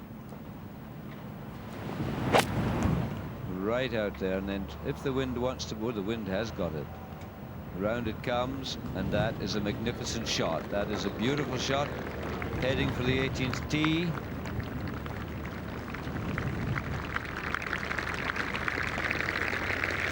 You couldn't ask for a much better result than that. He's got it around almost at right angles to its original flight. Brooks has got a Scottish caddy from Turnberry, Jimmy Ferguson. Tamori from Japan also has George Burnt from Turnberry. Two of the few local men, you might call them, some experience of links golf. Now Else for a birdie 4, 14th hole.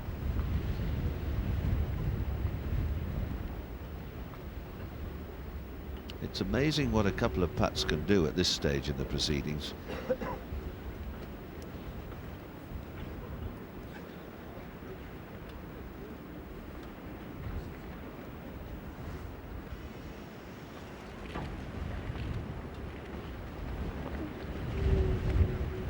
No, he's just lost his rhythm. He's such a good player. He's had plenty of opportunities, you might say, but then so have many other players, and I reckon if Daly rolls this in, his caddy should lock up the big driver and just get him to chip it in from here.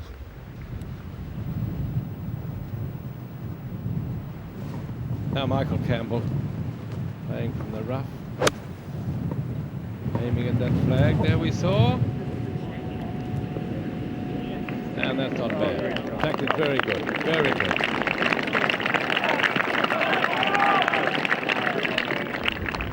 The last birdie pat. No, that's one of his worst.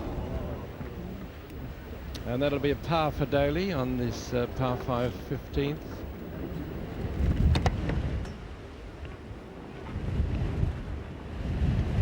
Yes, it is, and that's the end of me, and I thank you very much.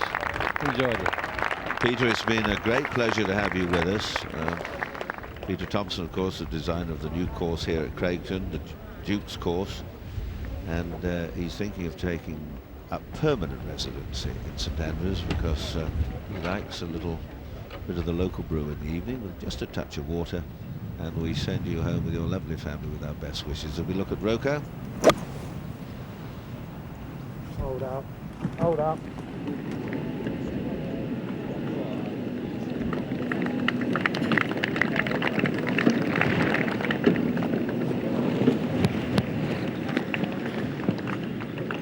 See the strength of the wind, it's really still whistling across the course.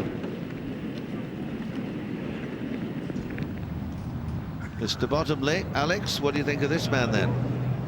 Well, I'll tell you in a moment or two, because things could be wonderful here for him, or they could also, well, they just get into that valley, and let's see what happens. This second shot at the 18th.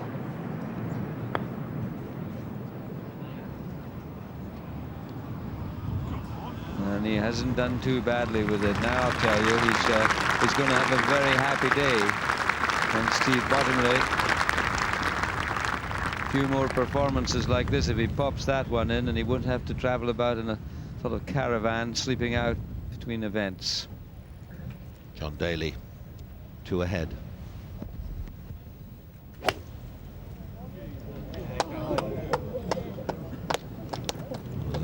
Too many hoops and hollers there, but he's all right. Took an iron off the tee. You can see it stopped very quickly.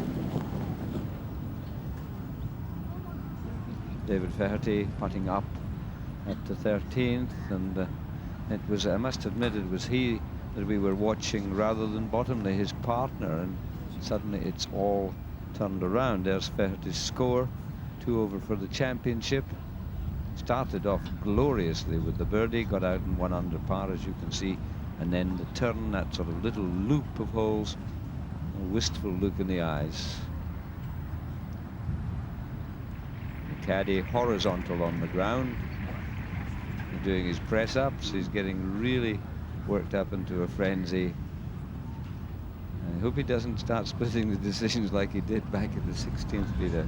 Reminds me of a caddy that dear old chum Max Faulkner had once. They called him Mad Mac. He used to do that all the time, and he had a pair of opera glasses strung round his neck with a rough bit of string. Had no lenses in, but he used to lie flat on the green and give old Max the line. Ah dear, those are the days. This for a 69.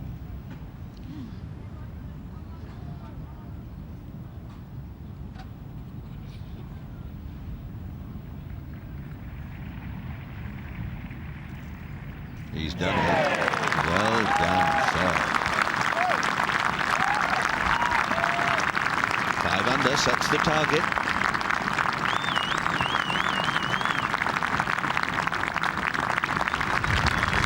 Look at that, 34 out, 35 home. Peter, do you think he'll have earned enough money to not have to go back for his card this year? Well, I hope he does. Oh, trouble for Brooks. Look at this.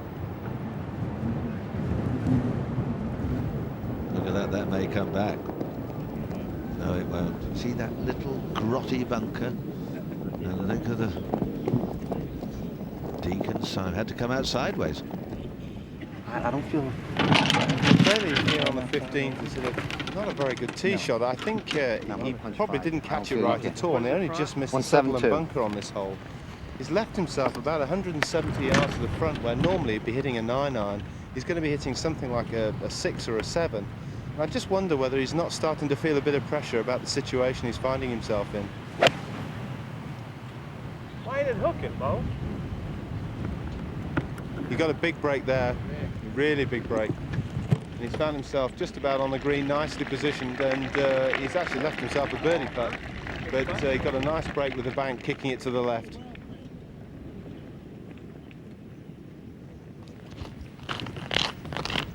Campbell at the 13th, down the slope, down the wind.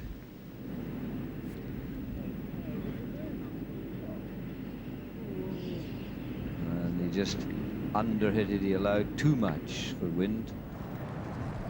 Brooks' third shot at the 16th.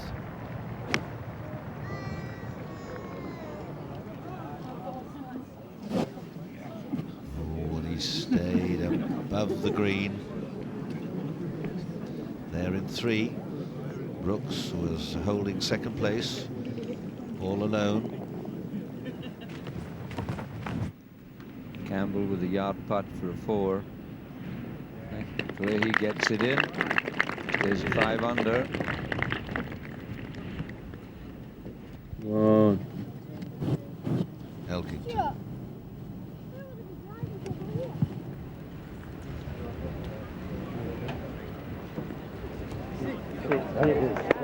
Played a cracking shot there at the 14th hole. From a long way off. Well, Ernie Els has got a very awkward lie here. He's going to have to try and bring the ball in right to left. He's obviously hit quite a long drive. He's probably got something in the region of 160 yards to the pin. Seems to have played it well enough. Brought it in nicely onto the green. This is going to be a super shot. Poor old Ernie seems to have really lost his putting at the moment, and it's a shame because we'd like to have seen him and Daly having a nice duel going down this back 9.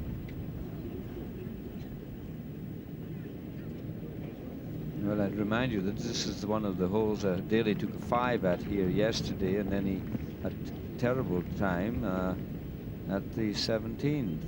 So a lot's going to happen. Ernie Els, as we saw, those 3 slipped shots, most of them on the putting green. Got himself into a great position after the 5th hole when he was 6 under par, and when you think that 8 under is leading now.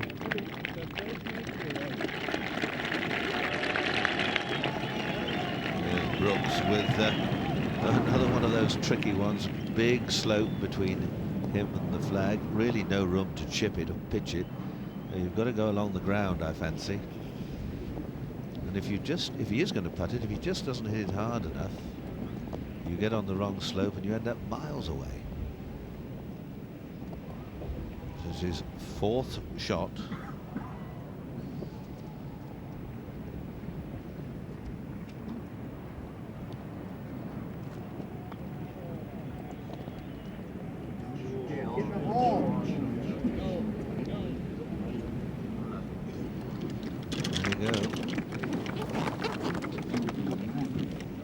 This could be a double loss here.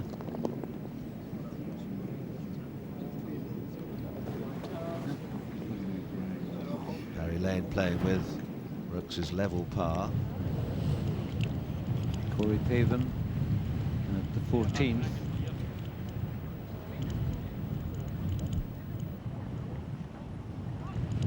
Oh, and he hits the back of the hole.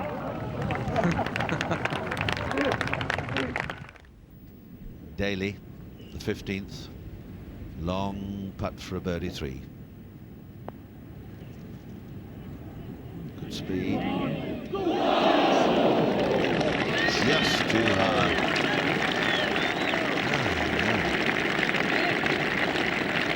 I think, mind you, it's a good thing it just caught the hole.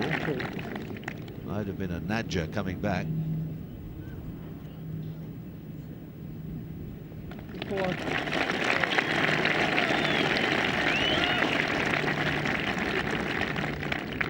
That's a good 4, a very good 4, and he's playing very competently.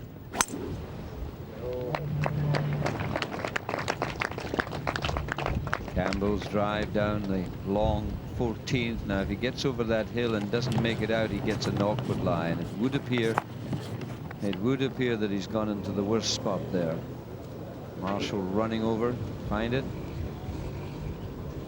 You can get just another 10 yards on that line or so, as Daly did. There's the old dike. Lovely, lovely, lovely view. And there the other course on the left-hand side of the what used to be the railway line.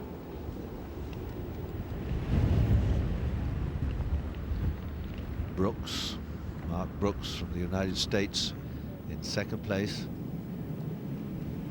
This for a 5 though, this to drop just 1 shot. He's a lovely putter. Calling upon all his skills at this moment.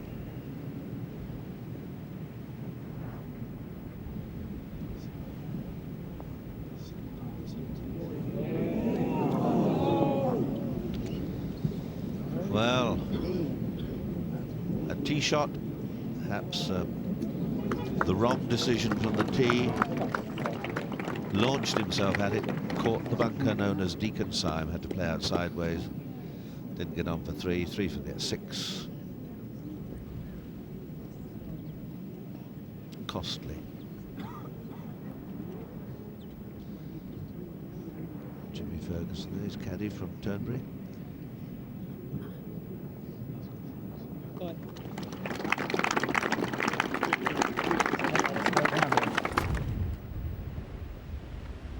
Now to the 14th, the wind sweeps across this green. Oh, when it edged in on the left side, it is par 5, and that's what Elkington finished the hole with. So Elkington stays at 5 under with Bottomley, who's finished, and also Campbell. A lot of 5s there in the first 6 holes, 4 of them. A couple of nice birdies on the way, well, one on the way back. Well, big moments for this fellow, Daly. 3 to go. Oh, and he's out. Oh. Well, I think the further he goes, because he might feel he can smack it almost on the green, but it really is quite unnecessary. At this moment, he's 3 ahead. I'm not sure he's got, yes, I think he's got the big whale or the great white thumper or whatever it's called. It's it really, the further you go down the left-hand side too, there are odd little bunkers dotted around and bits of course and winds and broom, and there's really no need for him to even run the risk of doing that. Of course, if it comes off, it's okay. No pictures, please.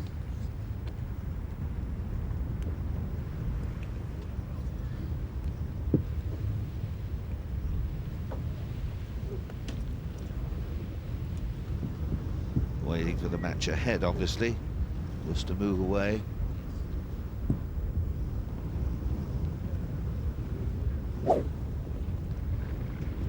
Tom Watson fallen away today. 2 over. I thought, many of us thought, the windy conditions, he would have really been a challenger. Defending champion, finishing at the 18th for over par for Price. He was 6 over for the par for today's round. Very disappointing finish to his championship. Daly about to launch one.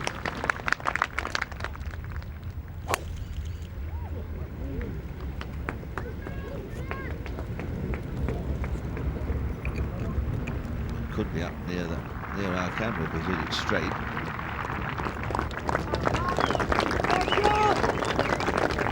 He enjoys driving here because he feels he can unleash them.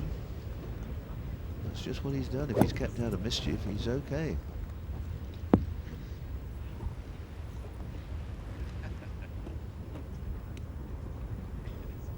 L's also taking the metal. Not sure it's not a spoon in this case. No, it's the driver. If you pass that bunker by on the right-hand side, if you're brave enough to take that route, I'd say it's the ideal line in.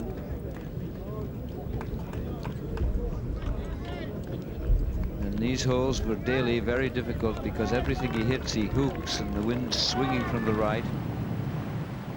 14th hole, second shot of Michael Campbell, who's still tied for second place. Pitched into the face of the bank, didn't get a chase forward. Now he's left with a, well, I don't say an impossible shot, but nearly impossible shot to get close. That is Rocca down on 14, down really on the 5th fairway. He's got a long way to go, 260 to go at least. Wind howling across from the right to left, as we know. I'm not sure he can get up, actually. He's got a long iron out, so he thinks he can chase it. That's the shot if he can get it up quick enough. Started it not far enough right. It's going to go hard left now. It's a question of what happens.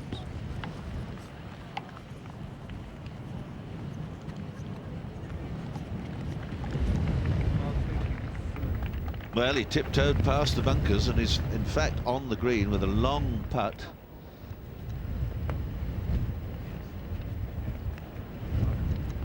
May hole it. He's a long way off, but you never know at this game.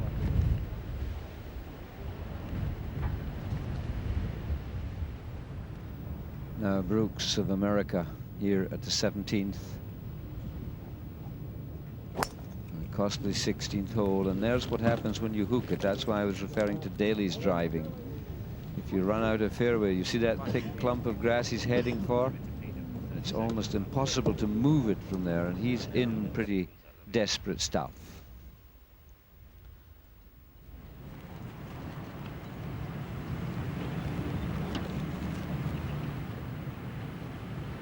Corey Pavin, who many thought would be a challenge. It's got to be a little bit of hurt. He's still only 5 shots behind, but nothing really happened for him today. Critical. I have to put this up in the air, so need to get this wind down. If this was, if anything, it's hurting here. Look at the flag over there to the left. Yeah. Almost straight cross, right? 150, huh? Yeah.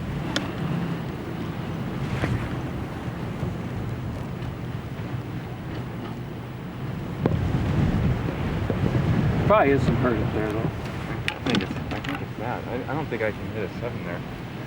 Just bumped it out to the right there? Yeah. Okay. Sort of. All right, get your line here. Let the wind take it over there.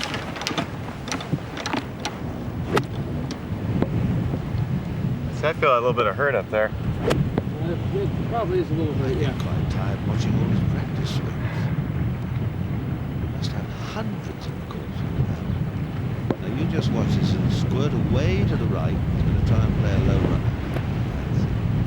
He's got to get it up over the bank in front of him. Just one of the little vagaries of St Andrews. You've got to get it up over this one before you keep it flat.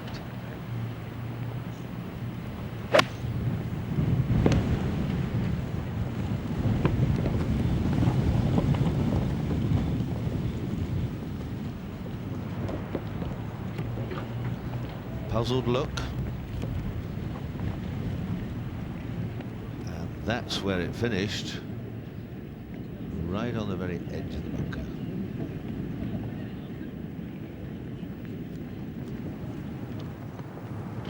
16th, Daly. Mighty drive, only leaving him a sort of low-flighted wedge shot. Will it come up? I'm afraid not. He needed another yard on it. Well, that was Campbell's third shot on the long par 5, 14th. Second shot got caught and he had to lay it up short. That was well judged, sensible shot. Just hoping the wind would do a bit more, but it didn't get it quite right on the line getting up the hill there. It wasn't an easy one to judge at all.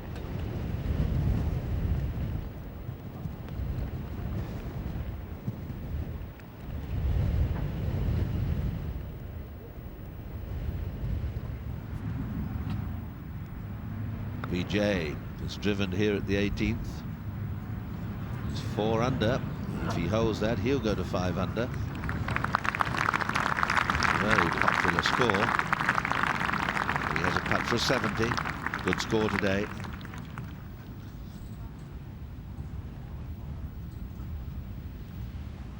Well, at the 17th, where Brooks's tee shot has gone into the thick stuff, not the thickest of it, but you can just see the top of the ball, and I think here he must play way out towards the center of the grandstand there, ignoring the bunker. Right out there, and then if the wind wants to go, the wind has got it. Round it comes, and that is a magnificent shot. That is a beautiful shot, heading for the 18th tee.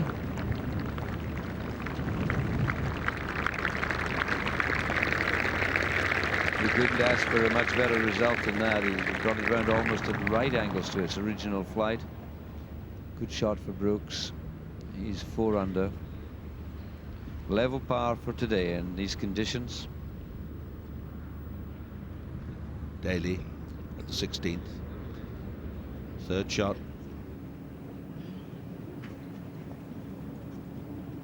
He's got the wrong side of the hill.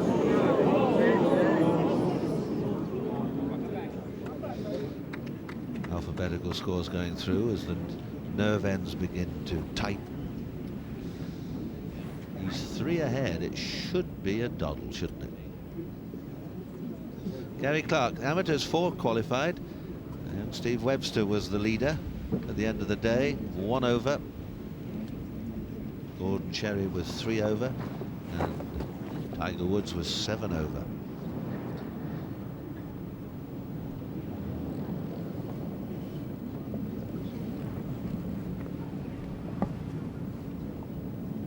Else you must feel is out of the championship at just 3 under.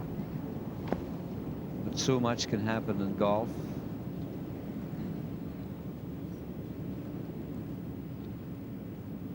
Beautiful putting stroke this big fella has.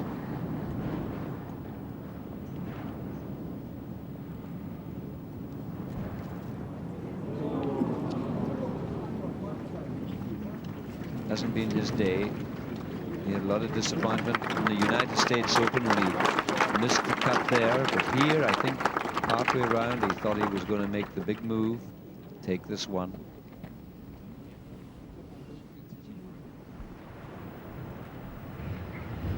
Campbell for a birdie, long puttish, longish putt.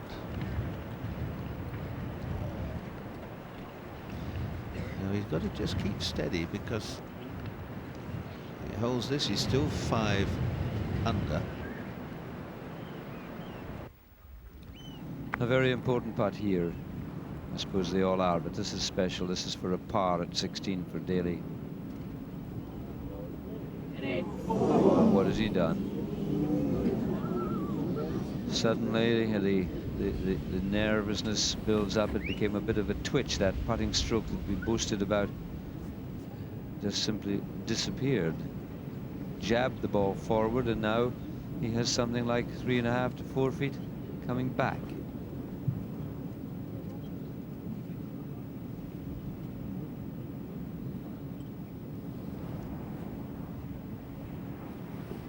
The booming, powerful drive. And it results in a drop shot of 5 and takes Daly back to 7, and now he only has a cushion of 2 to protect him down 17 and 18, and yesterday at 17 he made 6. Tee shot that really doesn't suit him.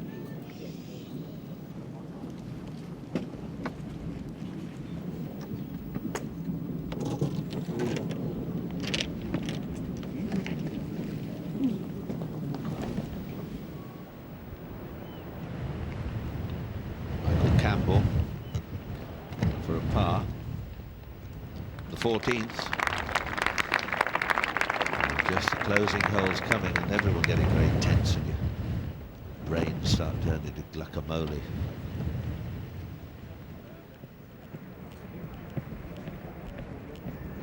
VJ for a 3 at the 18th. This will take. Oh, I was going to say this would take him to 5 under, and that group that's building up. He missed a little one here last night. He's missed another, and it's a par 4. And VJ finishes at 1 under for the round today and 4 under for the championship.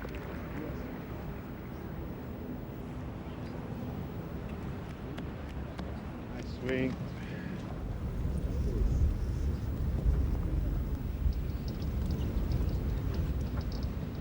The young New Zealander. Some of his heritage started in Edinburgh.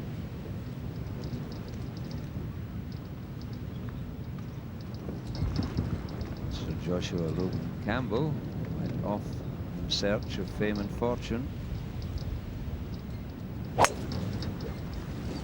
Driving here down the right-hand side, and just look how it moves with the breeze. Sit up, sit up. That's okay.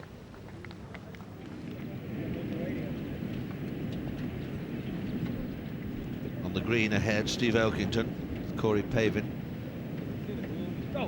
And goes on, no. That would have taken him to 6 under, but he remains at 5. 4 players at 5 under the card. Daly at 7. Now Mark Brooks, whose second shot was really courageous and also slightly brilliant. He has a putt up the green. A long putt. Gave up thoughts of a smooth stroke there, gave it quite a clout. And it's a beautifully judged effort for Brooks. Man who's only won, I think, 4 tournaments in America. He did very well in one US Open, I remember, a few years ago. Got particularly close. Fell away at the end.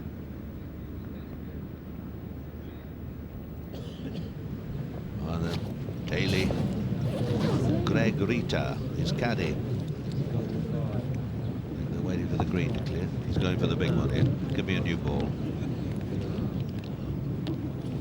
So near. When you think it's extraordinary when you remember that he turned up, or was he 7th or 8th reserve for the US PGA Championship a couple of 3 years ago. They called him, drove through the middle of the night, got there and won in fine style, and everyone said, well, that's a fluke. And right in the palm of his hand at this moment is this, the greatest of all, the oldest of all championships. It was there for this young man to take, but so far it's not worked for him. But it's in Daly's hands now, Alex. Oh yes, I think it is, but he has memories of last evening standing on this tee, which I keep referring to, a hole that you start hooking it here, and you've got the thickest of rough. He choked down to an iron last night, took a 1 iron off the tee and ended up in severe trouble and got 6 out of it. So he has much to ponder about what to hit at this particular hole with a cushion of only 2. Might take a 5-iron, lob it over the outskirts of the hotel and end up in the fairway short. Who knows? We go to the forward to the green. There's another match between Brooks. He's not waiting to drive the green, Daly. Sam Torrance is waiting out there somewhere. And Brooks for a 4.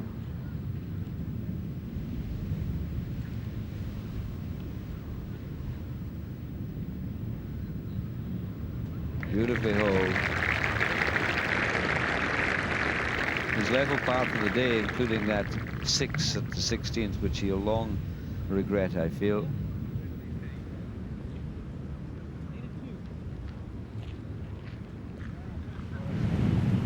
It looks like once it's a green, it's just going to go this way. Yeah. 143.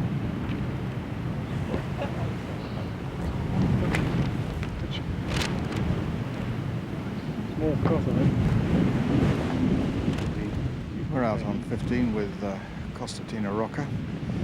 Yes, but him and Michael Campbell have had a fairly lonely round, particularly since the 5th when Campbell had all his trouble. There's a sort of slight disconsolate air about their way they're going about their business, but they know there's much to be played for still, particularly with Campbell 5 under. I must say, it must be very interesting when you see the crowds coming out of the stands after they've played the hole and they get walk straight past them and down to watch John Daly or one of the other matches which is ahead of them. So it's a bit lonely out here, but there's still hard work, both top-class professionals. Here's Rocca with just 140 yards to go. The pin tucked in on the left-hand side there behind that bunker. Not an easy shot, especially as I keep saying with this wind. It may be boring for you, but I promise you it's tough for these players. Finding it very difficult indeed. In fact, Michael Campbell just said to me that it was the toughest conditions he'd ever played in. But there we are. That's his business. Just glad it isn't mine.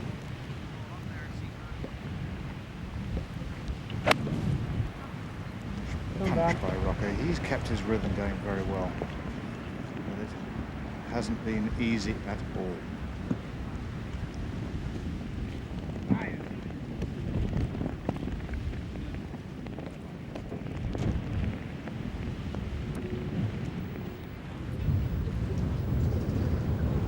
Elkington at 16th, iron for safety.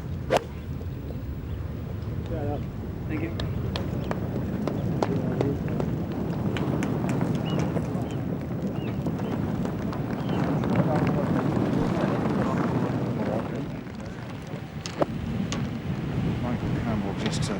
About 30 yards ahead of Rocca, and he would have seen what Costantino was trying to do, knock it out on the right and bring it back on the wind, and it didn't happen. He just pushed it too much. So he's going to want to do this shot rather better than that. I think you'll see his hands well forward on this one, just to punch it down there, let the contours of the green sort it out with the wind.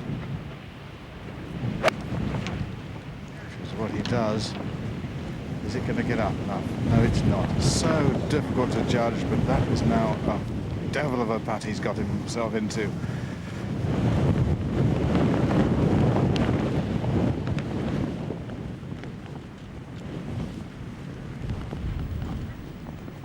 Must confess, I don't know how that happened. It seemed to be flat and running, and it just stopped absolutely stone dead. Nelson 17th.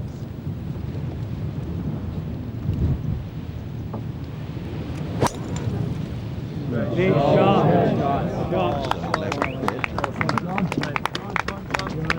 He's going to hold the fairway. That's a beauty. The rough on the left, as Alex was saying, is very patchy. There are some very thick clumps in there. Now, Daly, was it the driver or the iron?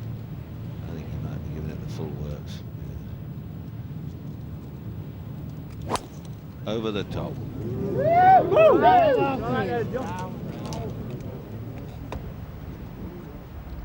Now that could be not too bad. Don't know. It's so difficult for our cameramen to follow it with the wind blowing and swinging you about.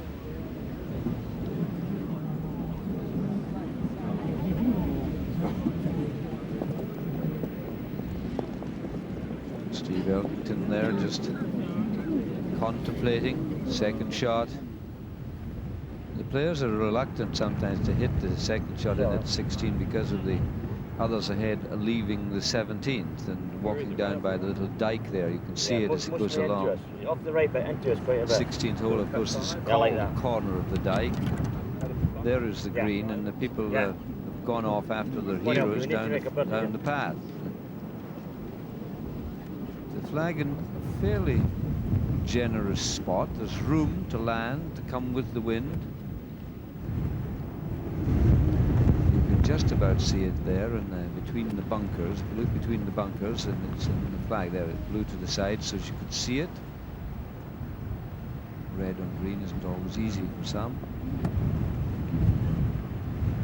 Little hanging lie. Helped to keep it down. It could be quite an exciting shot. Oh, it was just beautifully judged. What a lovely iron. He killed it right on that bank.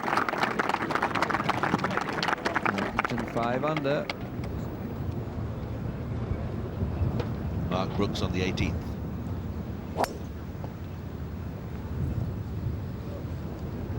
Really good cuff up the fairway, hoping for a good bounce. Got 1, 2. Yes, that's motoring well. Up towards the first tee, almost level with the green.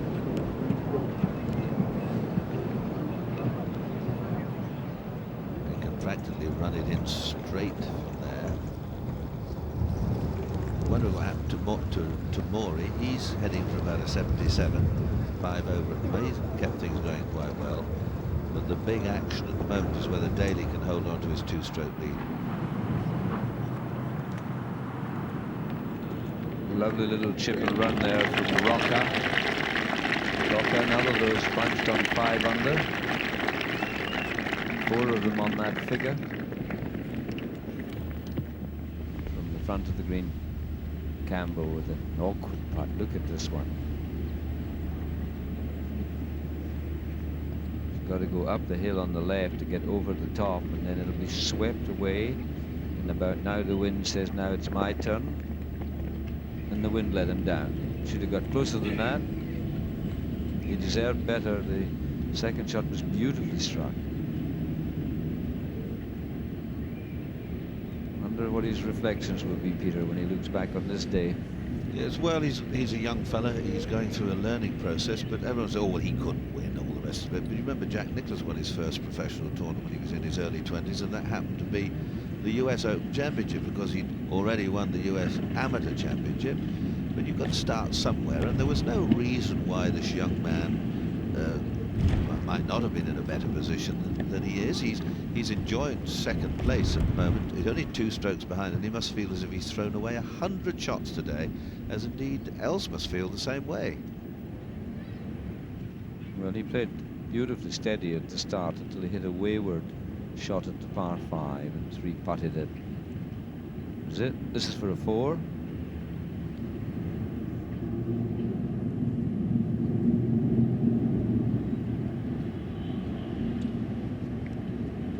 And now he drops right out of the position he held at 5 under.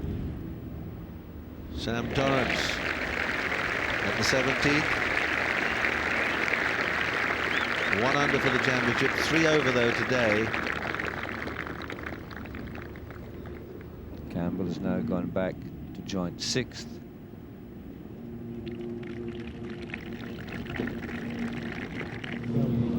Daly. Is that all right? Second. As he played a flat runner, just chip it to the front of the green.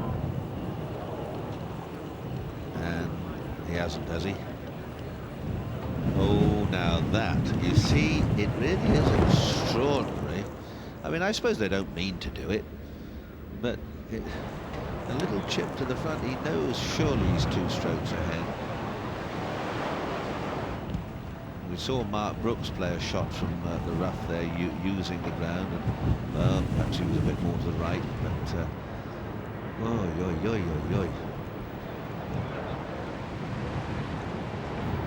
There's a high floating shot, and it starts swinging very quickly, and he's going to join his partner. in the road bunker, side by Solheim. There you are.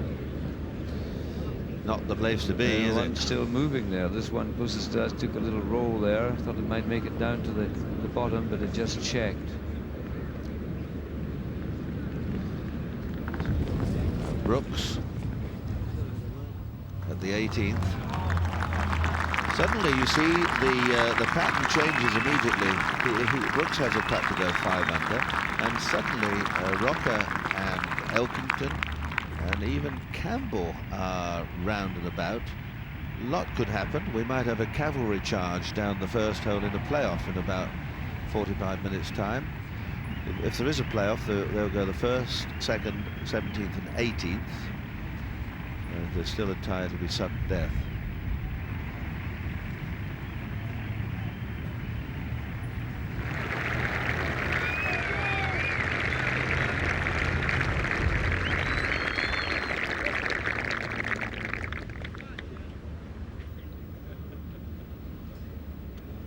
Big decision time now. I fancy Daly will play first, or the ball furthest away from our camera. The left-hand ball as we look now, I think that may play first.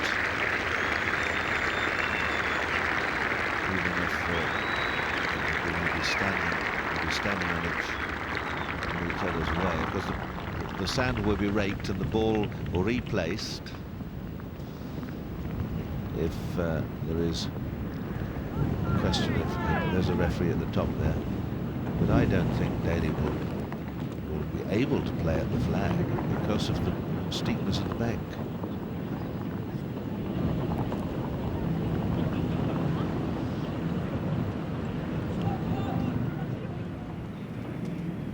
Elkington played that lovely shot at 16. You never know if he can hold this.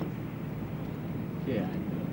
Go Just set it up in the right place and just a little quiet whisper to him.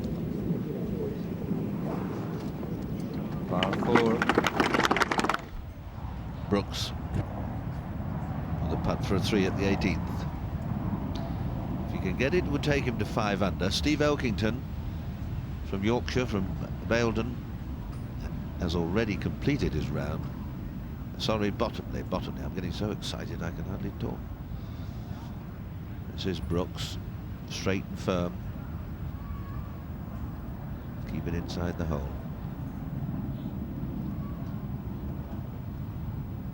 The wind helped it. Oh, he'll be thinking about that 6 at the 16th. My word. 2 less, he could have nicked it.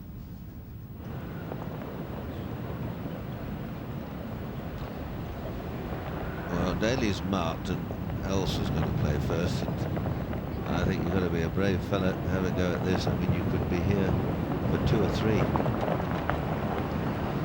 But sand is on the upslope. It's much easier, as Peter Thompson was saying, than it was when the base of the bunker was flat. And they bob it out. They can get it out every time. You have to play away from the flag.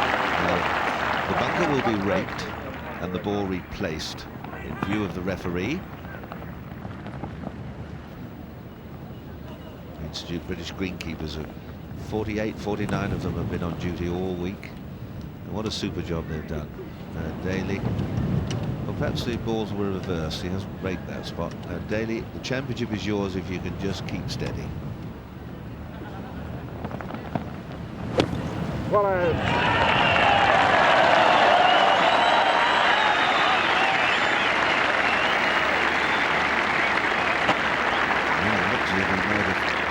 damaged the tendon there, smashing the club into the face of the bunker.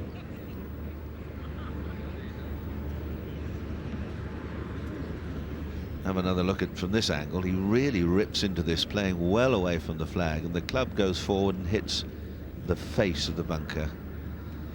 He just gets it out. It's a cruel face, that bunker.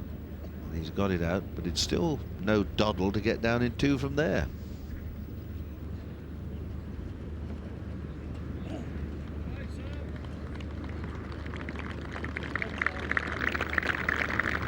Peter, I have to say that in the preview program, you made that bunker look so simple, but I have to admit that you didn't try that position.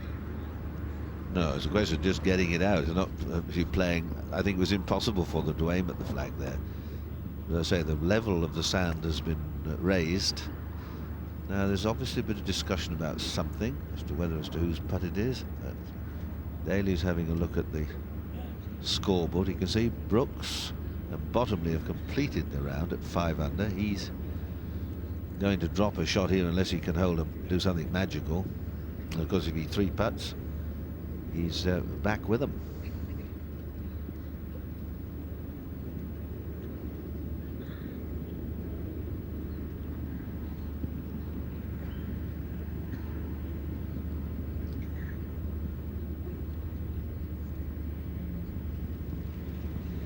Comes off the hill from the right, a bit speedy. Good putt though.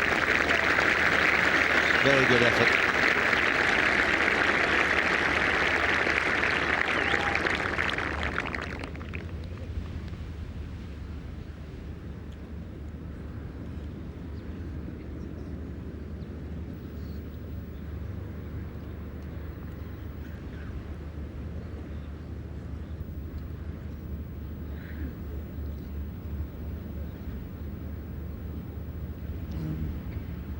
Daly there with a couple of feet to go to secure a bogey, and Els for a putt for a par.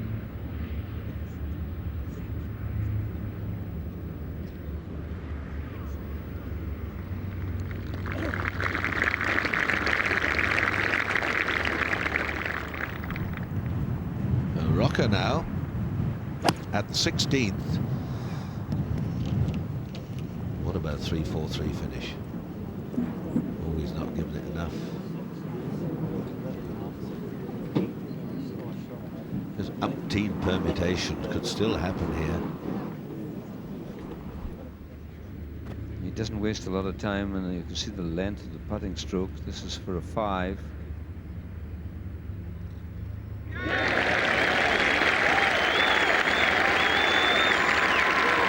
Big and he's very brave, but I think his heart was still in his mouth as he struck that putt. A 5, and he goes back to 6, and his lead is just 1 shot. Is the engraver working on the name now? Who do you think? Do you think he's putting St Andrews and the date in? I suspect because he'd be a brave man to go for the winner. Campbell. So unlucky with the bounce at 15. Let's hope 16's kinder. And don't tell me that's going to run away. Clinging on.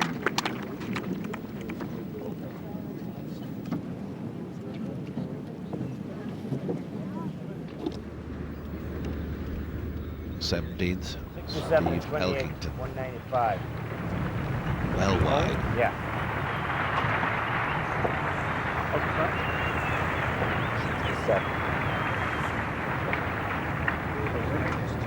Decision time for he and his caddy Dave Rennick, who for so many years was with Jose Maria. Scottish flag is right over there. 2 flags. No, not any right. That's Scottish flag. The South African flag. Yeah. What do you think? 5 iron? This could be a flat runner to the front right, but you've got to play to finish so short of the green because it's so speedy in there. Or you go down the left-hand side and aim at the 18th tee. That was interesting. The caddy you just mentioned there, he was picking out the nationalities of the flag. He said hit it at the South African flag, so that's a good one to line up. Well, if Elkington does that, is rewarded, it'll be another little notch for the revival of South African fortunes in the sporting world. 68 holes. Lying in a hollow, bit of grass, a flat chasing drawn runner. Flag, please.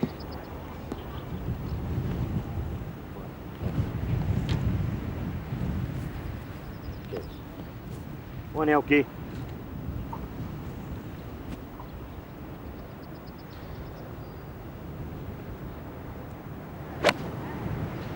Started it down the right, got to land short and turn. Poor road. No. See, much too strong a club. It needed to be running gently into the front of the green. Then at worst you've got to chip and run up, and he's up against the wall, and if it's in there. We saw two players yesterday. Greg Norman was one, and the other Japanese fella, he bumped it into the wall and it came back nicely onto the green. Sam Torrance at the 18th for an eagle. Drove the green. That would have been the way to finish for Torrance. 3 over for his round today. This little putt left for a 74. 16th Rocca, third shot.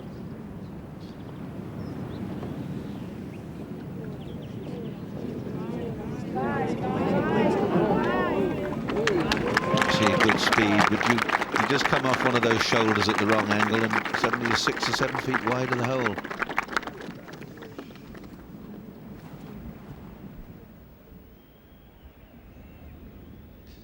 Well, the championship drawing to a close. It's all in Daly's hands now. He can drive the 18th. If Sam can, Daly can. He's 1 shot ahead.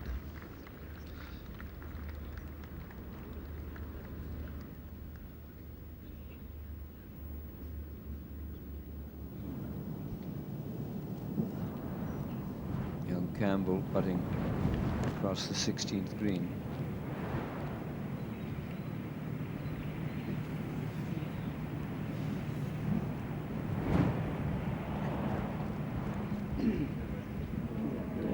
Come on, now turn a wee bit right. Good putt.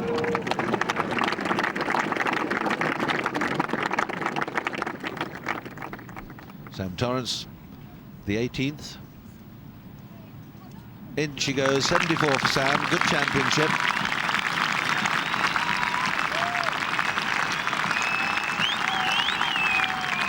'74 today, 2 under for the championship. That's 286.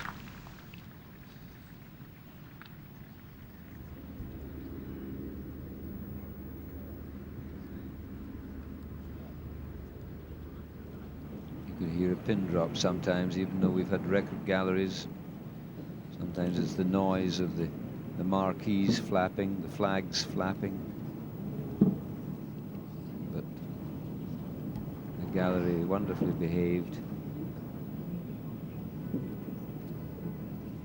To the 18th though, Ernie Els.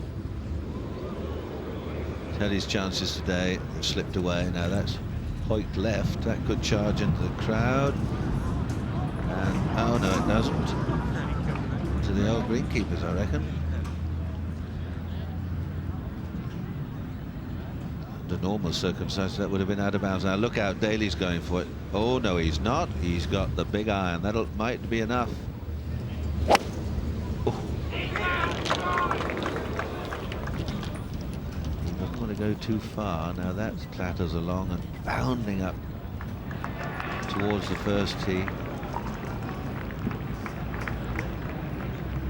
That's all right. Good play.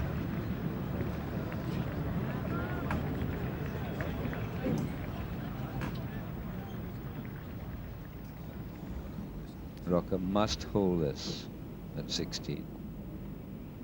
Well, if he had a faulty putting stroke or a vulnerable putting stroke, this week he's rather convinced a few of the doubters.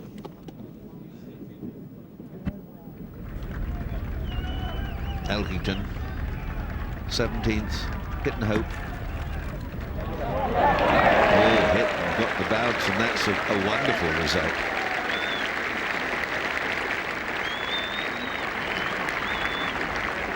So Elkington, if we can hold that and get a 3 at the last, we'll go to 6 under. Rocca with a 4 and a 3 can do the same. If Daly doesn't chip putt, we could still have playoff at 6 under, although somebody might hold their second at the last.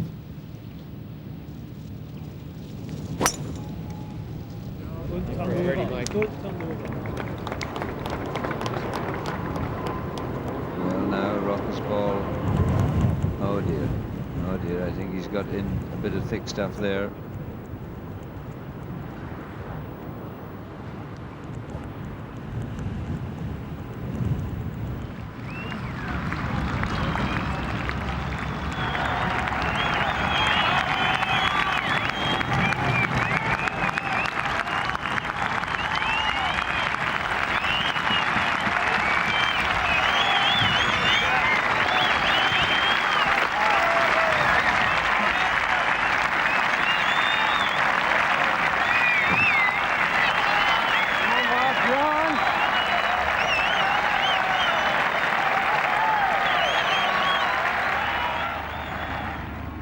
Elkington could hear every... Oh, he could hear all of the noise just a few hundred yards away.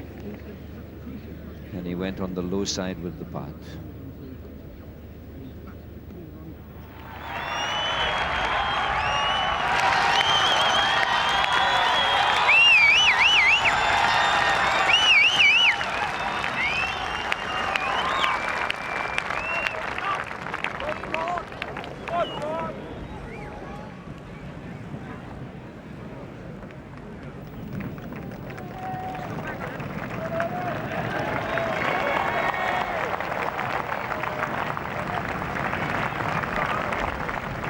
Well, Daly's actually not hit his drive quite far enough, and he's left himself a very awkward pitch.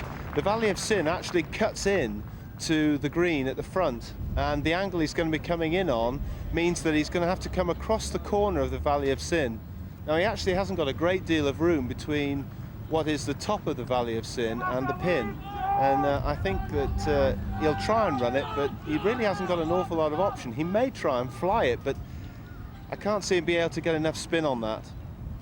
The thing is, the electric atmosphere here must be putting an awful lot of pressure on him.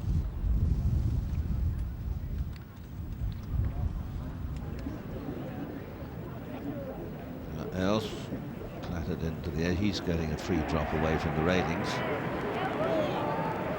Big moments coming up here. Campbell to drive at 17. Rocca in the rough on the left. Go get him. And he's going to join him. 90% of drives have been in there today. Ernie having a drop and running away. Another one, I guess. To be very close to the railings. I was looking the other day, they're very small dropping areas, and if there were a number of people there, well, you could be unlucky.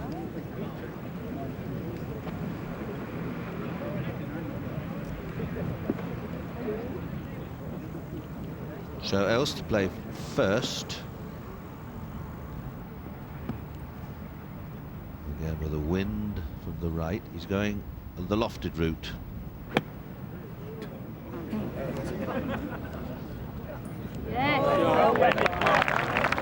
Well, you saw how quickly that ball stopped.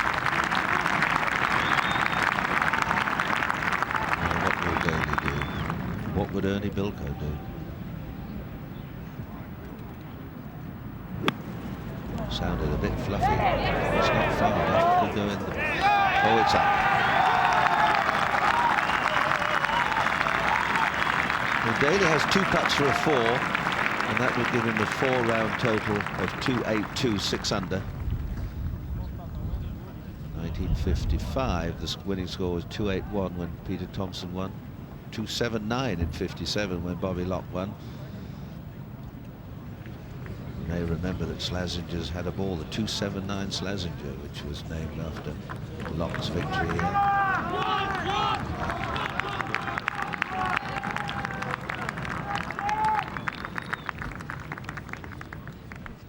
Rocca in the rough on the left of 17. He's not out of it. If he can just, how about a 3-3 finish? That would just stir things up a little bit. He's got a tough shot out of a tough lie. 155 to the front. It's like a 7-iron. He started it out well out to the right. The wind's hardly touched it at all. Now it's going to go on the road and onto the bank and into the photographers. All sorts of things. So that has really done that for Mr. Rocca, sadly. I tried to take it on, and the old road hole had its own back.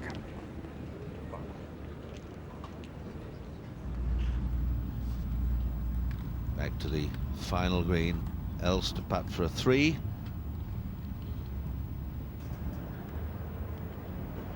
This for a 74.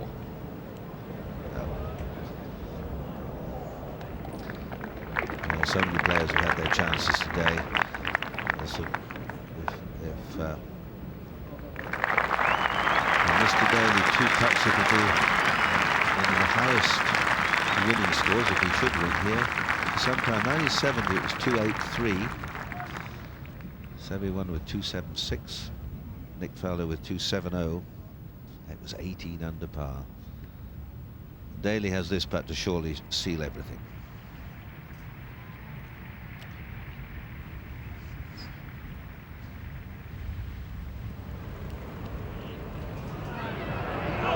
Good speed. It's a very neatly done putt. And he's going to tap that in. That sets a total of 282 strokes.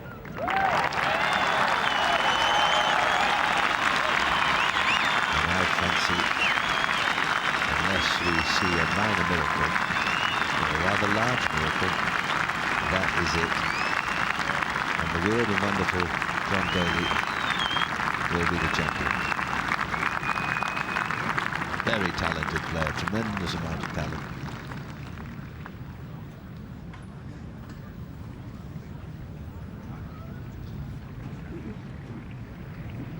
Into the scorers room, back behind, just 2 more matches out on the course.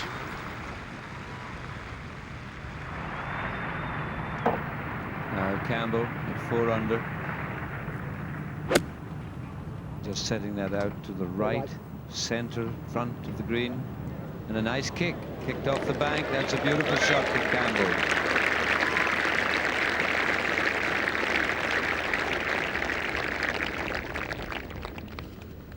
Well, if he popped that one in and goes to 5 under, and the 3 at the last, we could have a playoff.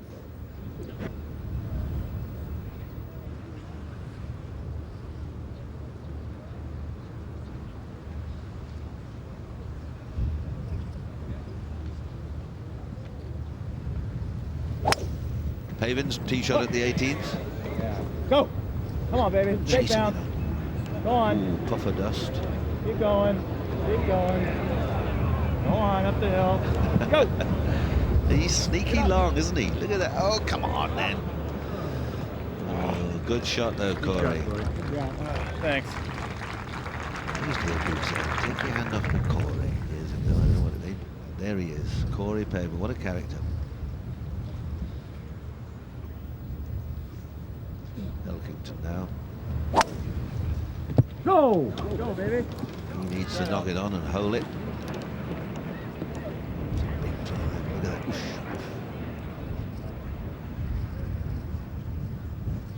Even with all the modern equipment and the ground firm, this green isn't driven as often, or not many more times, certainly, than it was years ago, because we had a smaller ball and perhaps less grass on the fairways.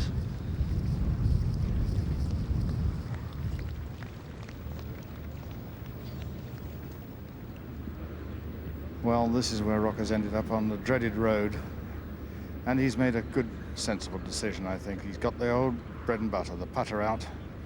It's probably the best he can do, whack it into the bank. It's going to come up there, come up with topspin onto that bank, and then it'll move on quite quickly down to the hole, so he has to be very careful with it. The other alternative was possibly a 3-iron or 4-iron.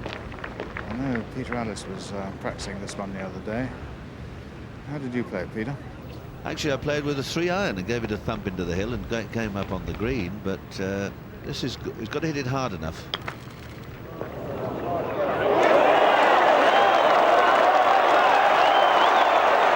That's a fine result. You've got to hit it hard enough, and you've got to have a bit of good fortune.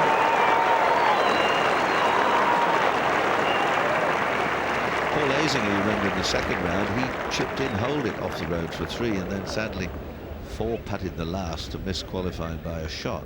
Have another look now. Watch how this bobbles along. It's off the bits of asphalt and pebbles.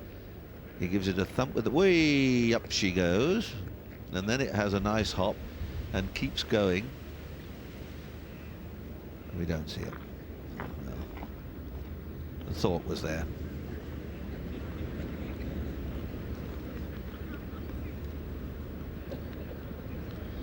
So, Master Campbell. Steve Bottomley, I wonder where he is at this moment. Probably hovering around the clubhouse waiting for that rather large check that's going to come his way.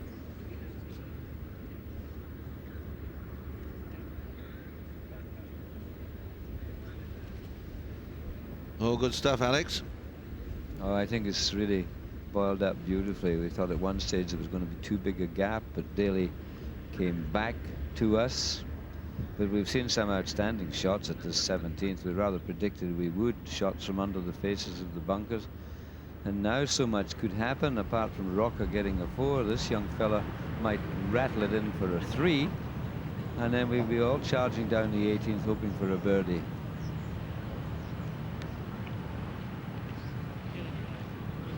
Firm.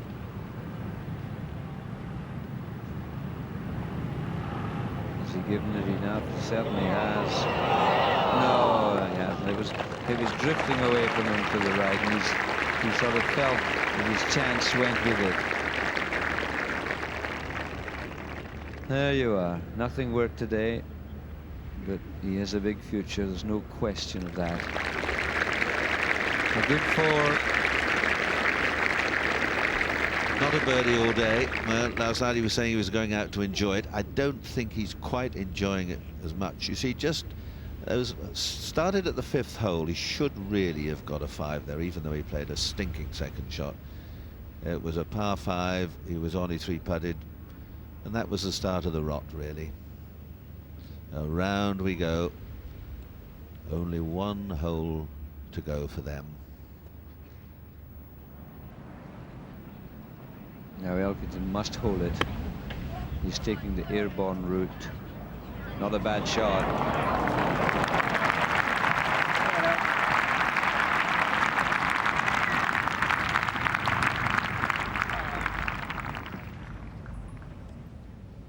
Rocca, big putt here. If he holds this and a 3 at the last, we've got a playoff.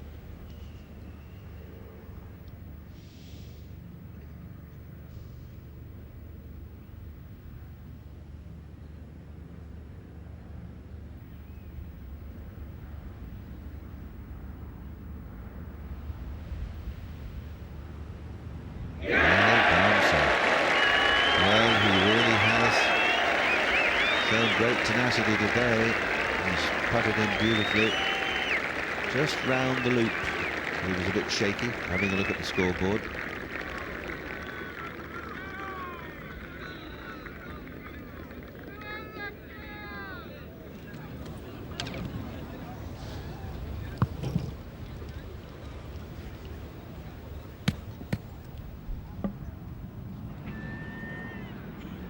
Corey Pavin.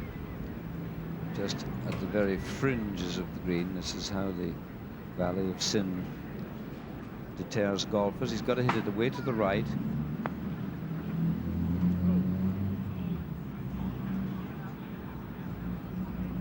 And a rather poor putt from Corey Pavin. 3 under, 2 over for the championship. Sorry, 2 over for the round today.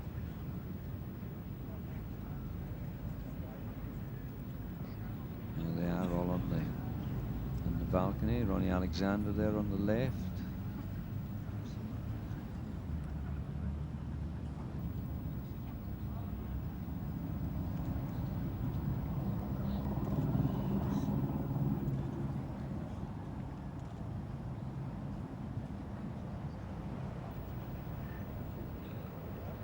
Only a few weeks ago that he was playing that dramatic shot at the 18th at Shinnecock, where he hit this glorious little hooky 4 wood that virtually it endeared him to everyone, that shot. Rocca with the driver. The advantage, of course, Peter, that Rocca has here, Daly yesterday took a driver, went up the clubhouse steps. That's what forced him to tone down to an iron, but Rocca can hit a flat-out drive, and it's in his range, isn't it?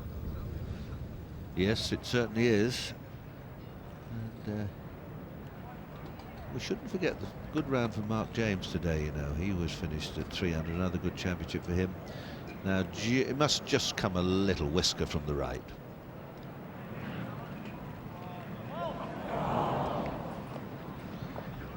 Well, he hasn't really held any putts today, but a couple, but he's had a number of chances. Wasn't to be.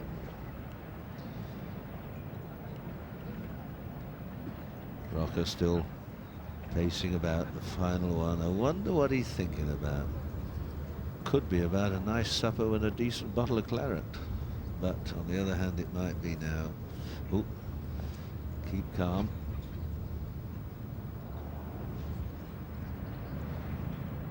Elkington.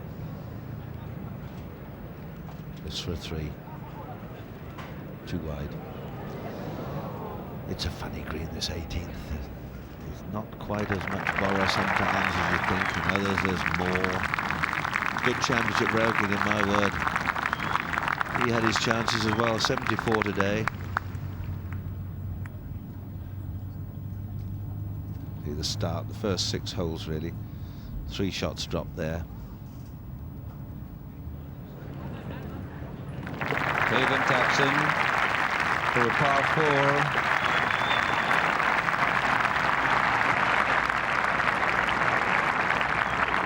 4. Paven finishes the championship at 3 under, a round of 74 today. And now the stage is set for this final pair, the last group on the course, on the 18th. And the leaderboard shows you Daly on his own. But can he be caught by this man?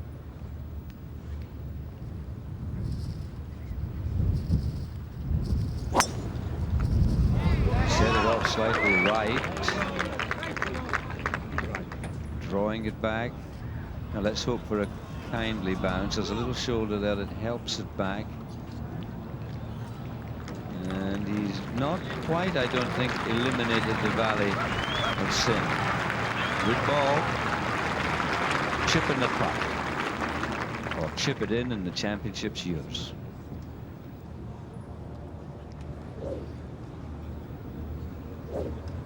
Now, I'm just trying to do my sums.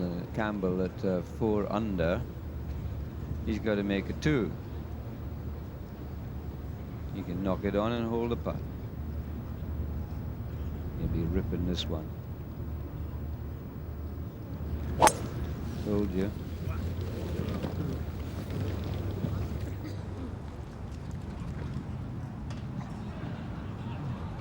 He'll come off that wee shoulder. He's up on the green.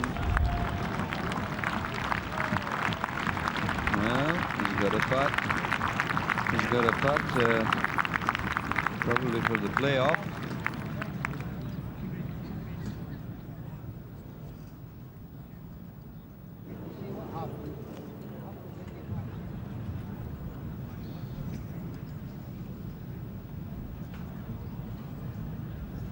And anxiously watching Mr. and Mrs. D. What a thing, eh? Well, many of us thought that he certainly has the talent, Daly. The traditional crowds gather always across the 18th fairway, depending where we are, whether it's a cavalry charge. Sometimes the policemen struggle to keep the crowds back when the second shots are played. They should let them come up gently behind the players. Reiterate, it's been a splendid championship. Everyone works so hard. People, 5,000 or 6,000 workers come here every day. Catering, police, stewards. Quick drag of the weed. It is wonderful, isn't it?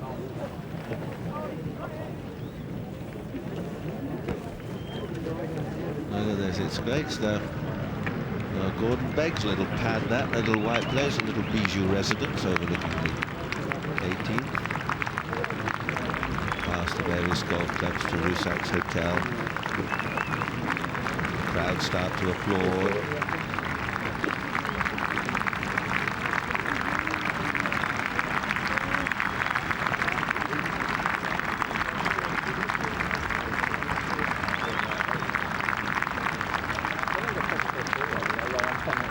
There you get some idea of the size of the green and the Valley of Sin down there on the right.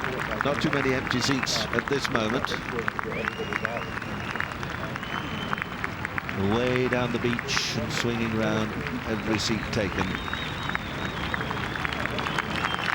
Golf Course Hotel. And applause for Rocca and Michael Campbell.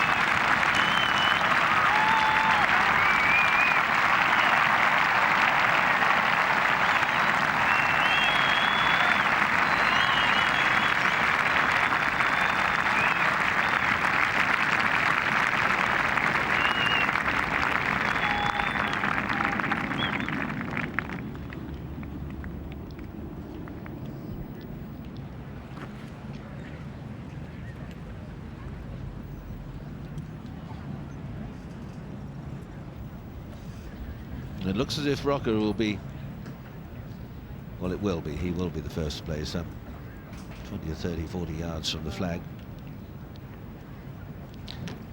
Both of them are in with a shout here. Rocca if he can get down in 2, and of course Campbell if he should hold from off the green at the back. Rocca obviously in with the better chance. Put your head on my shoulder, my dear.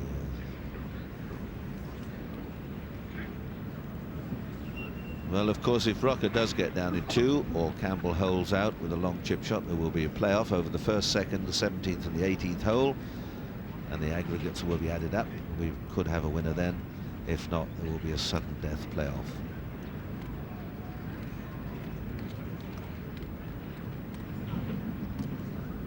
No, he's coming across the green. He's having a good old look around because it depends again on the lie. Grass is pretty good over on that side.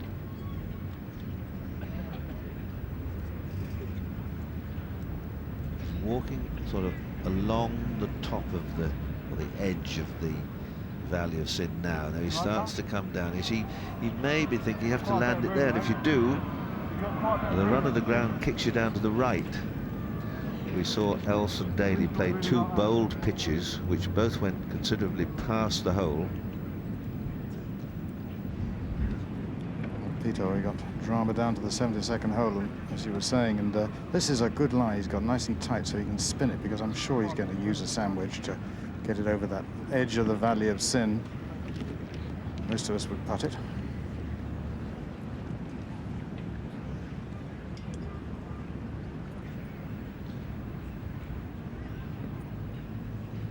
Well, this is it.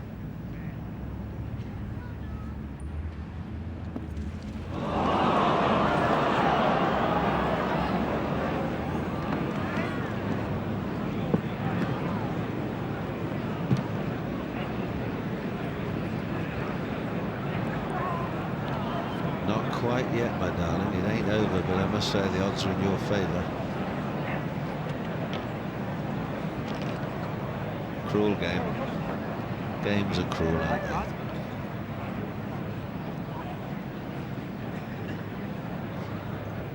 Because if he takes 3 more to get down from here, it really has done it. Could be Campbell next from the back of the green.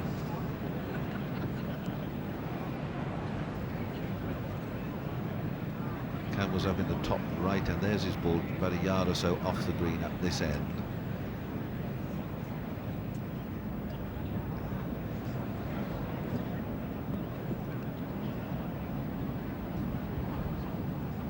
Well, this, if he were to hold it, although he's off the green.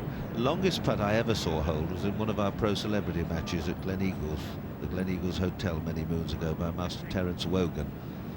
It was about a 98 yards or something quite ridiculous, and it was absolutely genuine, and people have often said, how many goes did he have at it? There's Daly. Heart must be going pitter-patter, pitter-patter.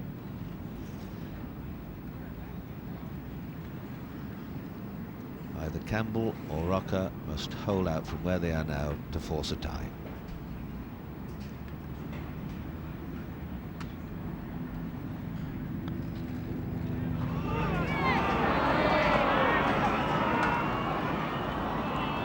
Good effort from such long range. After all his trials and tribulations, if he holds that, he's going to end up just a shot behind. Amazing, isn't it? Have a look at Rocca's chip now. He just went at it quite quickly, but decelerated. Just didn't swing it back a little bit. just flopped it, just decelerated really, just afraid of it. And there you are.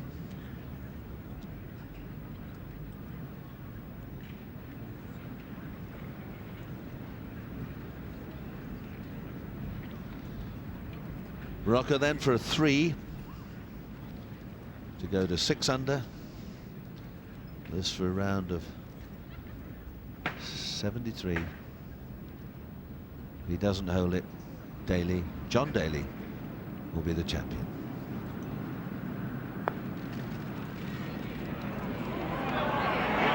Look at this.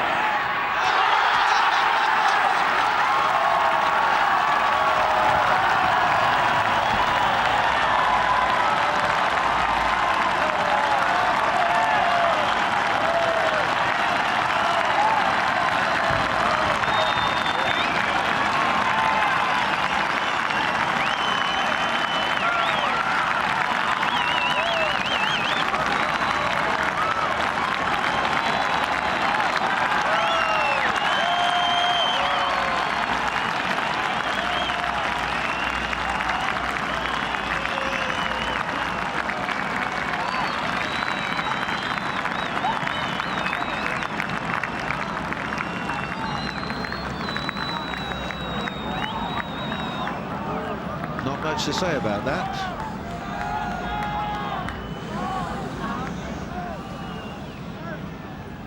Quite extraordinary. Now the crowd have got to settle. Michael Campbell has, hopefully for him, one last shot to hit. John Daly must be feeling down in the dumps. But 4-hole playoff to come, going into extra time, and let's hope young Campbell holds this. Extraordinary scenes. Just left a bit, not too hard. Brad Faxon there with Daly.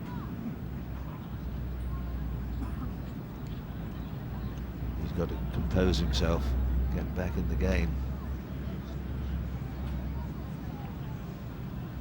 Campbell for a 3.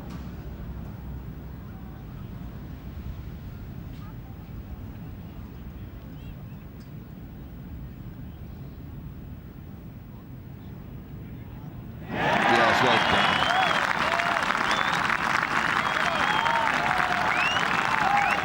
Terrific. So a playoff. Daly and Rocca, Brooks, Bottomley, Campbell. And next at 5 under.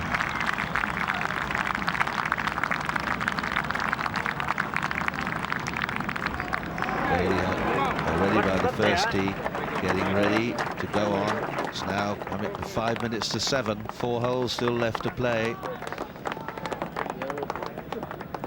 Well.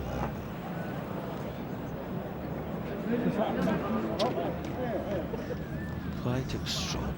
There has been a tie for the championship. So there's the result thus far. One of those two at the top will be the champion in, well, half an hour, 45 minutes time or whatever it is. Stephen Bottomley there came up with not many great hopes of doing well, would you believe it? And he missed out by a shot. Mark Brooks from the United States played well, took 6 at the 16th. That blew his chances away. And of course Michael Campbell just sort of dithered about a bit. Elkington had his chances. VJ was never really threatening. The crowds move away, get in position. You see, if this was in the United States now, the championship would be 18 holes tomorrow. And the RNA, rightly or wrongly, in their wisdom, decided they would have a 4-hole playoff and get the job done on the day when everybody was here. And hotels hadn't got to be rebooked, and airline tickets hadn't got to be cancelled, and all the other bits and pieces that go into making these championships so wondrous. Well, Daly must surely have thought, well, I'm sure he did, that he was the champion when Rocca dubbed that little chip. Extraordinary. Then a few minutes later, the same man that had dubbed the chip hold the impossible putt.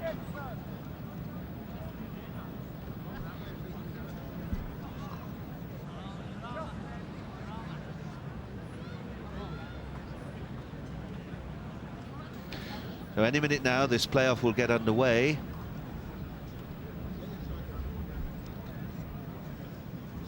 And they'll spin a coin for the honor, I guess.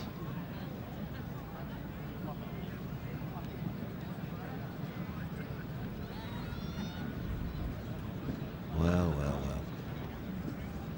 Rocca comes down, and they want to, obviously, Rocca's on the first tee now. They want to get this thing started as soon as possible, keep the momentum going. And I think it's a good thing for both of them that they played really in close proximity to each other. Nobody was in an hour and a half ago with time for the old muscles to seize up. Ooh, that's a good one. So I wonder what the strategy will be here. Rocca only has won a couple of tournaments in his life. Daly's won one major championship already, on the threshold perhaps of another one. Must have thought he'd won it really, mustn't he? It'll be well, whoever's shot it is first. This is the classic match play situation, really. If you hit the fairway, I must hit the fairway. If he hits the green, I must hit the green. And it's more likely to be a mistake now that wins, and that mistake most likely to come at the 1st or the 17th. But you never know. Alex, what about that then, my boy? Well, it doesn't seem so many weeks ago when you and I were saying if we had someone to hold a putt to save our lives, we would have Rocca about 233rd down the list. And all of a sudden he hits that wonderful putt after what must have been a heartbreaking pitch.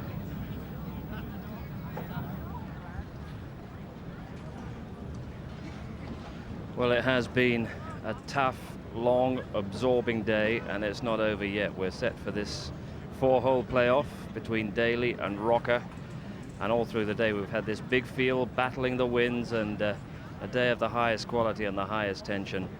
And there's still, the best part of an hour to go. It does mean, as we feared earlier in the day, that we've no time left for the highlights of the 500cc Motorcycle Grand Prix that took place at Donington this afternoon. Our apologies for that, but you will be able to see what happened in Grand Prix tonight at 12:40 and repeated again tomorrow afternoon. But the tension over the next half hour or so is going to be absolutely extreme. Rocca against Daly for the Open Championship title.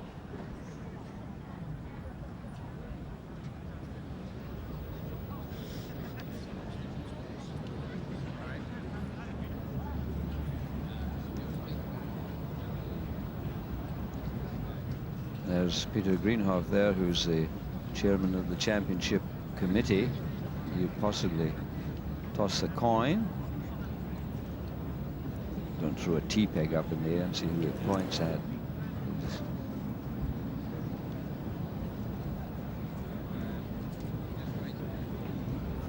Peter Greenhoff has done some sterling work here, Alec, and they always manage, the RNA manage to find very special people to serve on their committees. It's not an easy task, unpaid and sometimes thankless, but they do a terrific job, and they keep the rules of the golf game going along very well indeed. David Hell moves away. That's the back of Michael Benalik, greatest amateur golfer, certainly in modern times, that Britain has ever produced. And he must be very pleased. George Wilson, another great stalwart of the paid staff of the RNA, who along with the USGA really do keep the game in good order. Now he's just gone away. Rocca's nipped off.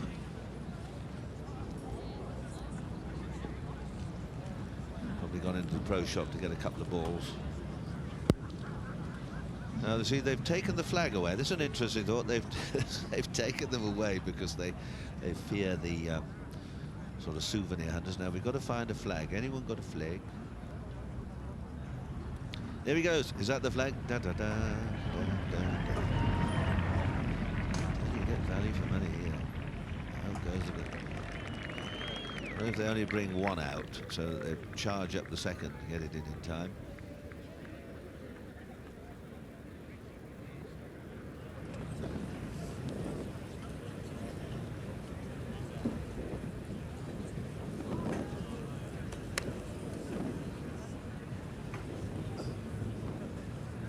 Daly's got his iron out, so it looks as if he's going to bump one away with a 1 iron. Keep off the chips. Well,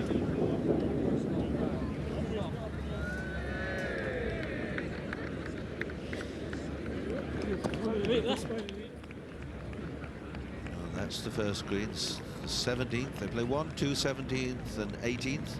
The flag comes in. You can see there from that camera shot, it's not very far from the front. The front of the water, is it? Look at that. Not much room for error.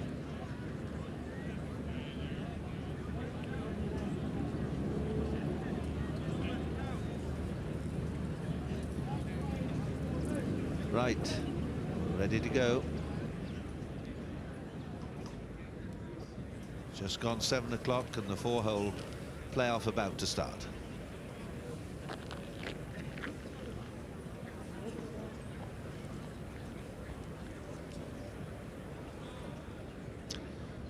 One time Daly was up by 3 ahead. Just a little slight hiccup from him and some good play from the others. They were, at the end of the day, there must have been 5 or 6 players in with a chance. I must say, I thought it was Daly's championship.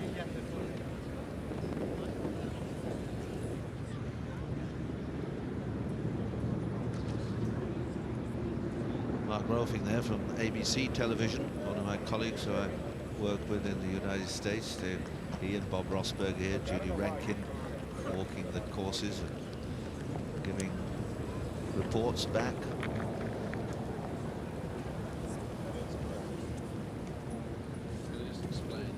The winning putt again, up the valley of sin. Look at it, charging on and on and on, and it's in here, isn't it? Oh, look at that.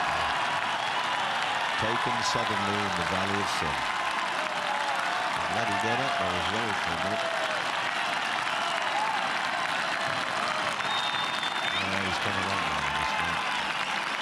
Not had an easy journey. They both have.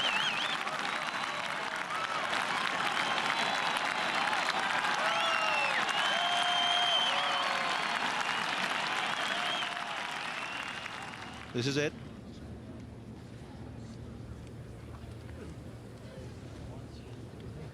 That's a new scorecard, or is that a new map? If it gets dark, make your own way back.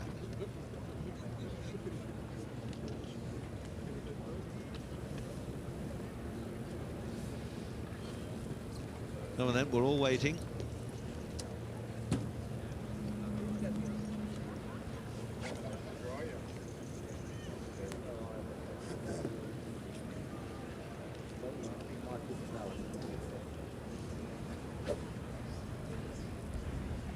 See the selection that the club that John Daly has already made, the iron club. He doesn't want to reach the water. The adrenaline obviously going to be pumping through the veins. 1 iron shot. Michael Van Alec, the secretary of the Royal and Ancient Club.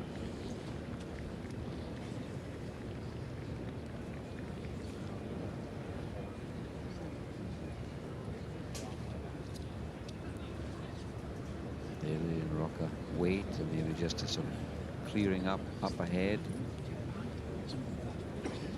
And to gather in that huge rope, the officials and the 5 police, of course, have done a wonderful job. And that rope was a very heavy article to haul out across. They had to bring it all back in.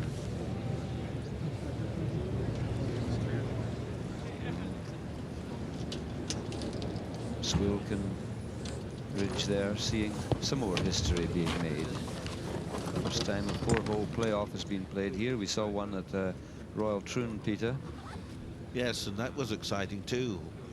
Greg Norman, Wayne Grady, and of course Mark Calcavecchia.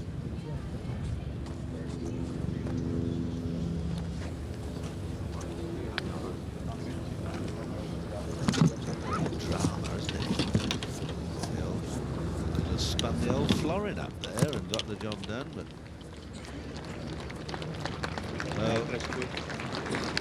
Costantino Rocca, first to drive in the playoff.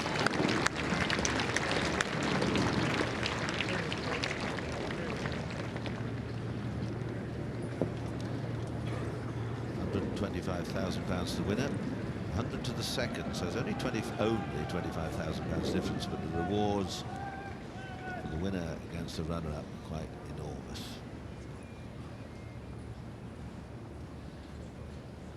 Just checking to see if all the numbers were the same there, I think. Here he goes then.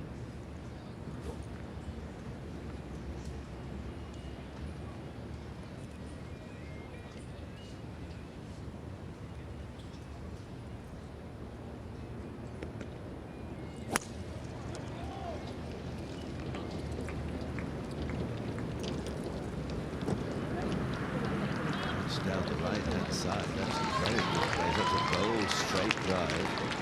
Let's hope we don't have an anti-climax now. She's still well in from the edge of the gallery. Daly.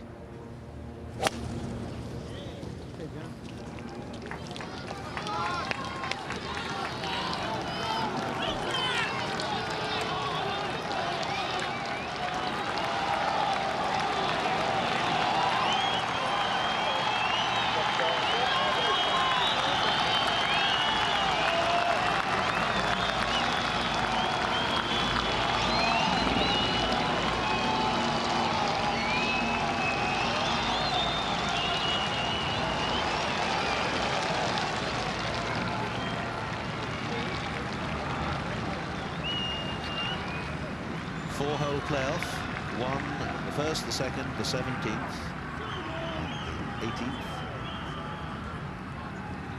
And if they're still level, it will be sudden death.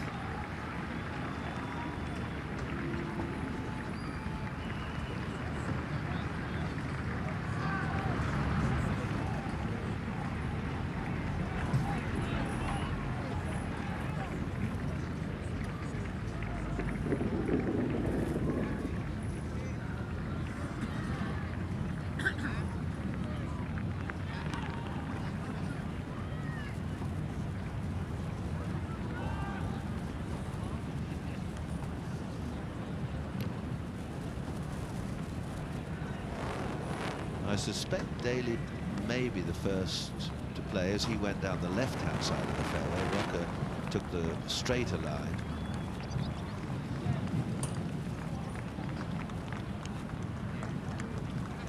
Over the 17th green, Swill can burn. See how it winds its way across and then out into the sands. Daly coming towards us on the right, Rocca up the left.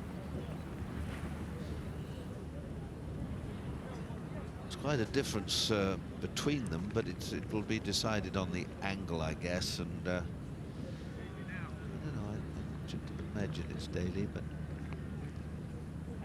you can't always tell.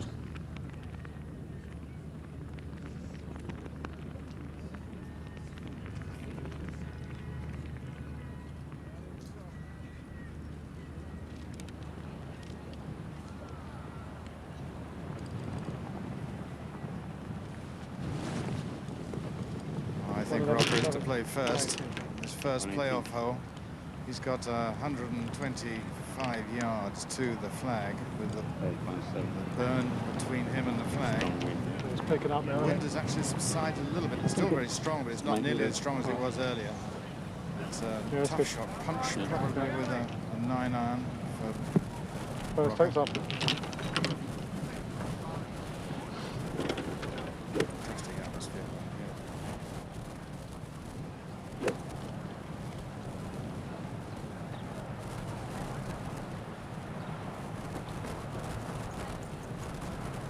Get it on the green.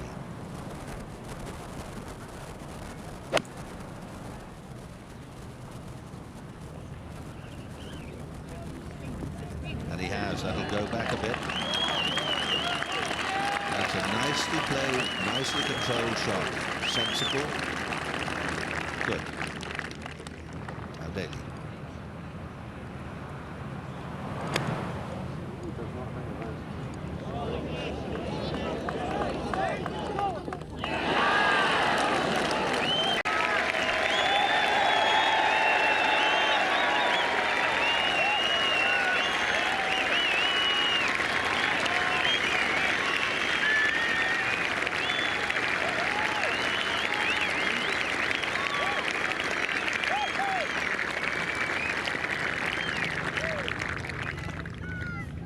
Rocca went one behind at the first, thanks to his own mistake with the putter. Daly made the move at the second with a brilliant 3. Now Rocca nestles in the side.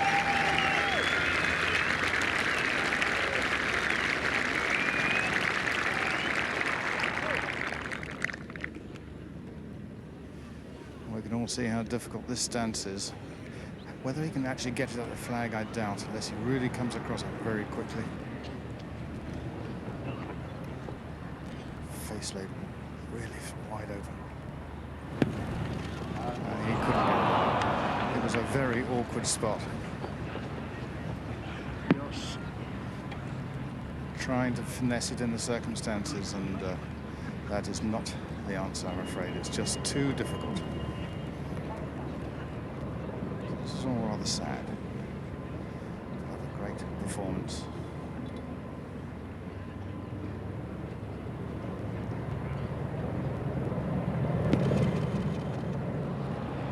Back in again, that ball.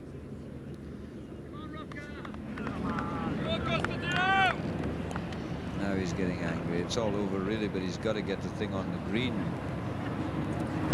Well done.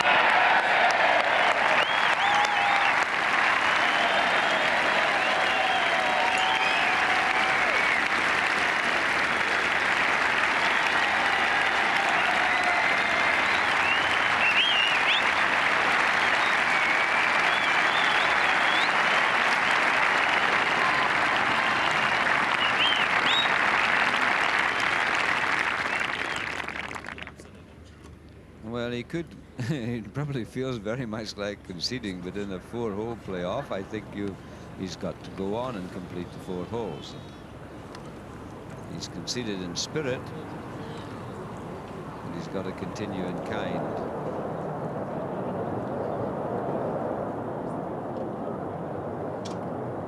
This is his 6th shot.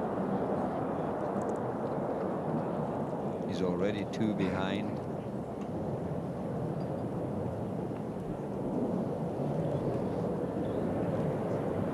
Shot at the 18's probably drained him entirely. This for a 6. It's going to be a 7. I suppose you could capitulate now. You could shake hands and say thank you very much. I don't really know. I suppose he could do. It doesn't make any difference his position. He would finish 2nd. Daly would be the winner, not the 2nd. How disappointing he must be, but Daly, all congratulations to him. Just nudge this up to the hole. Umpteen in hand. Is he going to get a 3? Yeah.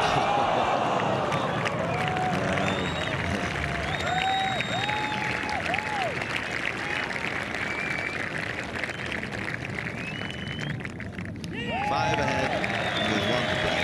So Daly is the champion. I don't think whatever he did at the last hole, unless he deliberately drove 5 balls over Rusak's hotel, he could lose.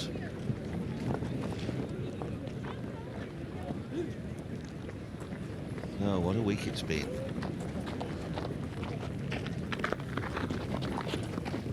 I don't think we'll see him waste much time with this one. Iron off, Mercedes? Yeah, good man.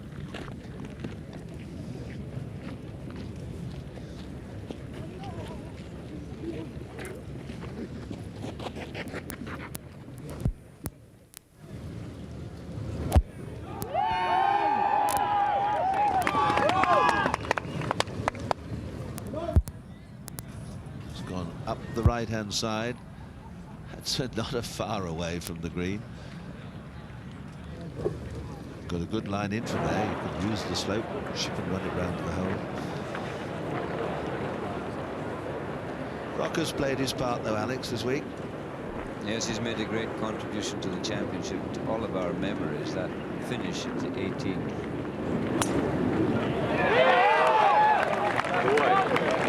Just on the green, and it goes in the hole. He's going to come up and catch the valley. Well, he held it from there last time he played it. This for a 2.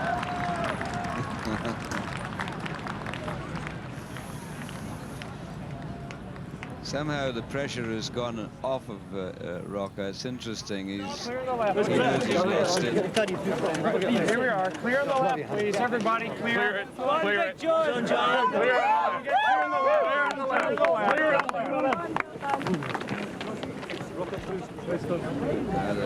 They walk over the Squilton Bridge and a few heavies around him. Not that he needs too many.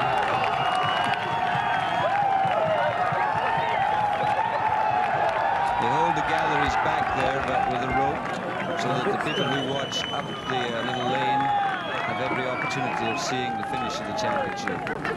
Beautifully organised. Used to be a mad pandemonium. Excuse me, please. Excuse me. Well, excuse me. They cling on everywhere. They're up lampposts.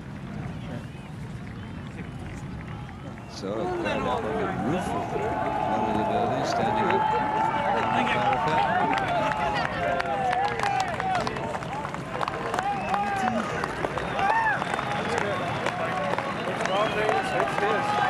It's welcome. Manning, we are so happy to do a big thing.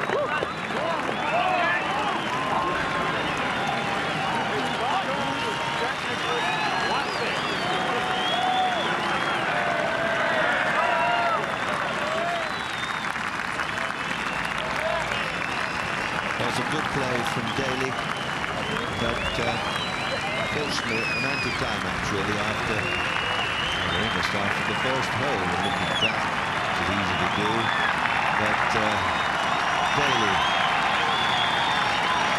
most electrifying player in the world today. Just everyone, many thought he was just a snatcher of the ball. He's now won 2 major championships: the US PGA Championship, the Open Championship, and who's to say he's not going to win the other 2, the US Open and the Masters. The Masters, I think, is probably a good course for him. US Masters might be a little too narrow and the rough maybe a bit thick. He's not going to hang about. Just watch this. I fancy he's going to play a rather nice little pitch and run here that just throw it up to the front of the green and ease down over the slope to the hole. Just a little speedy, but beautifully done.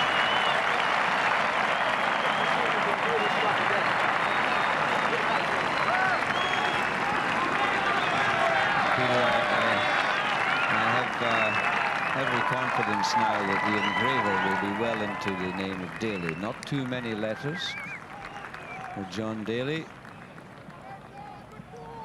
There he is. There he's on his way, carving in the winner of the 1995 Open Championship.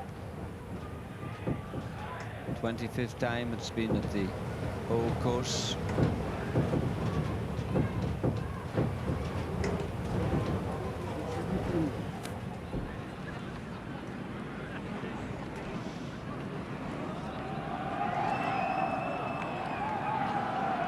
Well, he held this last time, but seeing as you're sort of 5 or 6 behind, I shouldn't really waste all that much time on this one, but be nice to do it again, I suppose.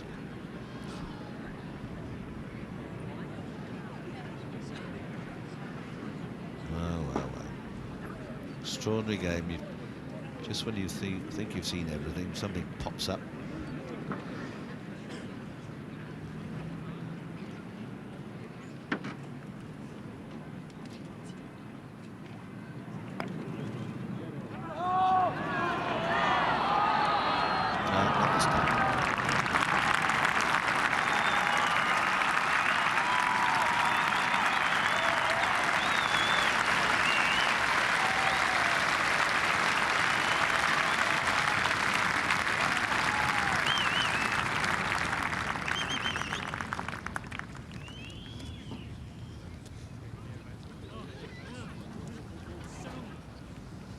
Rocca for a 4.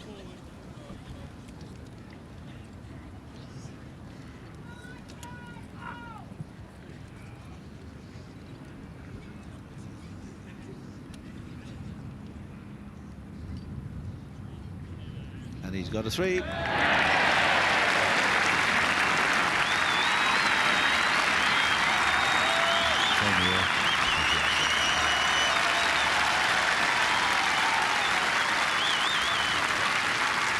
5-4-7-3 against this man. 4-3-4. You're the man!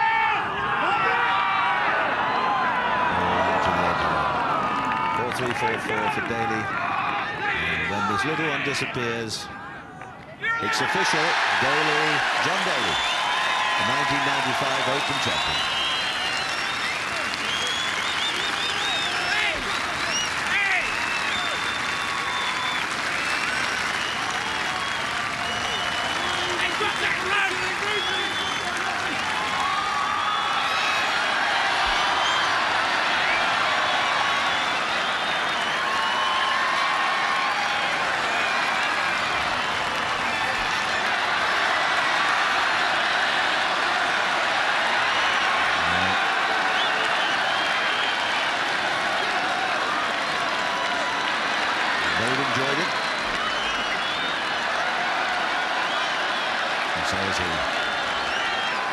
ABC television moving there for a quick interview.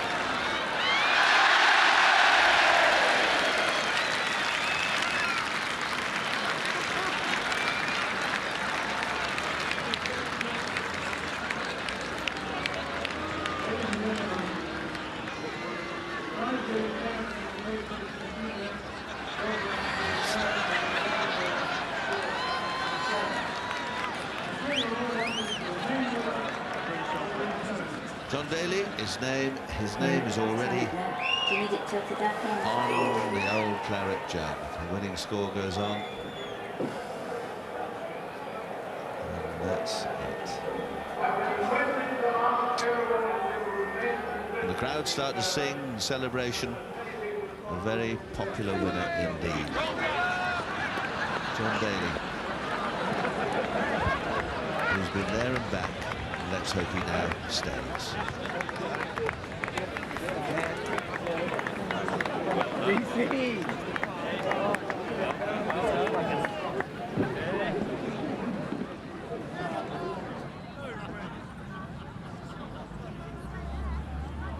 So let's have a look how they all finished. John Daly and Costantino tied. And at the playoff, of course, which you've just seen, is Stephen Bottleby, the surprise package of the week from Yorkshire, from Bingley. Played a wonderful round today, came in at 5 under. Mark Brooks, he had his chances, but they disappeared at the 16th. Michael Campbell just frittered a few away, but what a lot of good stuff he showed us. Vijay Singh continues to play beautifully wherever he bobs up in the world. Steve Elkington, too, had many opportunities, but at the end of the day, he was just 2 strokes shy. Mark James, another very good performance from him. Always does well in the championship. And then a whole 3 Americans. Corey Pavin just couldn't get it firing today. Payne Stewart, who many thought could win. Brett Ogle, Sam Torrance did well again. Greg Norman, well, he had a good round today, but he was too far behind. Ben Crenshaw, the Masters champion, ended up at 1 under par. Steve Webster from Atherstone, a little village where the famous Hunt family came from, was the leading amateur. Jose Maria there at 2 over, 290 for 4 rounds he totaled.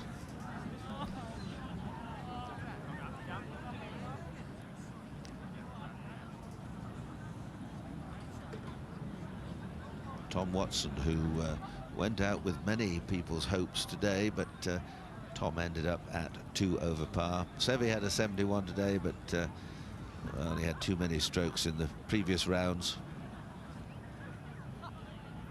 Nick Faldo, 3 over par, 291. And Gordon Sherry, a young amateur champion, ending at 3 over. A very good Open Championship for him, beating the fabled Tiger Woods, who ended up well down the field.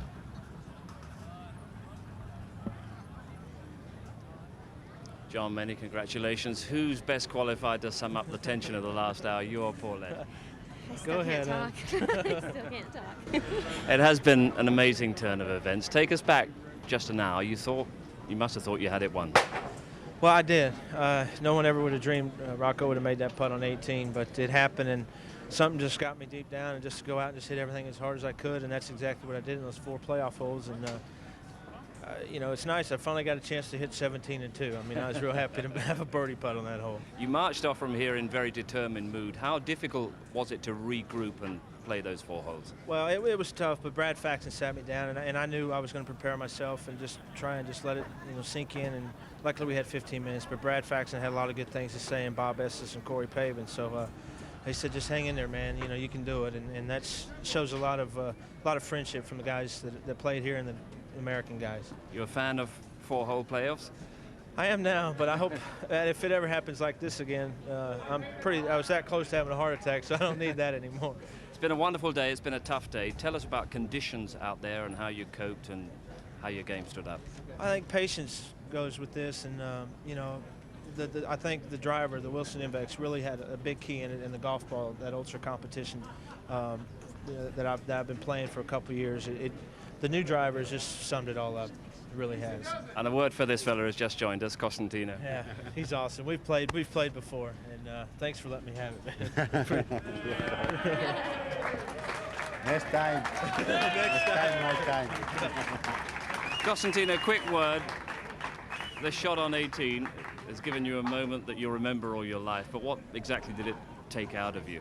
I don't know. I try to hit the wedge because I have a lot of room toward the ball, but I don't know. My hand is coming back. It don't go through, and then I hit the putt for make 2 putts.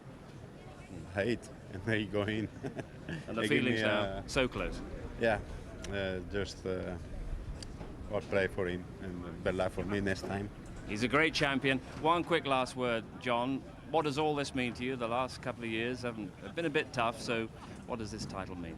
It just sums it all up. I mean, all the stuff I've gone through, all the stuff that Paulette and both of us have gone through with everything, and she's a trooper. She's hung in there with me, and to win a major sober, it's just unbelievable. We're delighted for you. You're the champion. Well played. Well played, Costantino. Thank you very much. Thank you.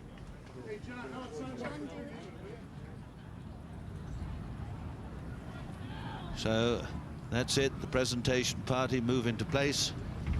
And John Daly will be crowned the champion, officially crowned the champion for the 1995 Open Championship. It's been a good one. The weather's been good, although difficult. The wind has blown, not much rain. There's the table and the famous trophy. And, well, I think this will be a memorable championship. They're all great. Some just happen to be a little bit more special than others. It's been a long day for everybody. 10 minutes to 8 now, as you can see on the famous old clock. The second playoff hole, Rocca 3-putted the first, and he's coming down the green. Gives it quite a good strike. And when it gets about here, the pace and the line look good, don't they? And boom. It might have gone a few feet past, but it didn't. It caught the hole and disappeared. And although Rocca made a valiant attempt, he could only run it down stone dead to the whole side. And that really was it. When Rocca went into the bunker at the 17th, it took 2 or 3 to get out. And Daly got onto the green beautifully until it was all over. Now the presentation ceremony. Officials of the PGA and the PGA committee and the chairman of the Links Trust, the captain of the club, the RNA officials. They all take their places at the table. David Hill there on the left, George Wilson. All line up, get your hands out your pockets and get ready for the presentation.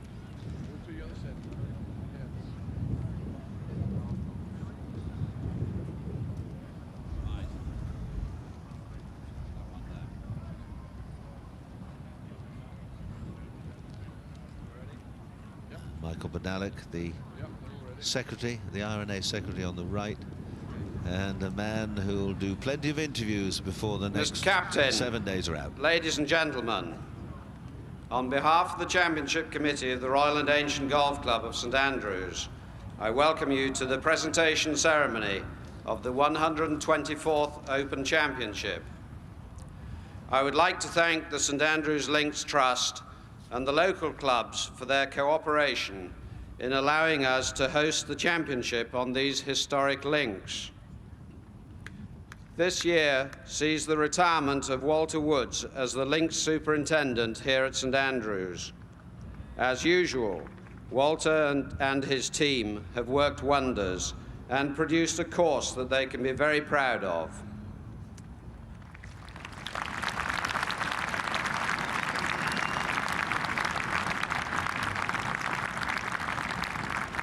We all wish you well, Walter, and thank you for your contribution to this and earlier Open Championships.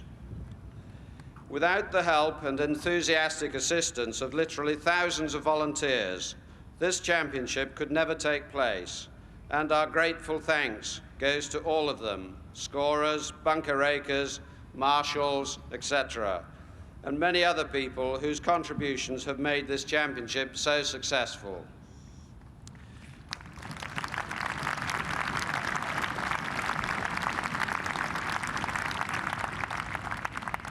Much has been and will be written about his contribution to the Open, but all of us who were here on Friday to see Arnold Palmer finish his second round will remember his farewell to the Open Championship for many years. At the beginning of last week, over 1,800 players had hopes of winning the championship, but finally, John Daly has prevailed.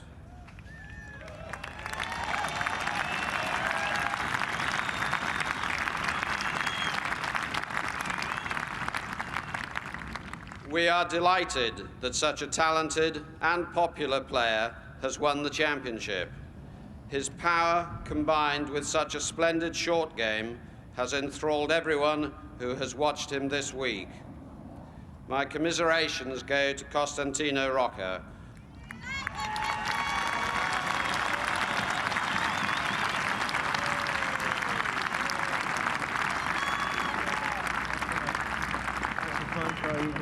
Finally, I hope you have all enjoyed the championship, and thank you for staying for the presentation of the trophy.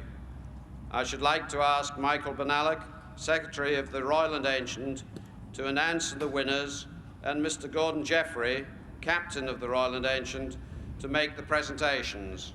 Thank you.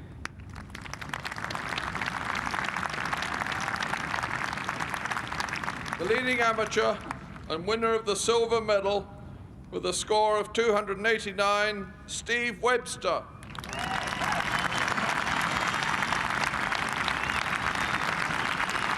Well, he's only a slip of a lad, but how well he played. Beautifully played. Proud of him in the Midlands tonight, and hopefully for many more years to come. Excellent play. Qualified at London Links with rounds of 66 and 69. Runner-up and winner of the Silver Quake with a score of 282, Costantino Rocca.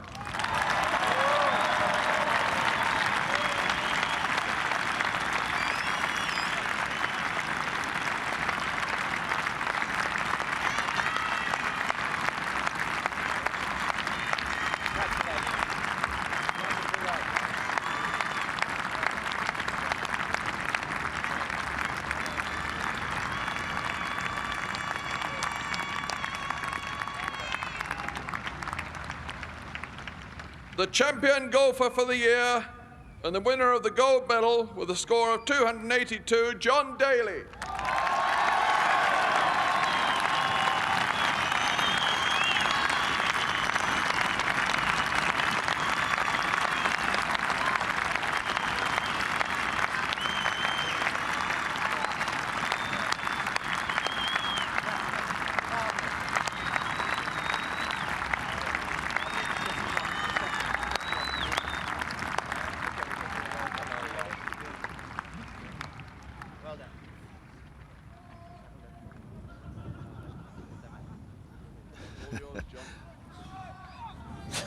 What the hell do you want me to say? This is unbelievable.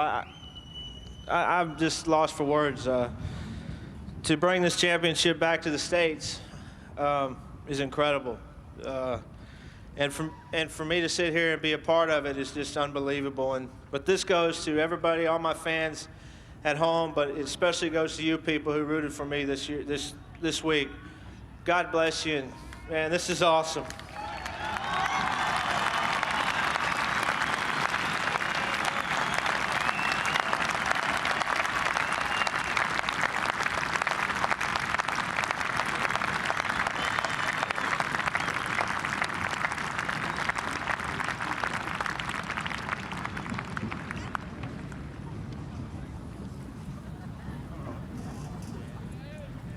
Thought I was done, huh?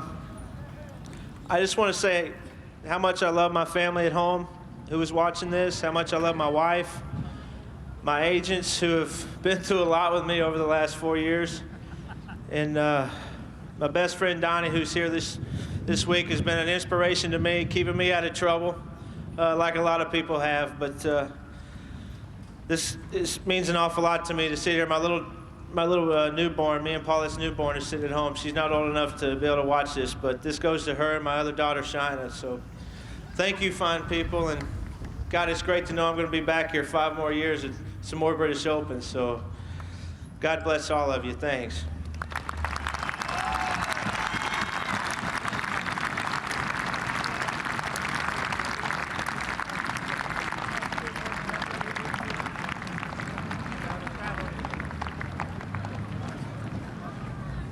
That concludes the prize presentation.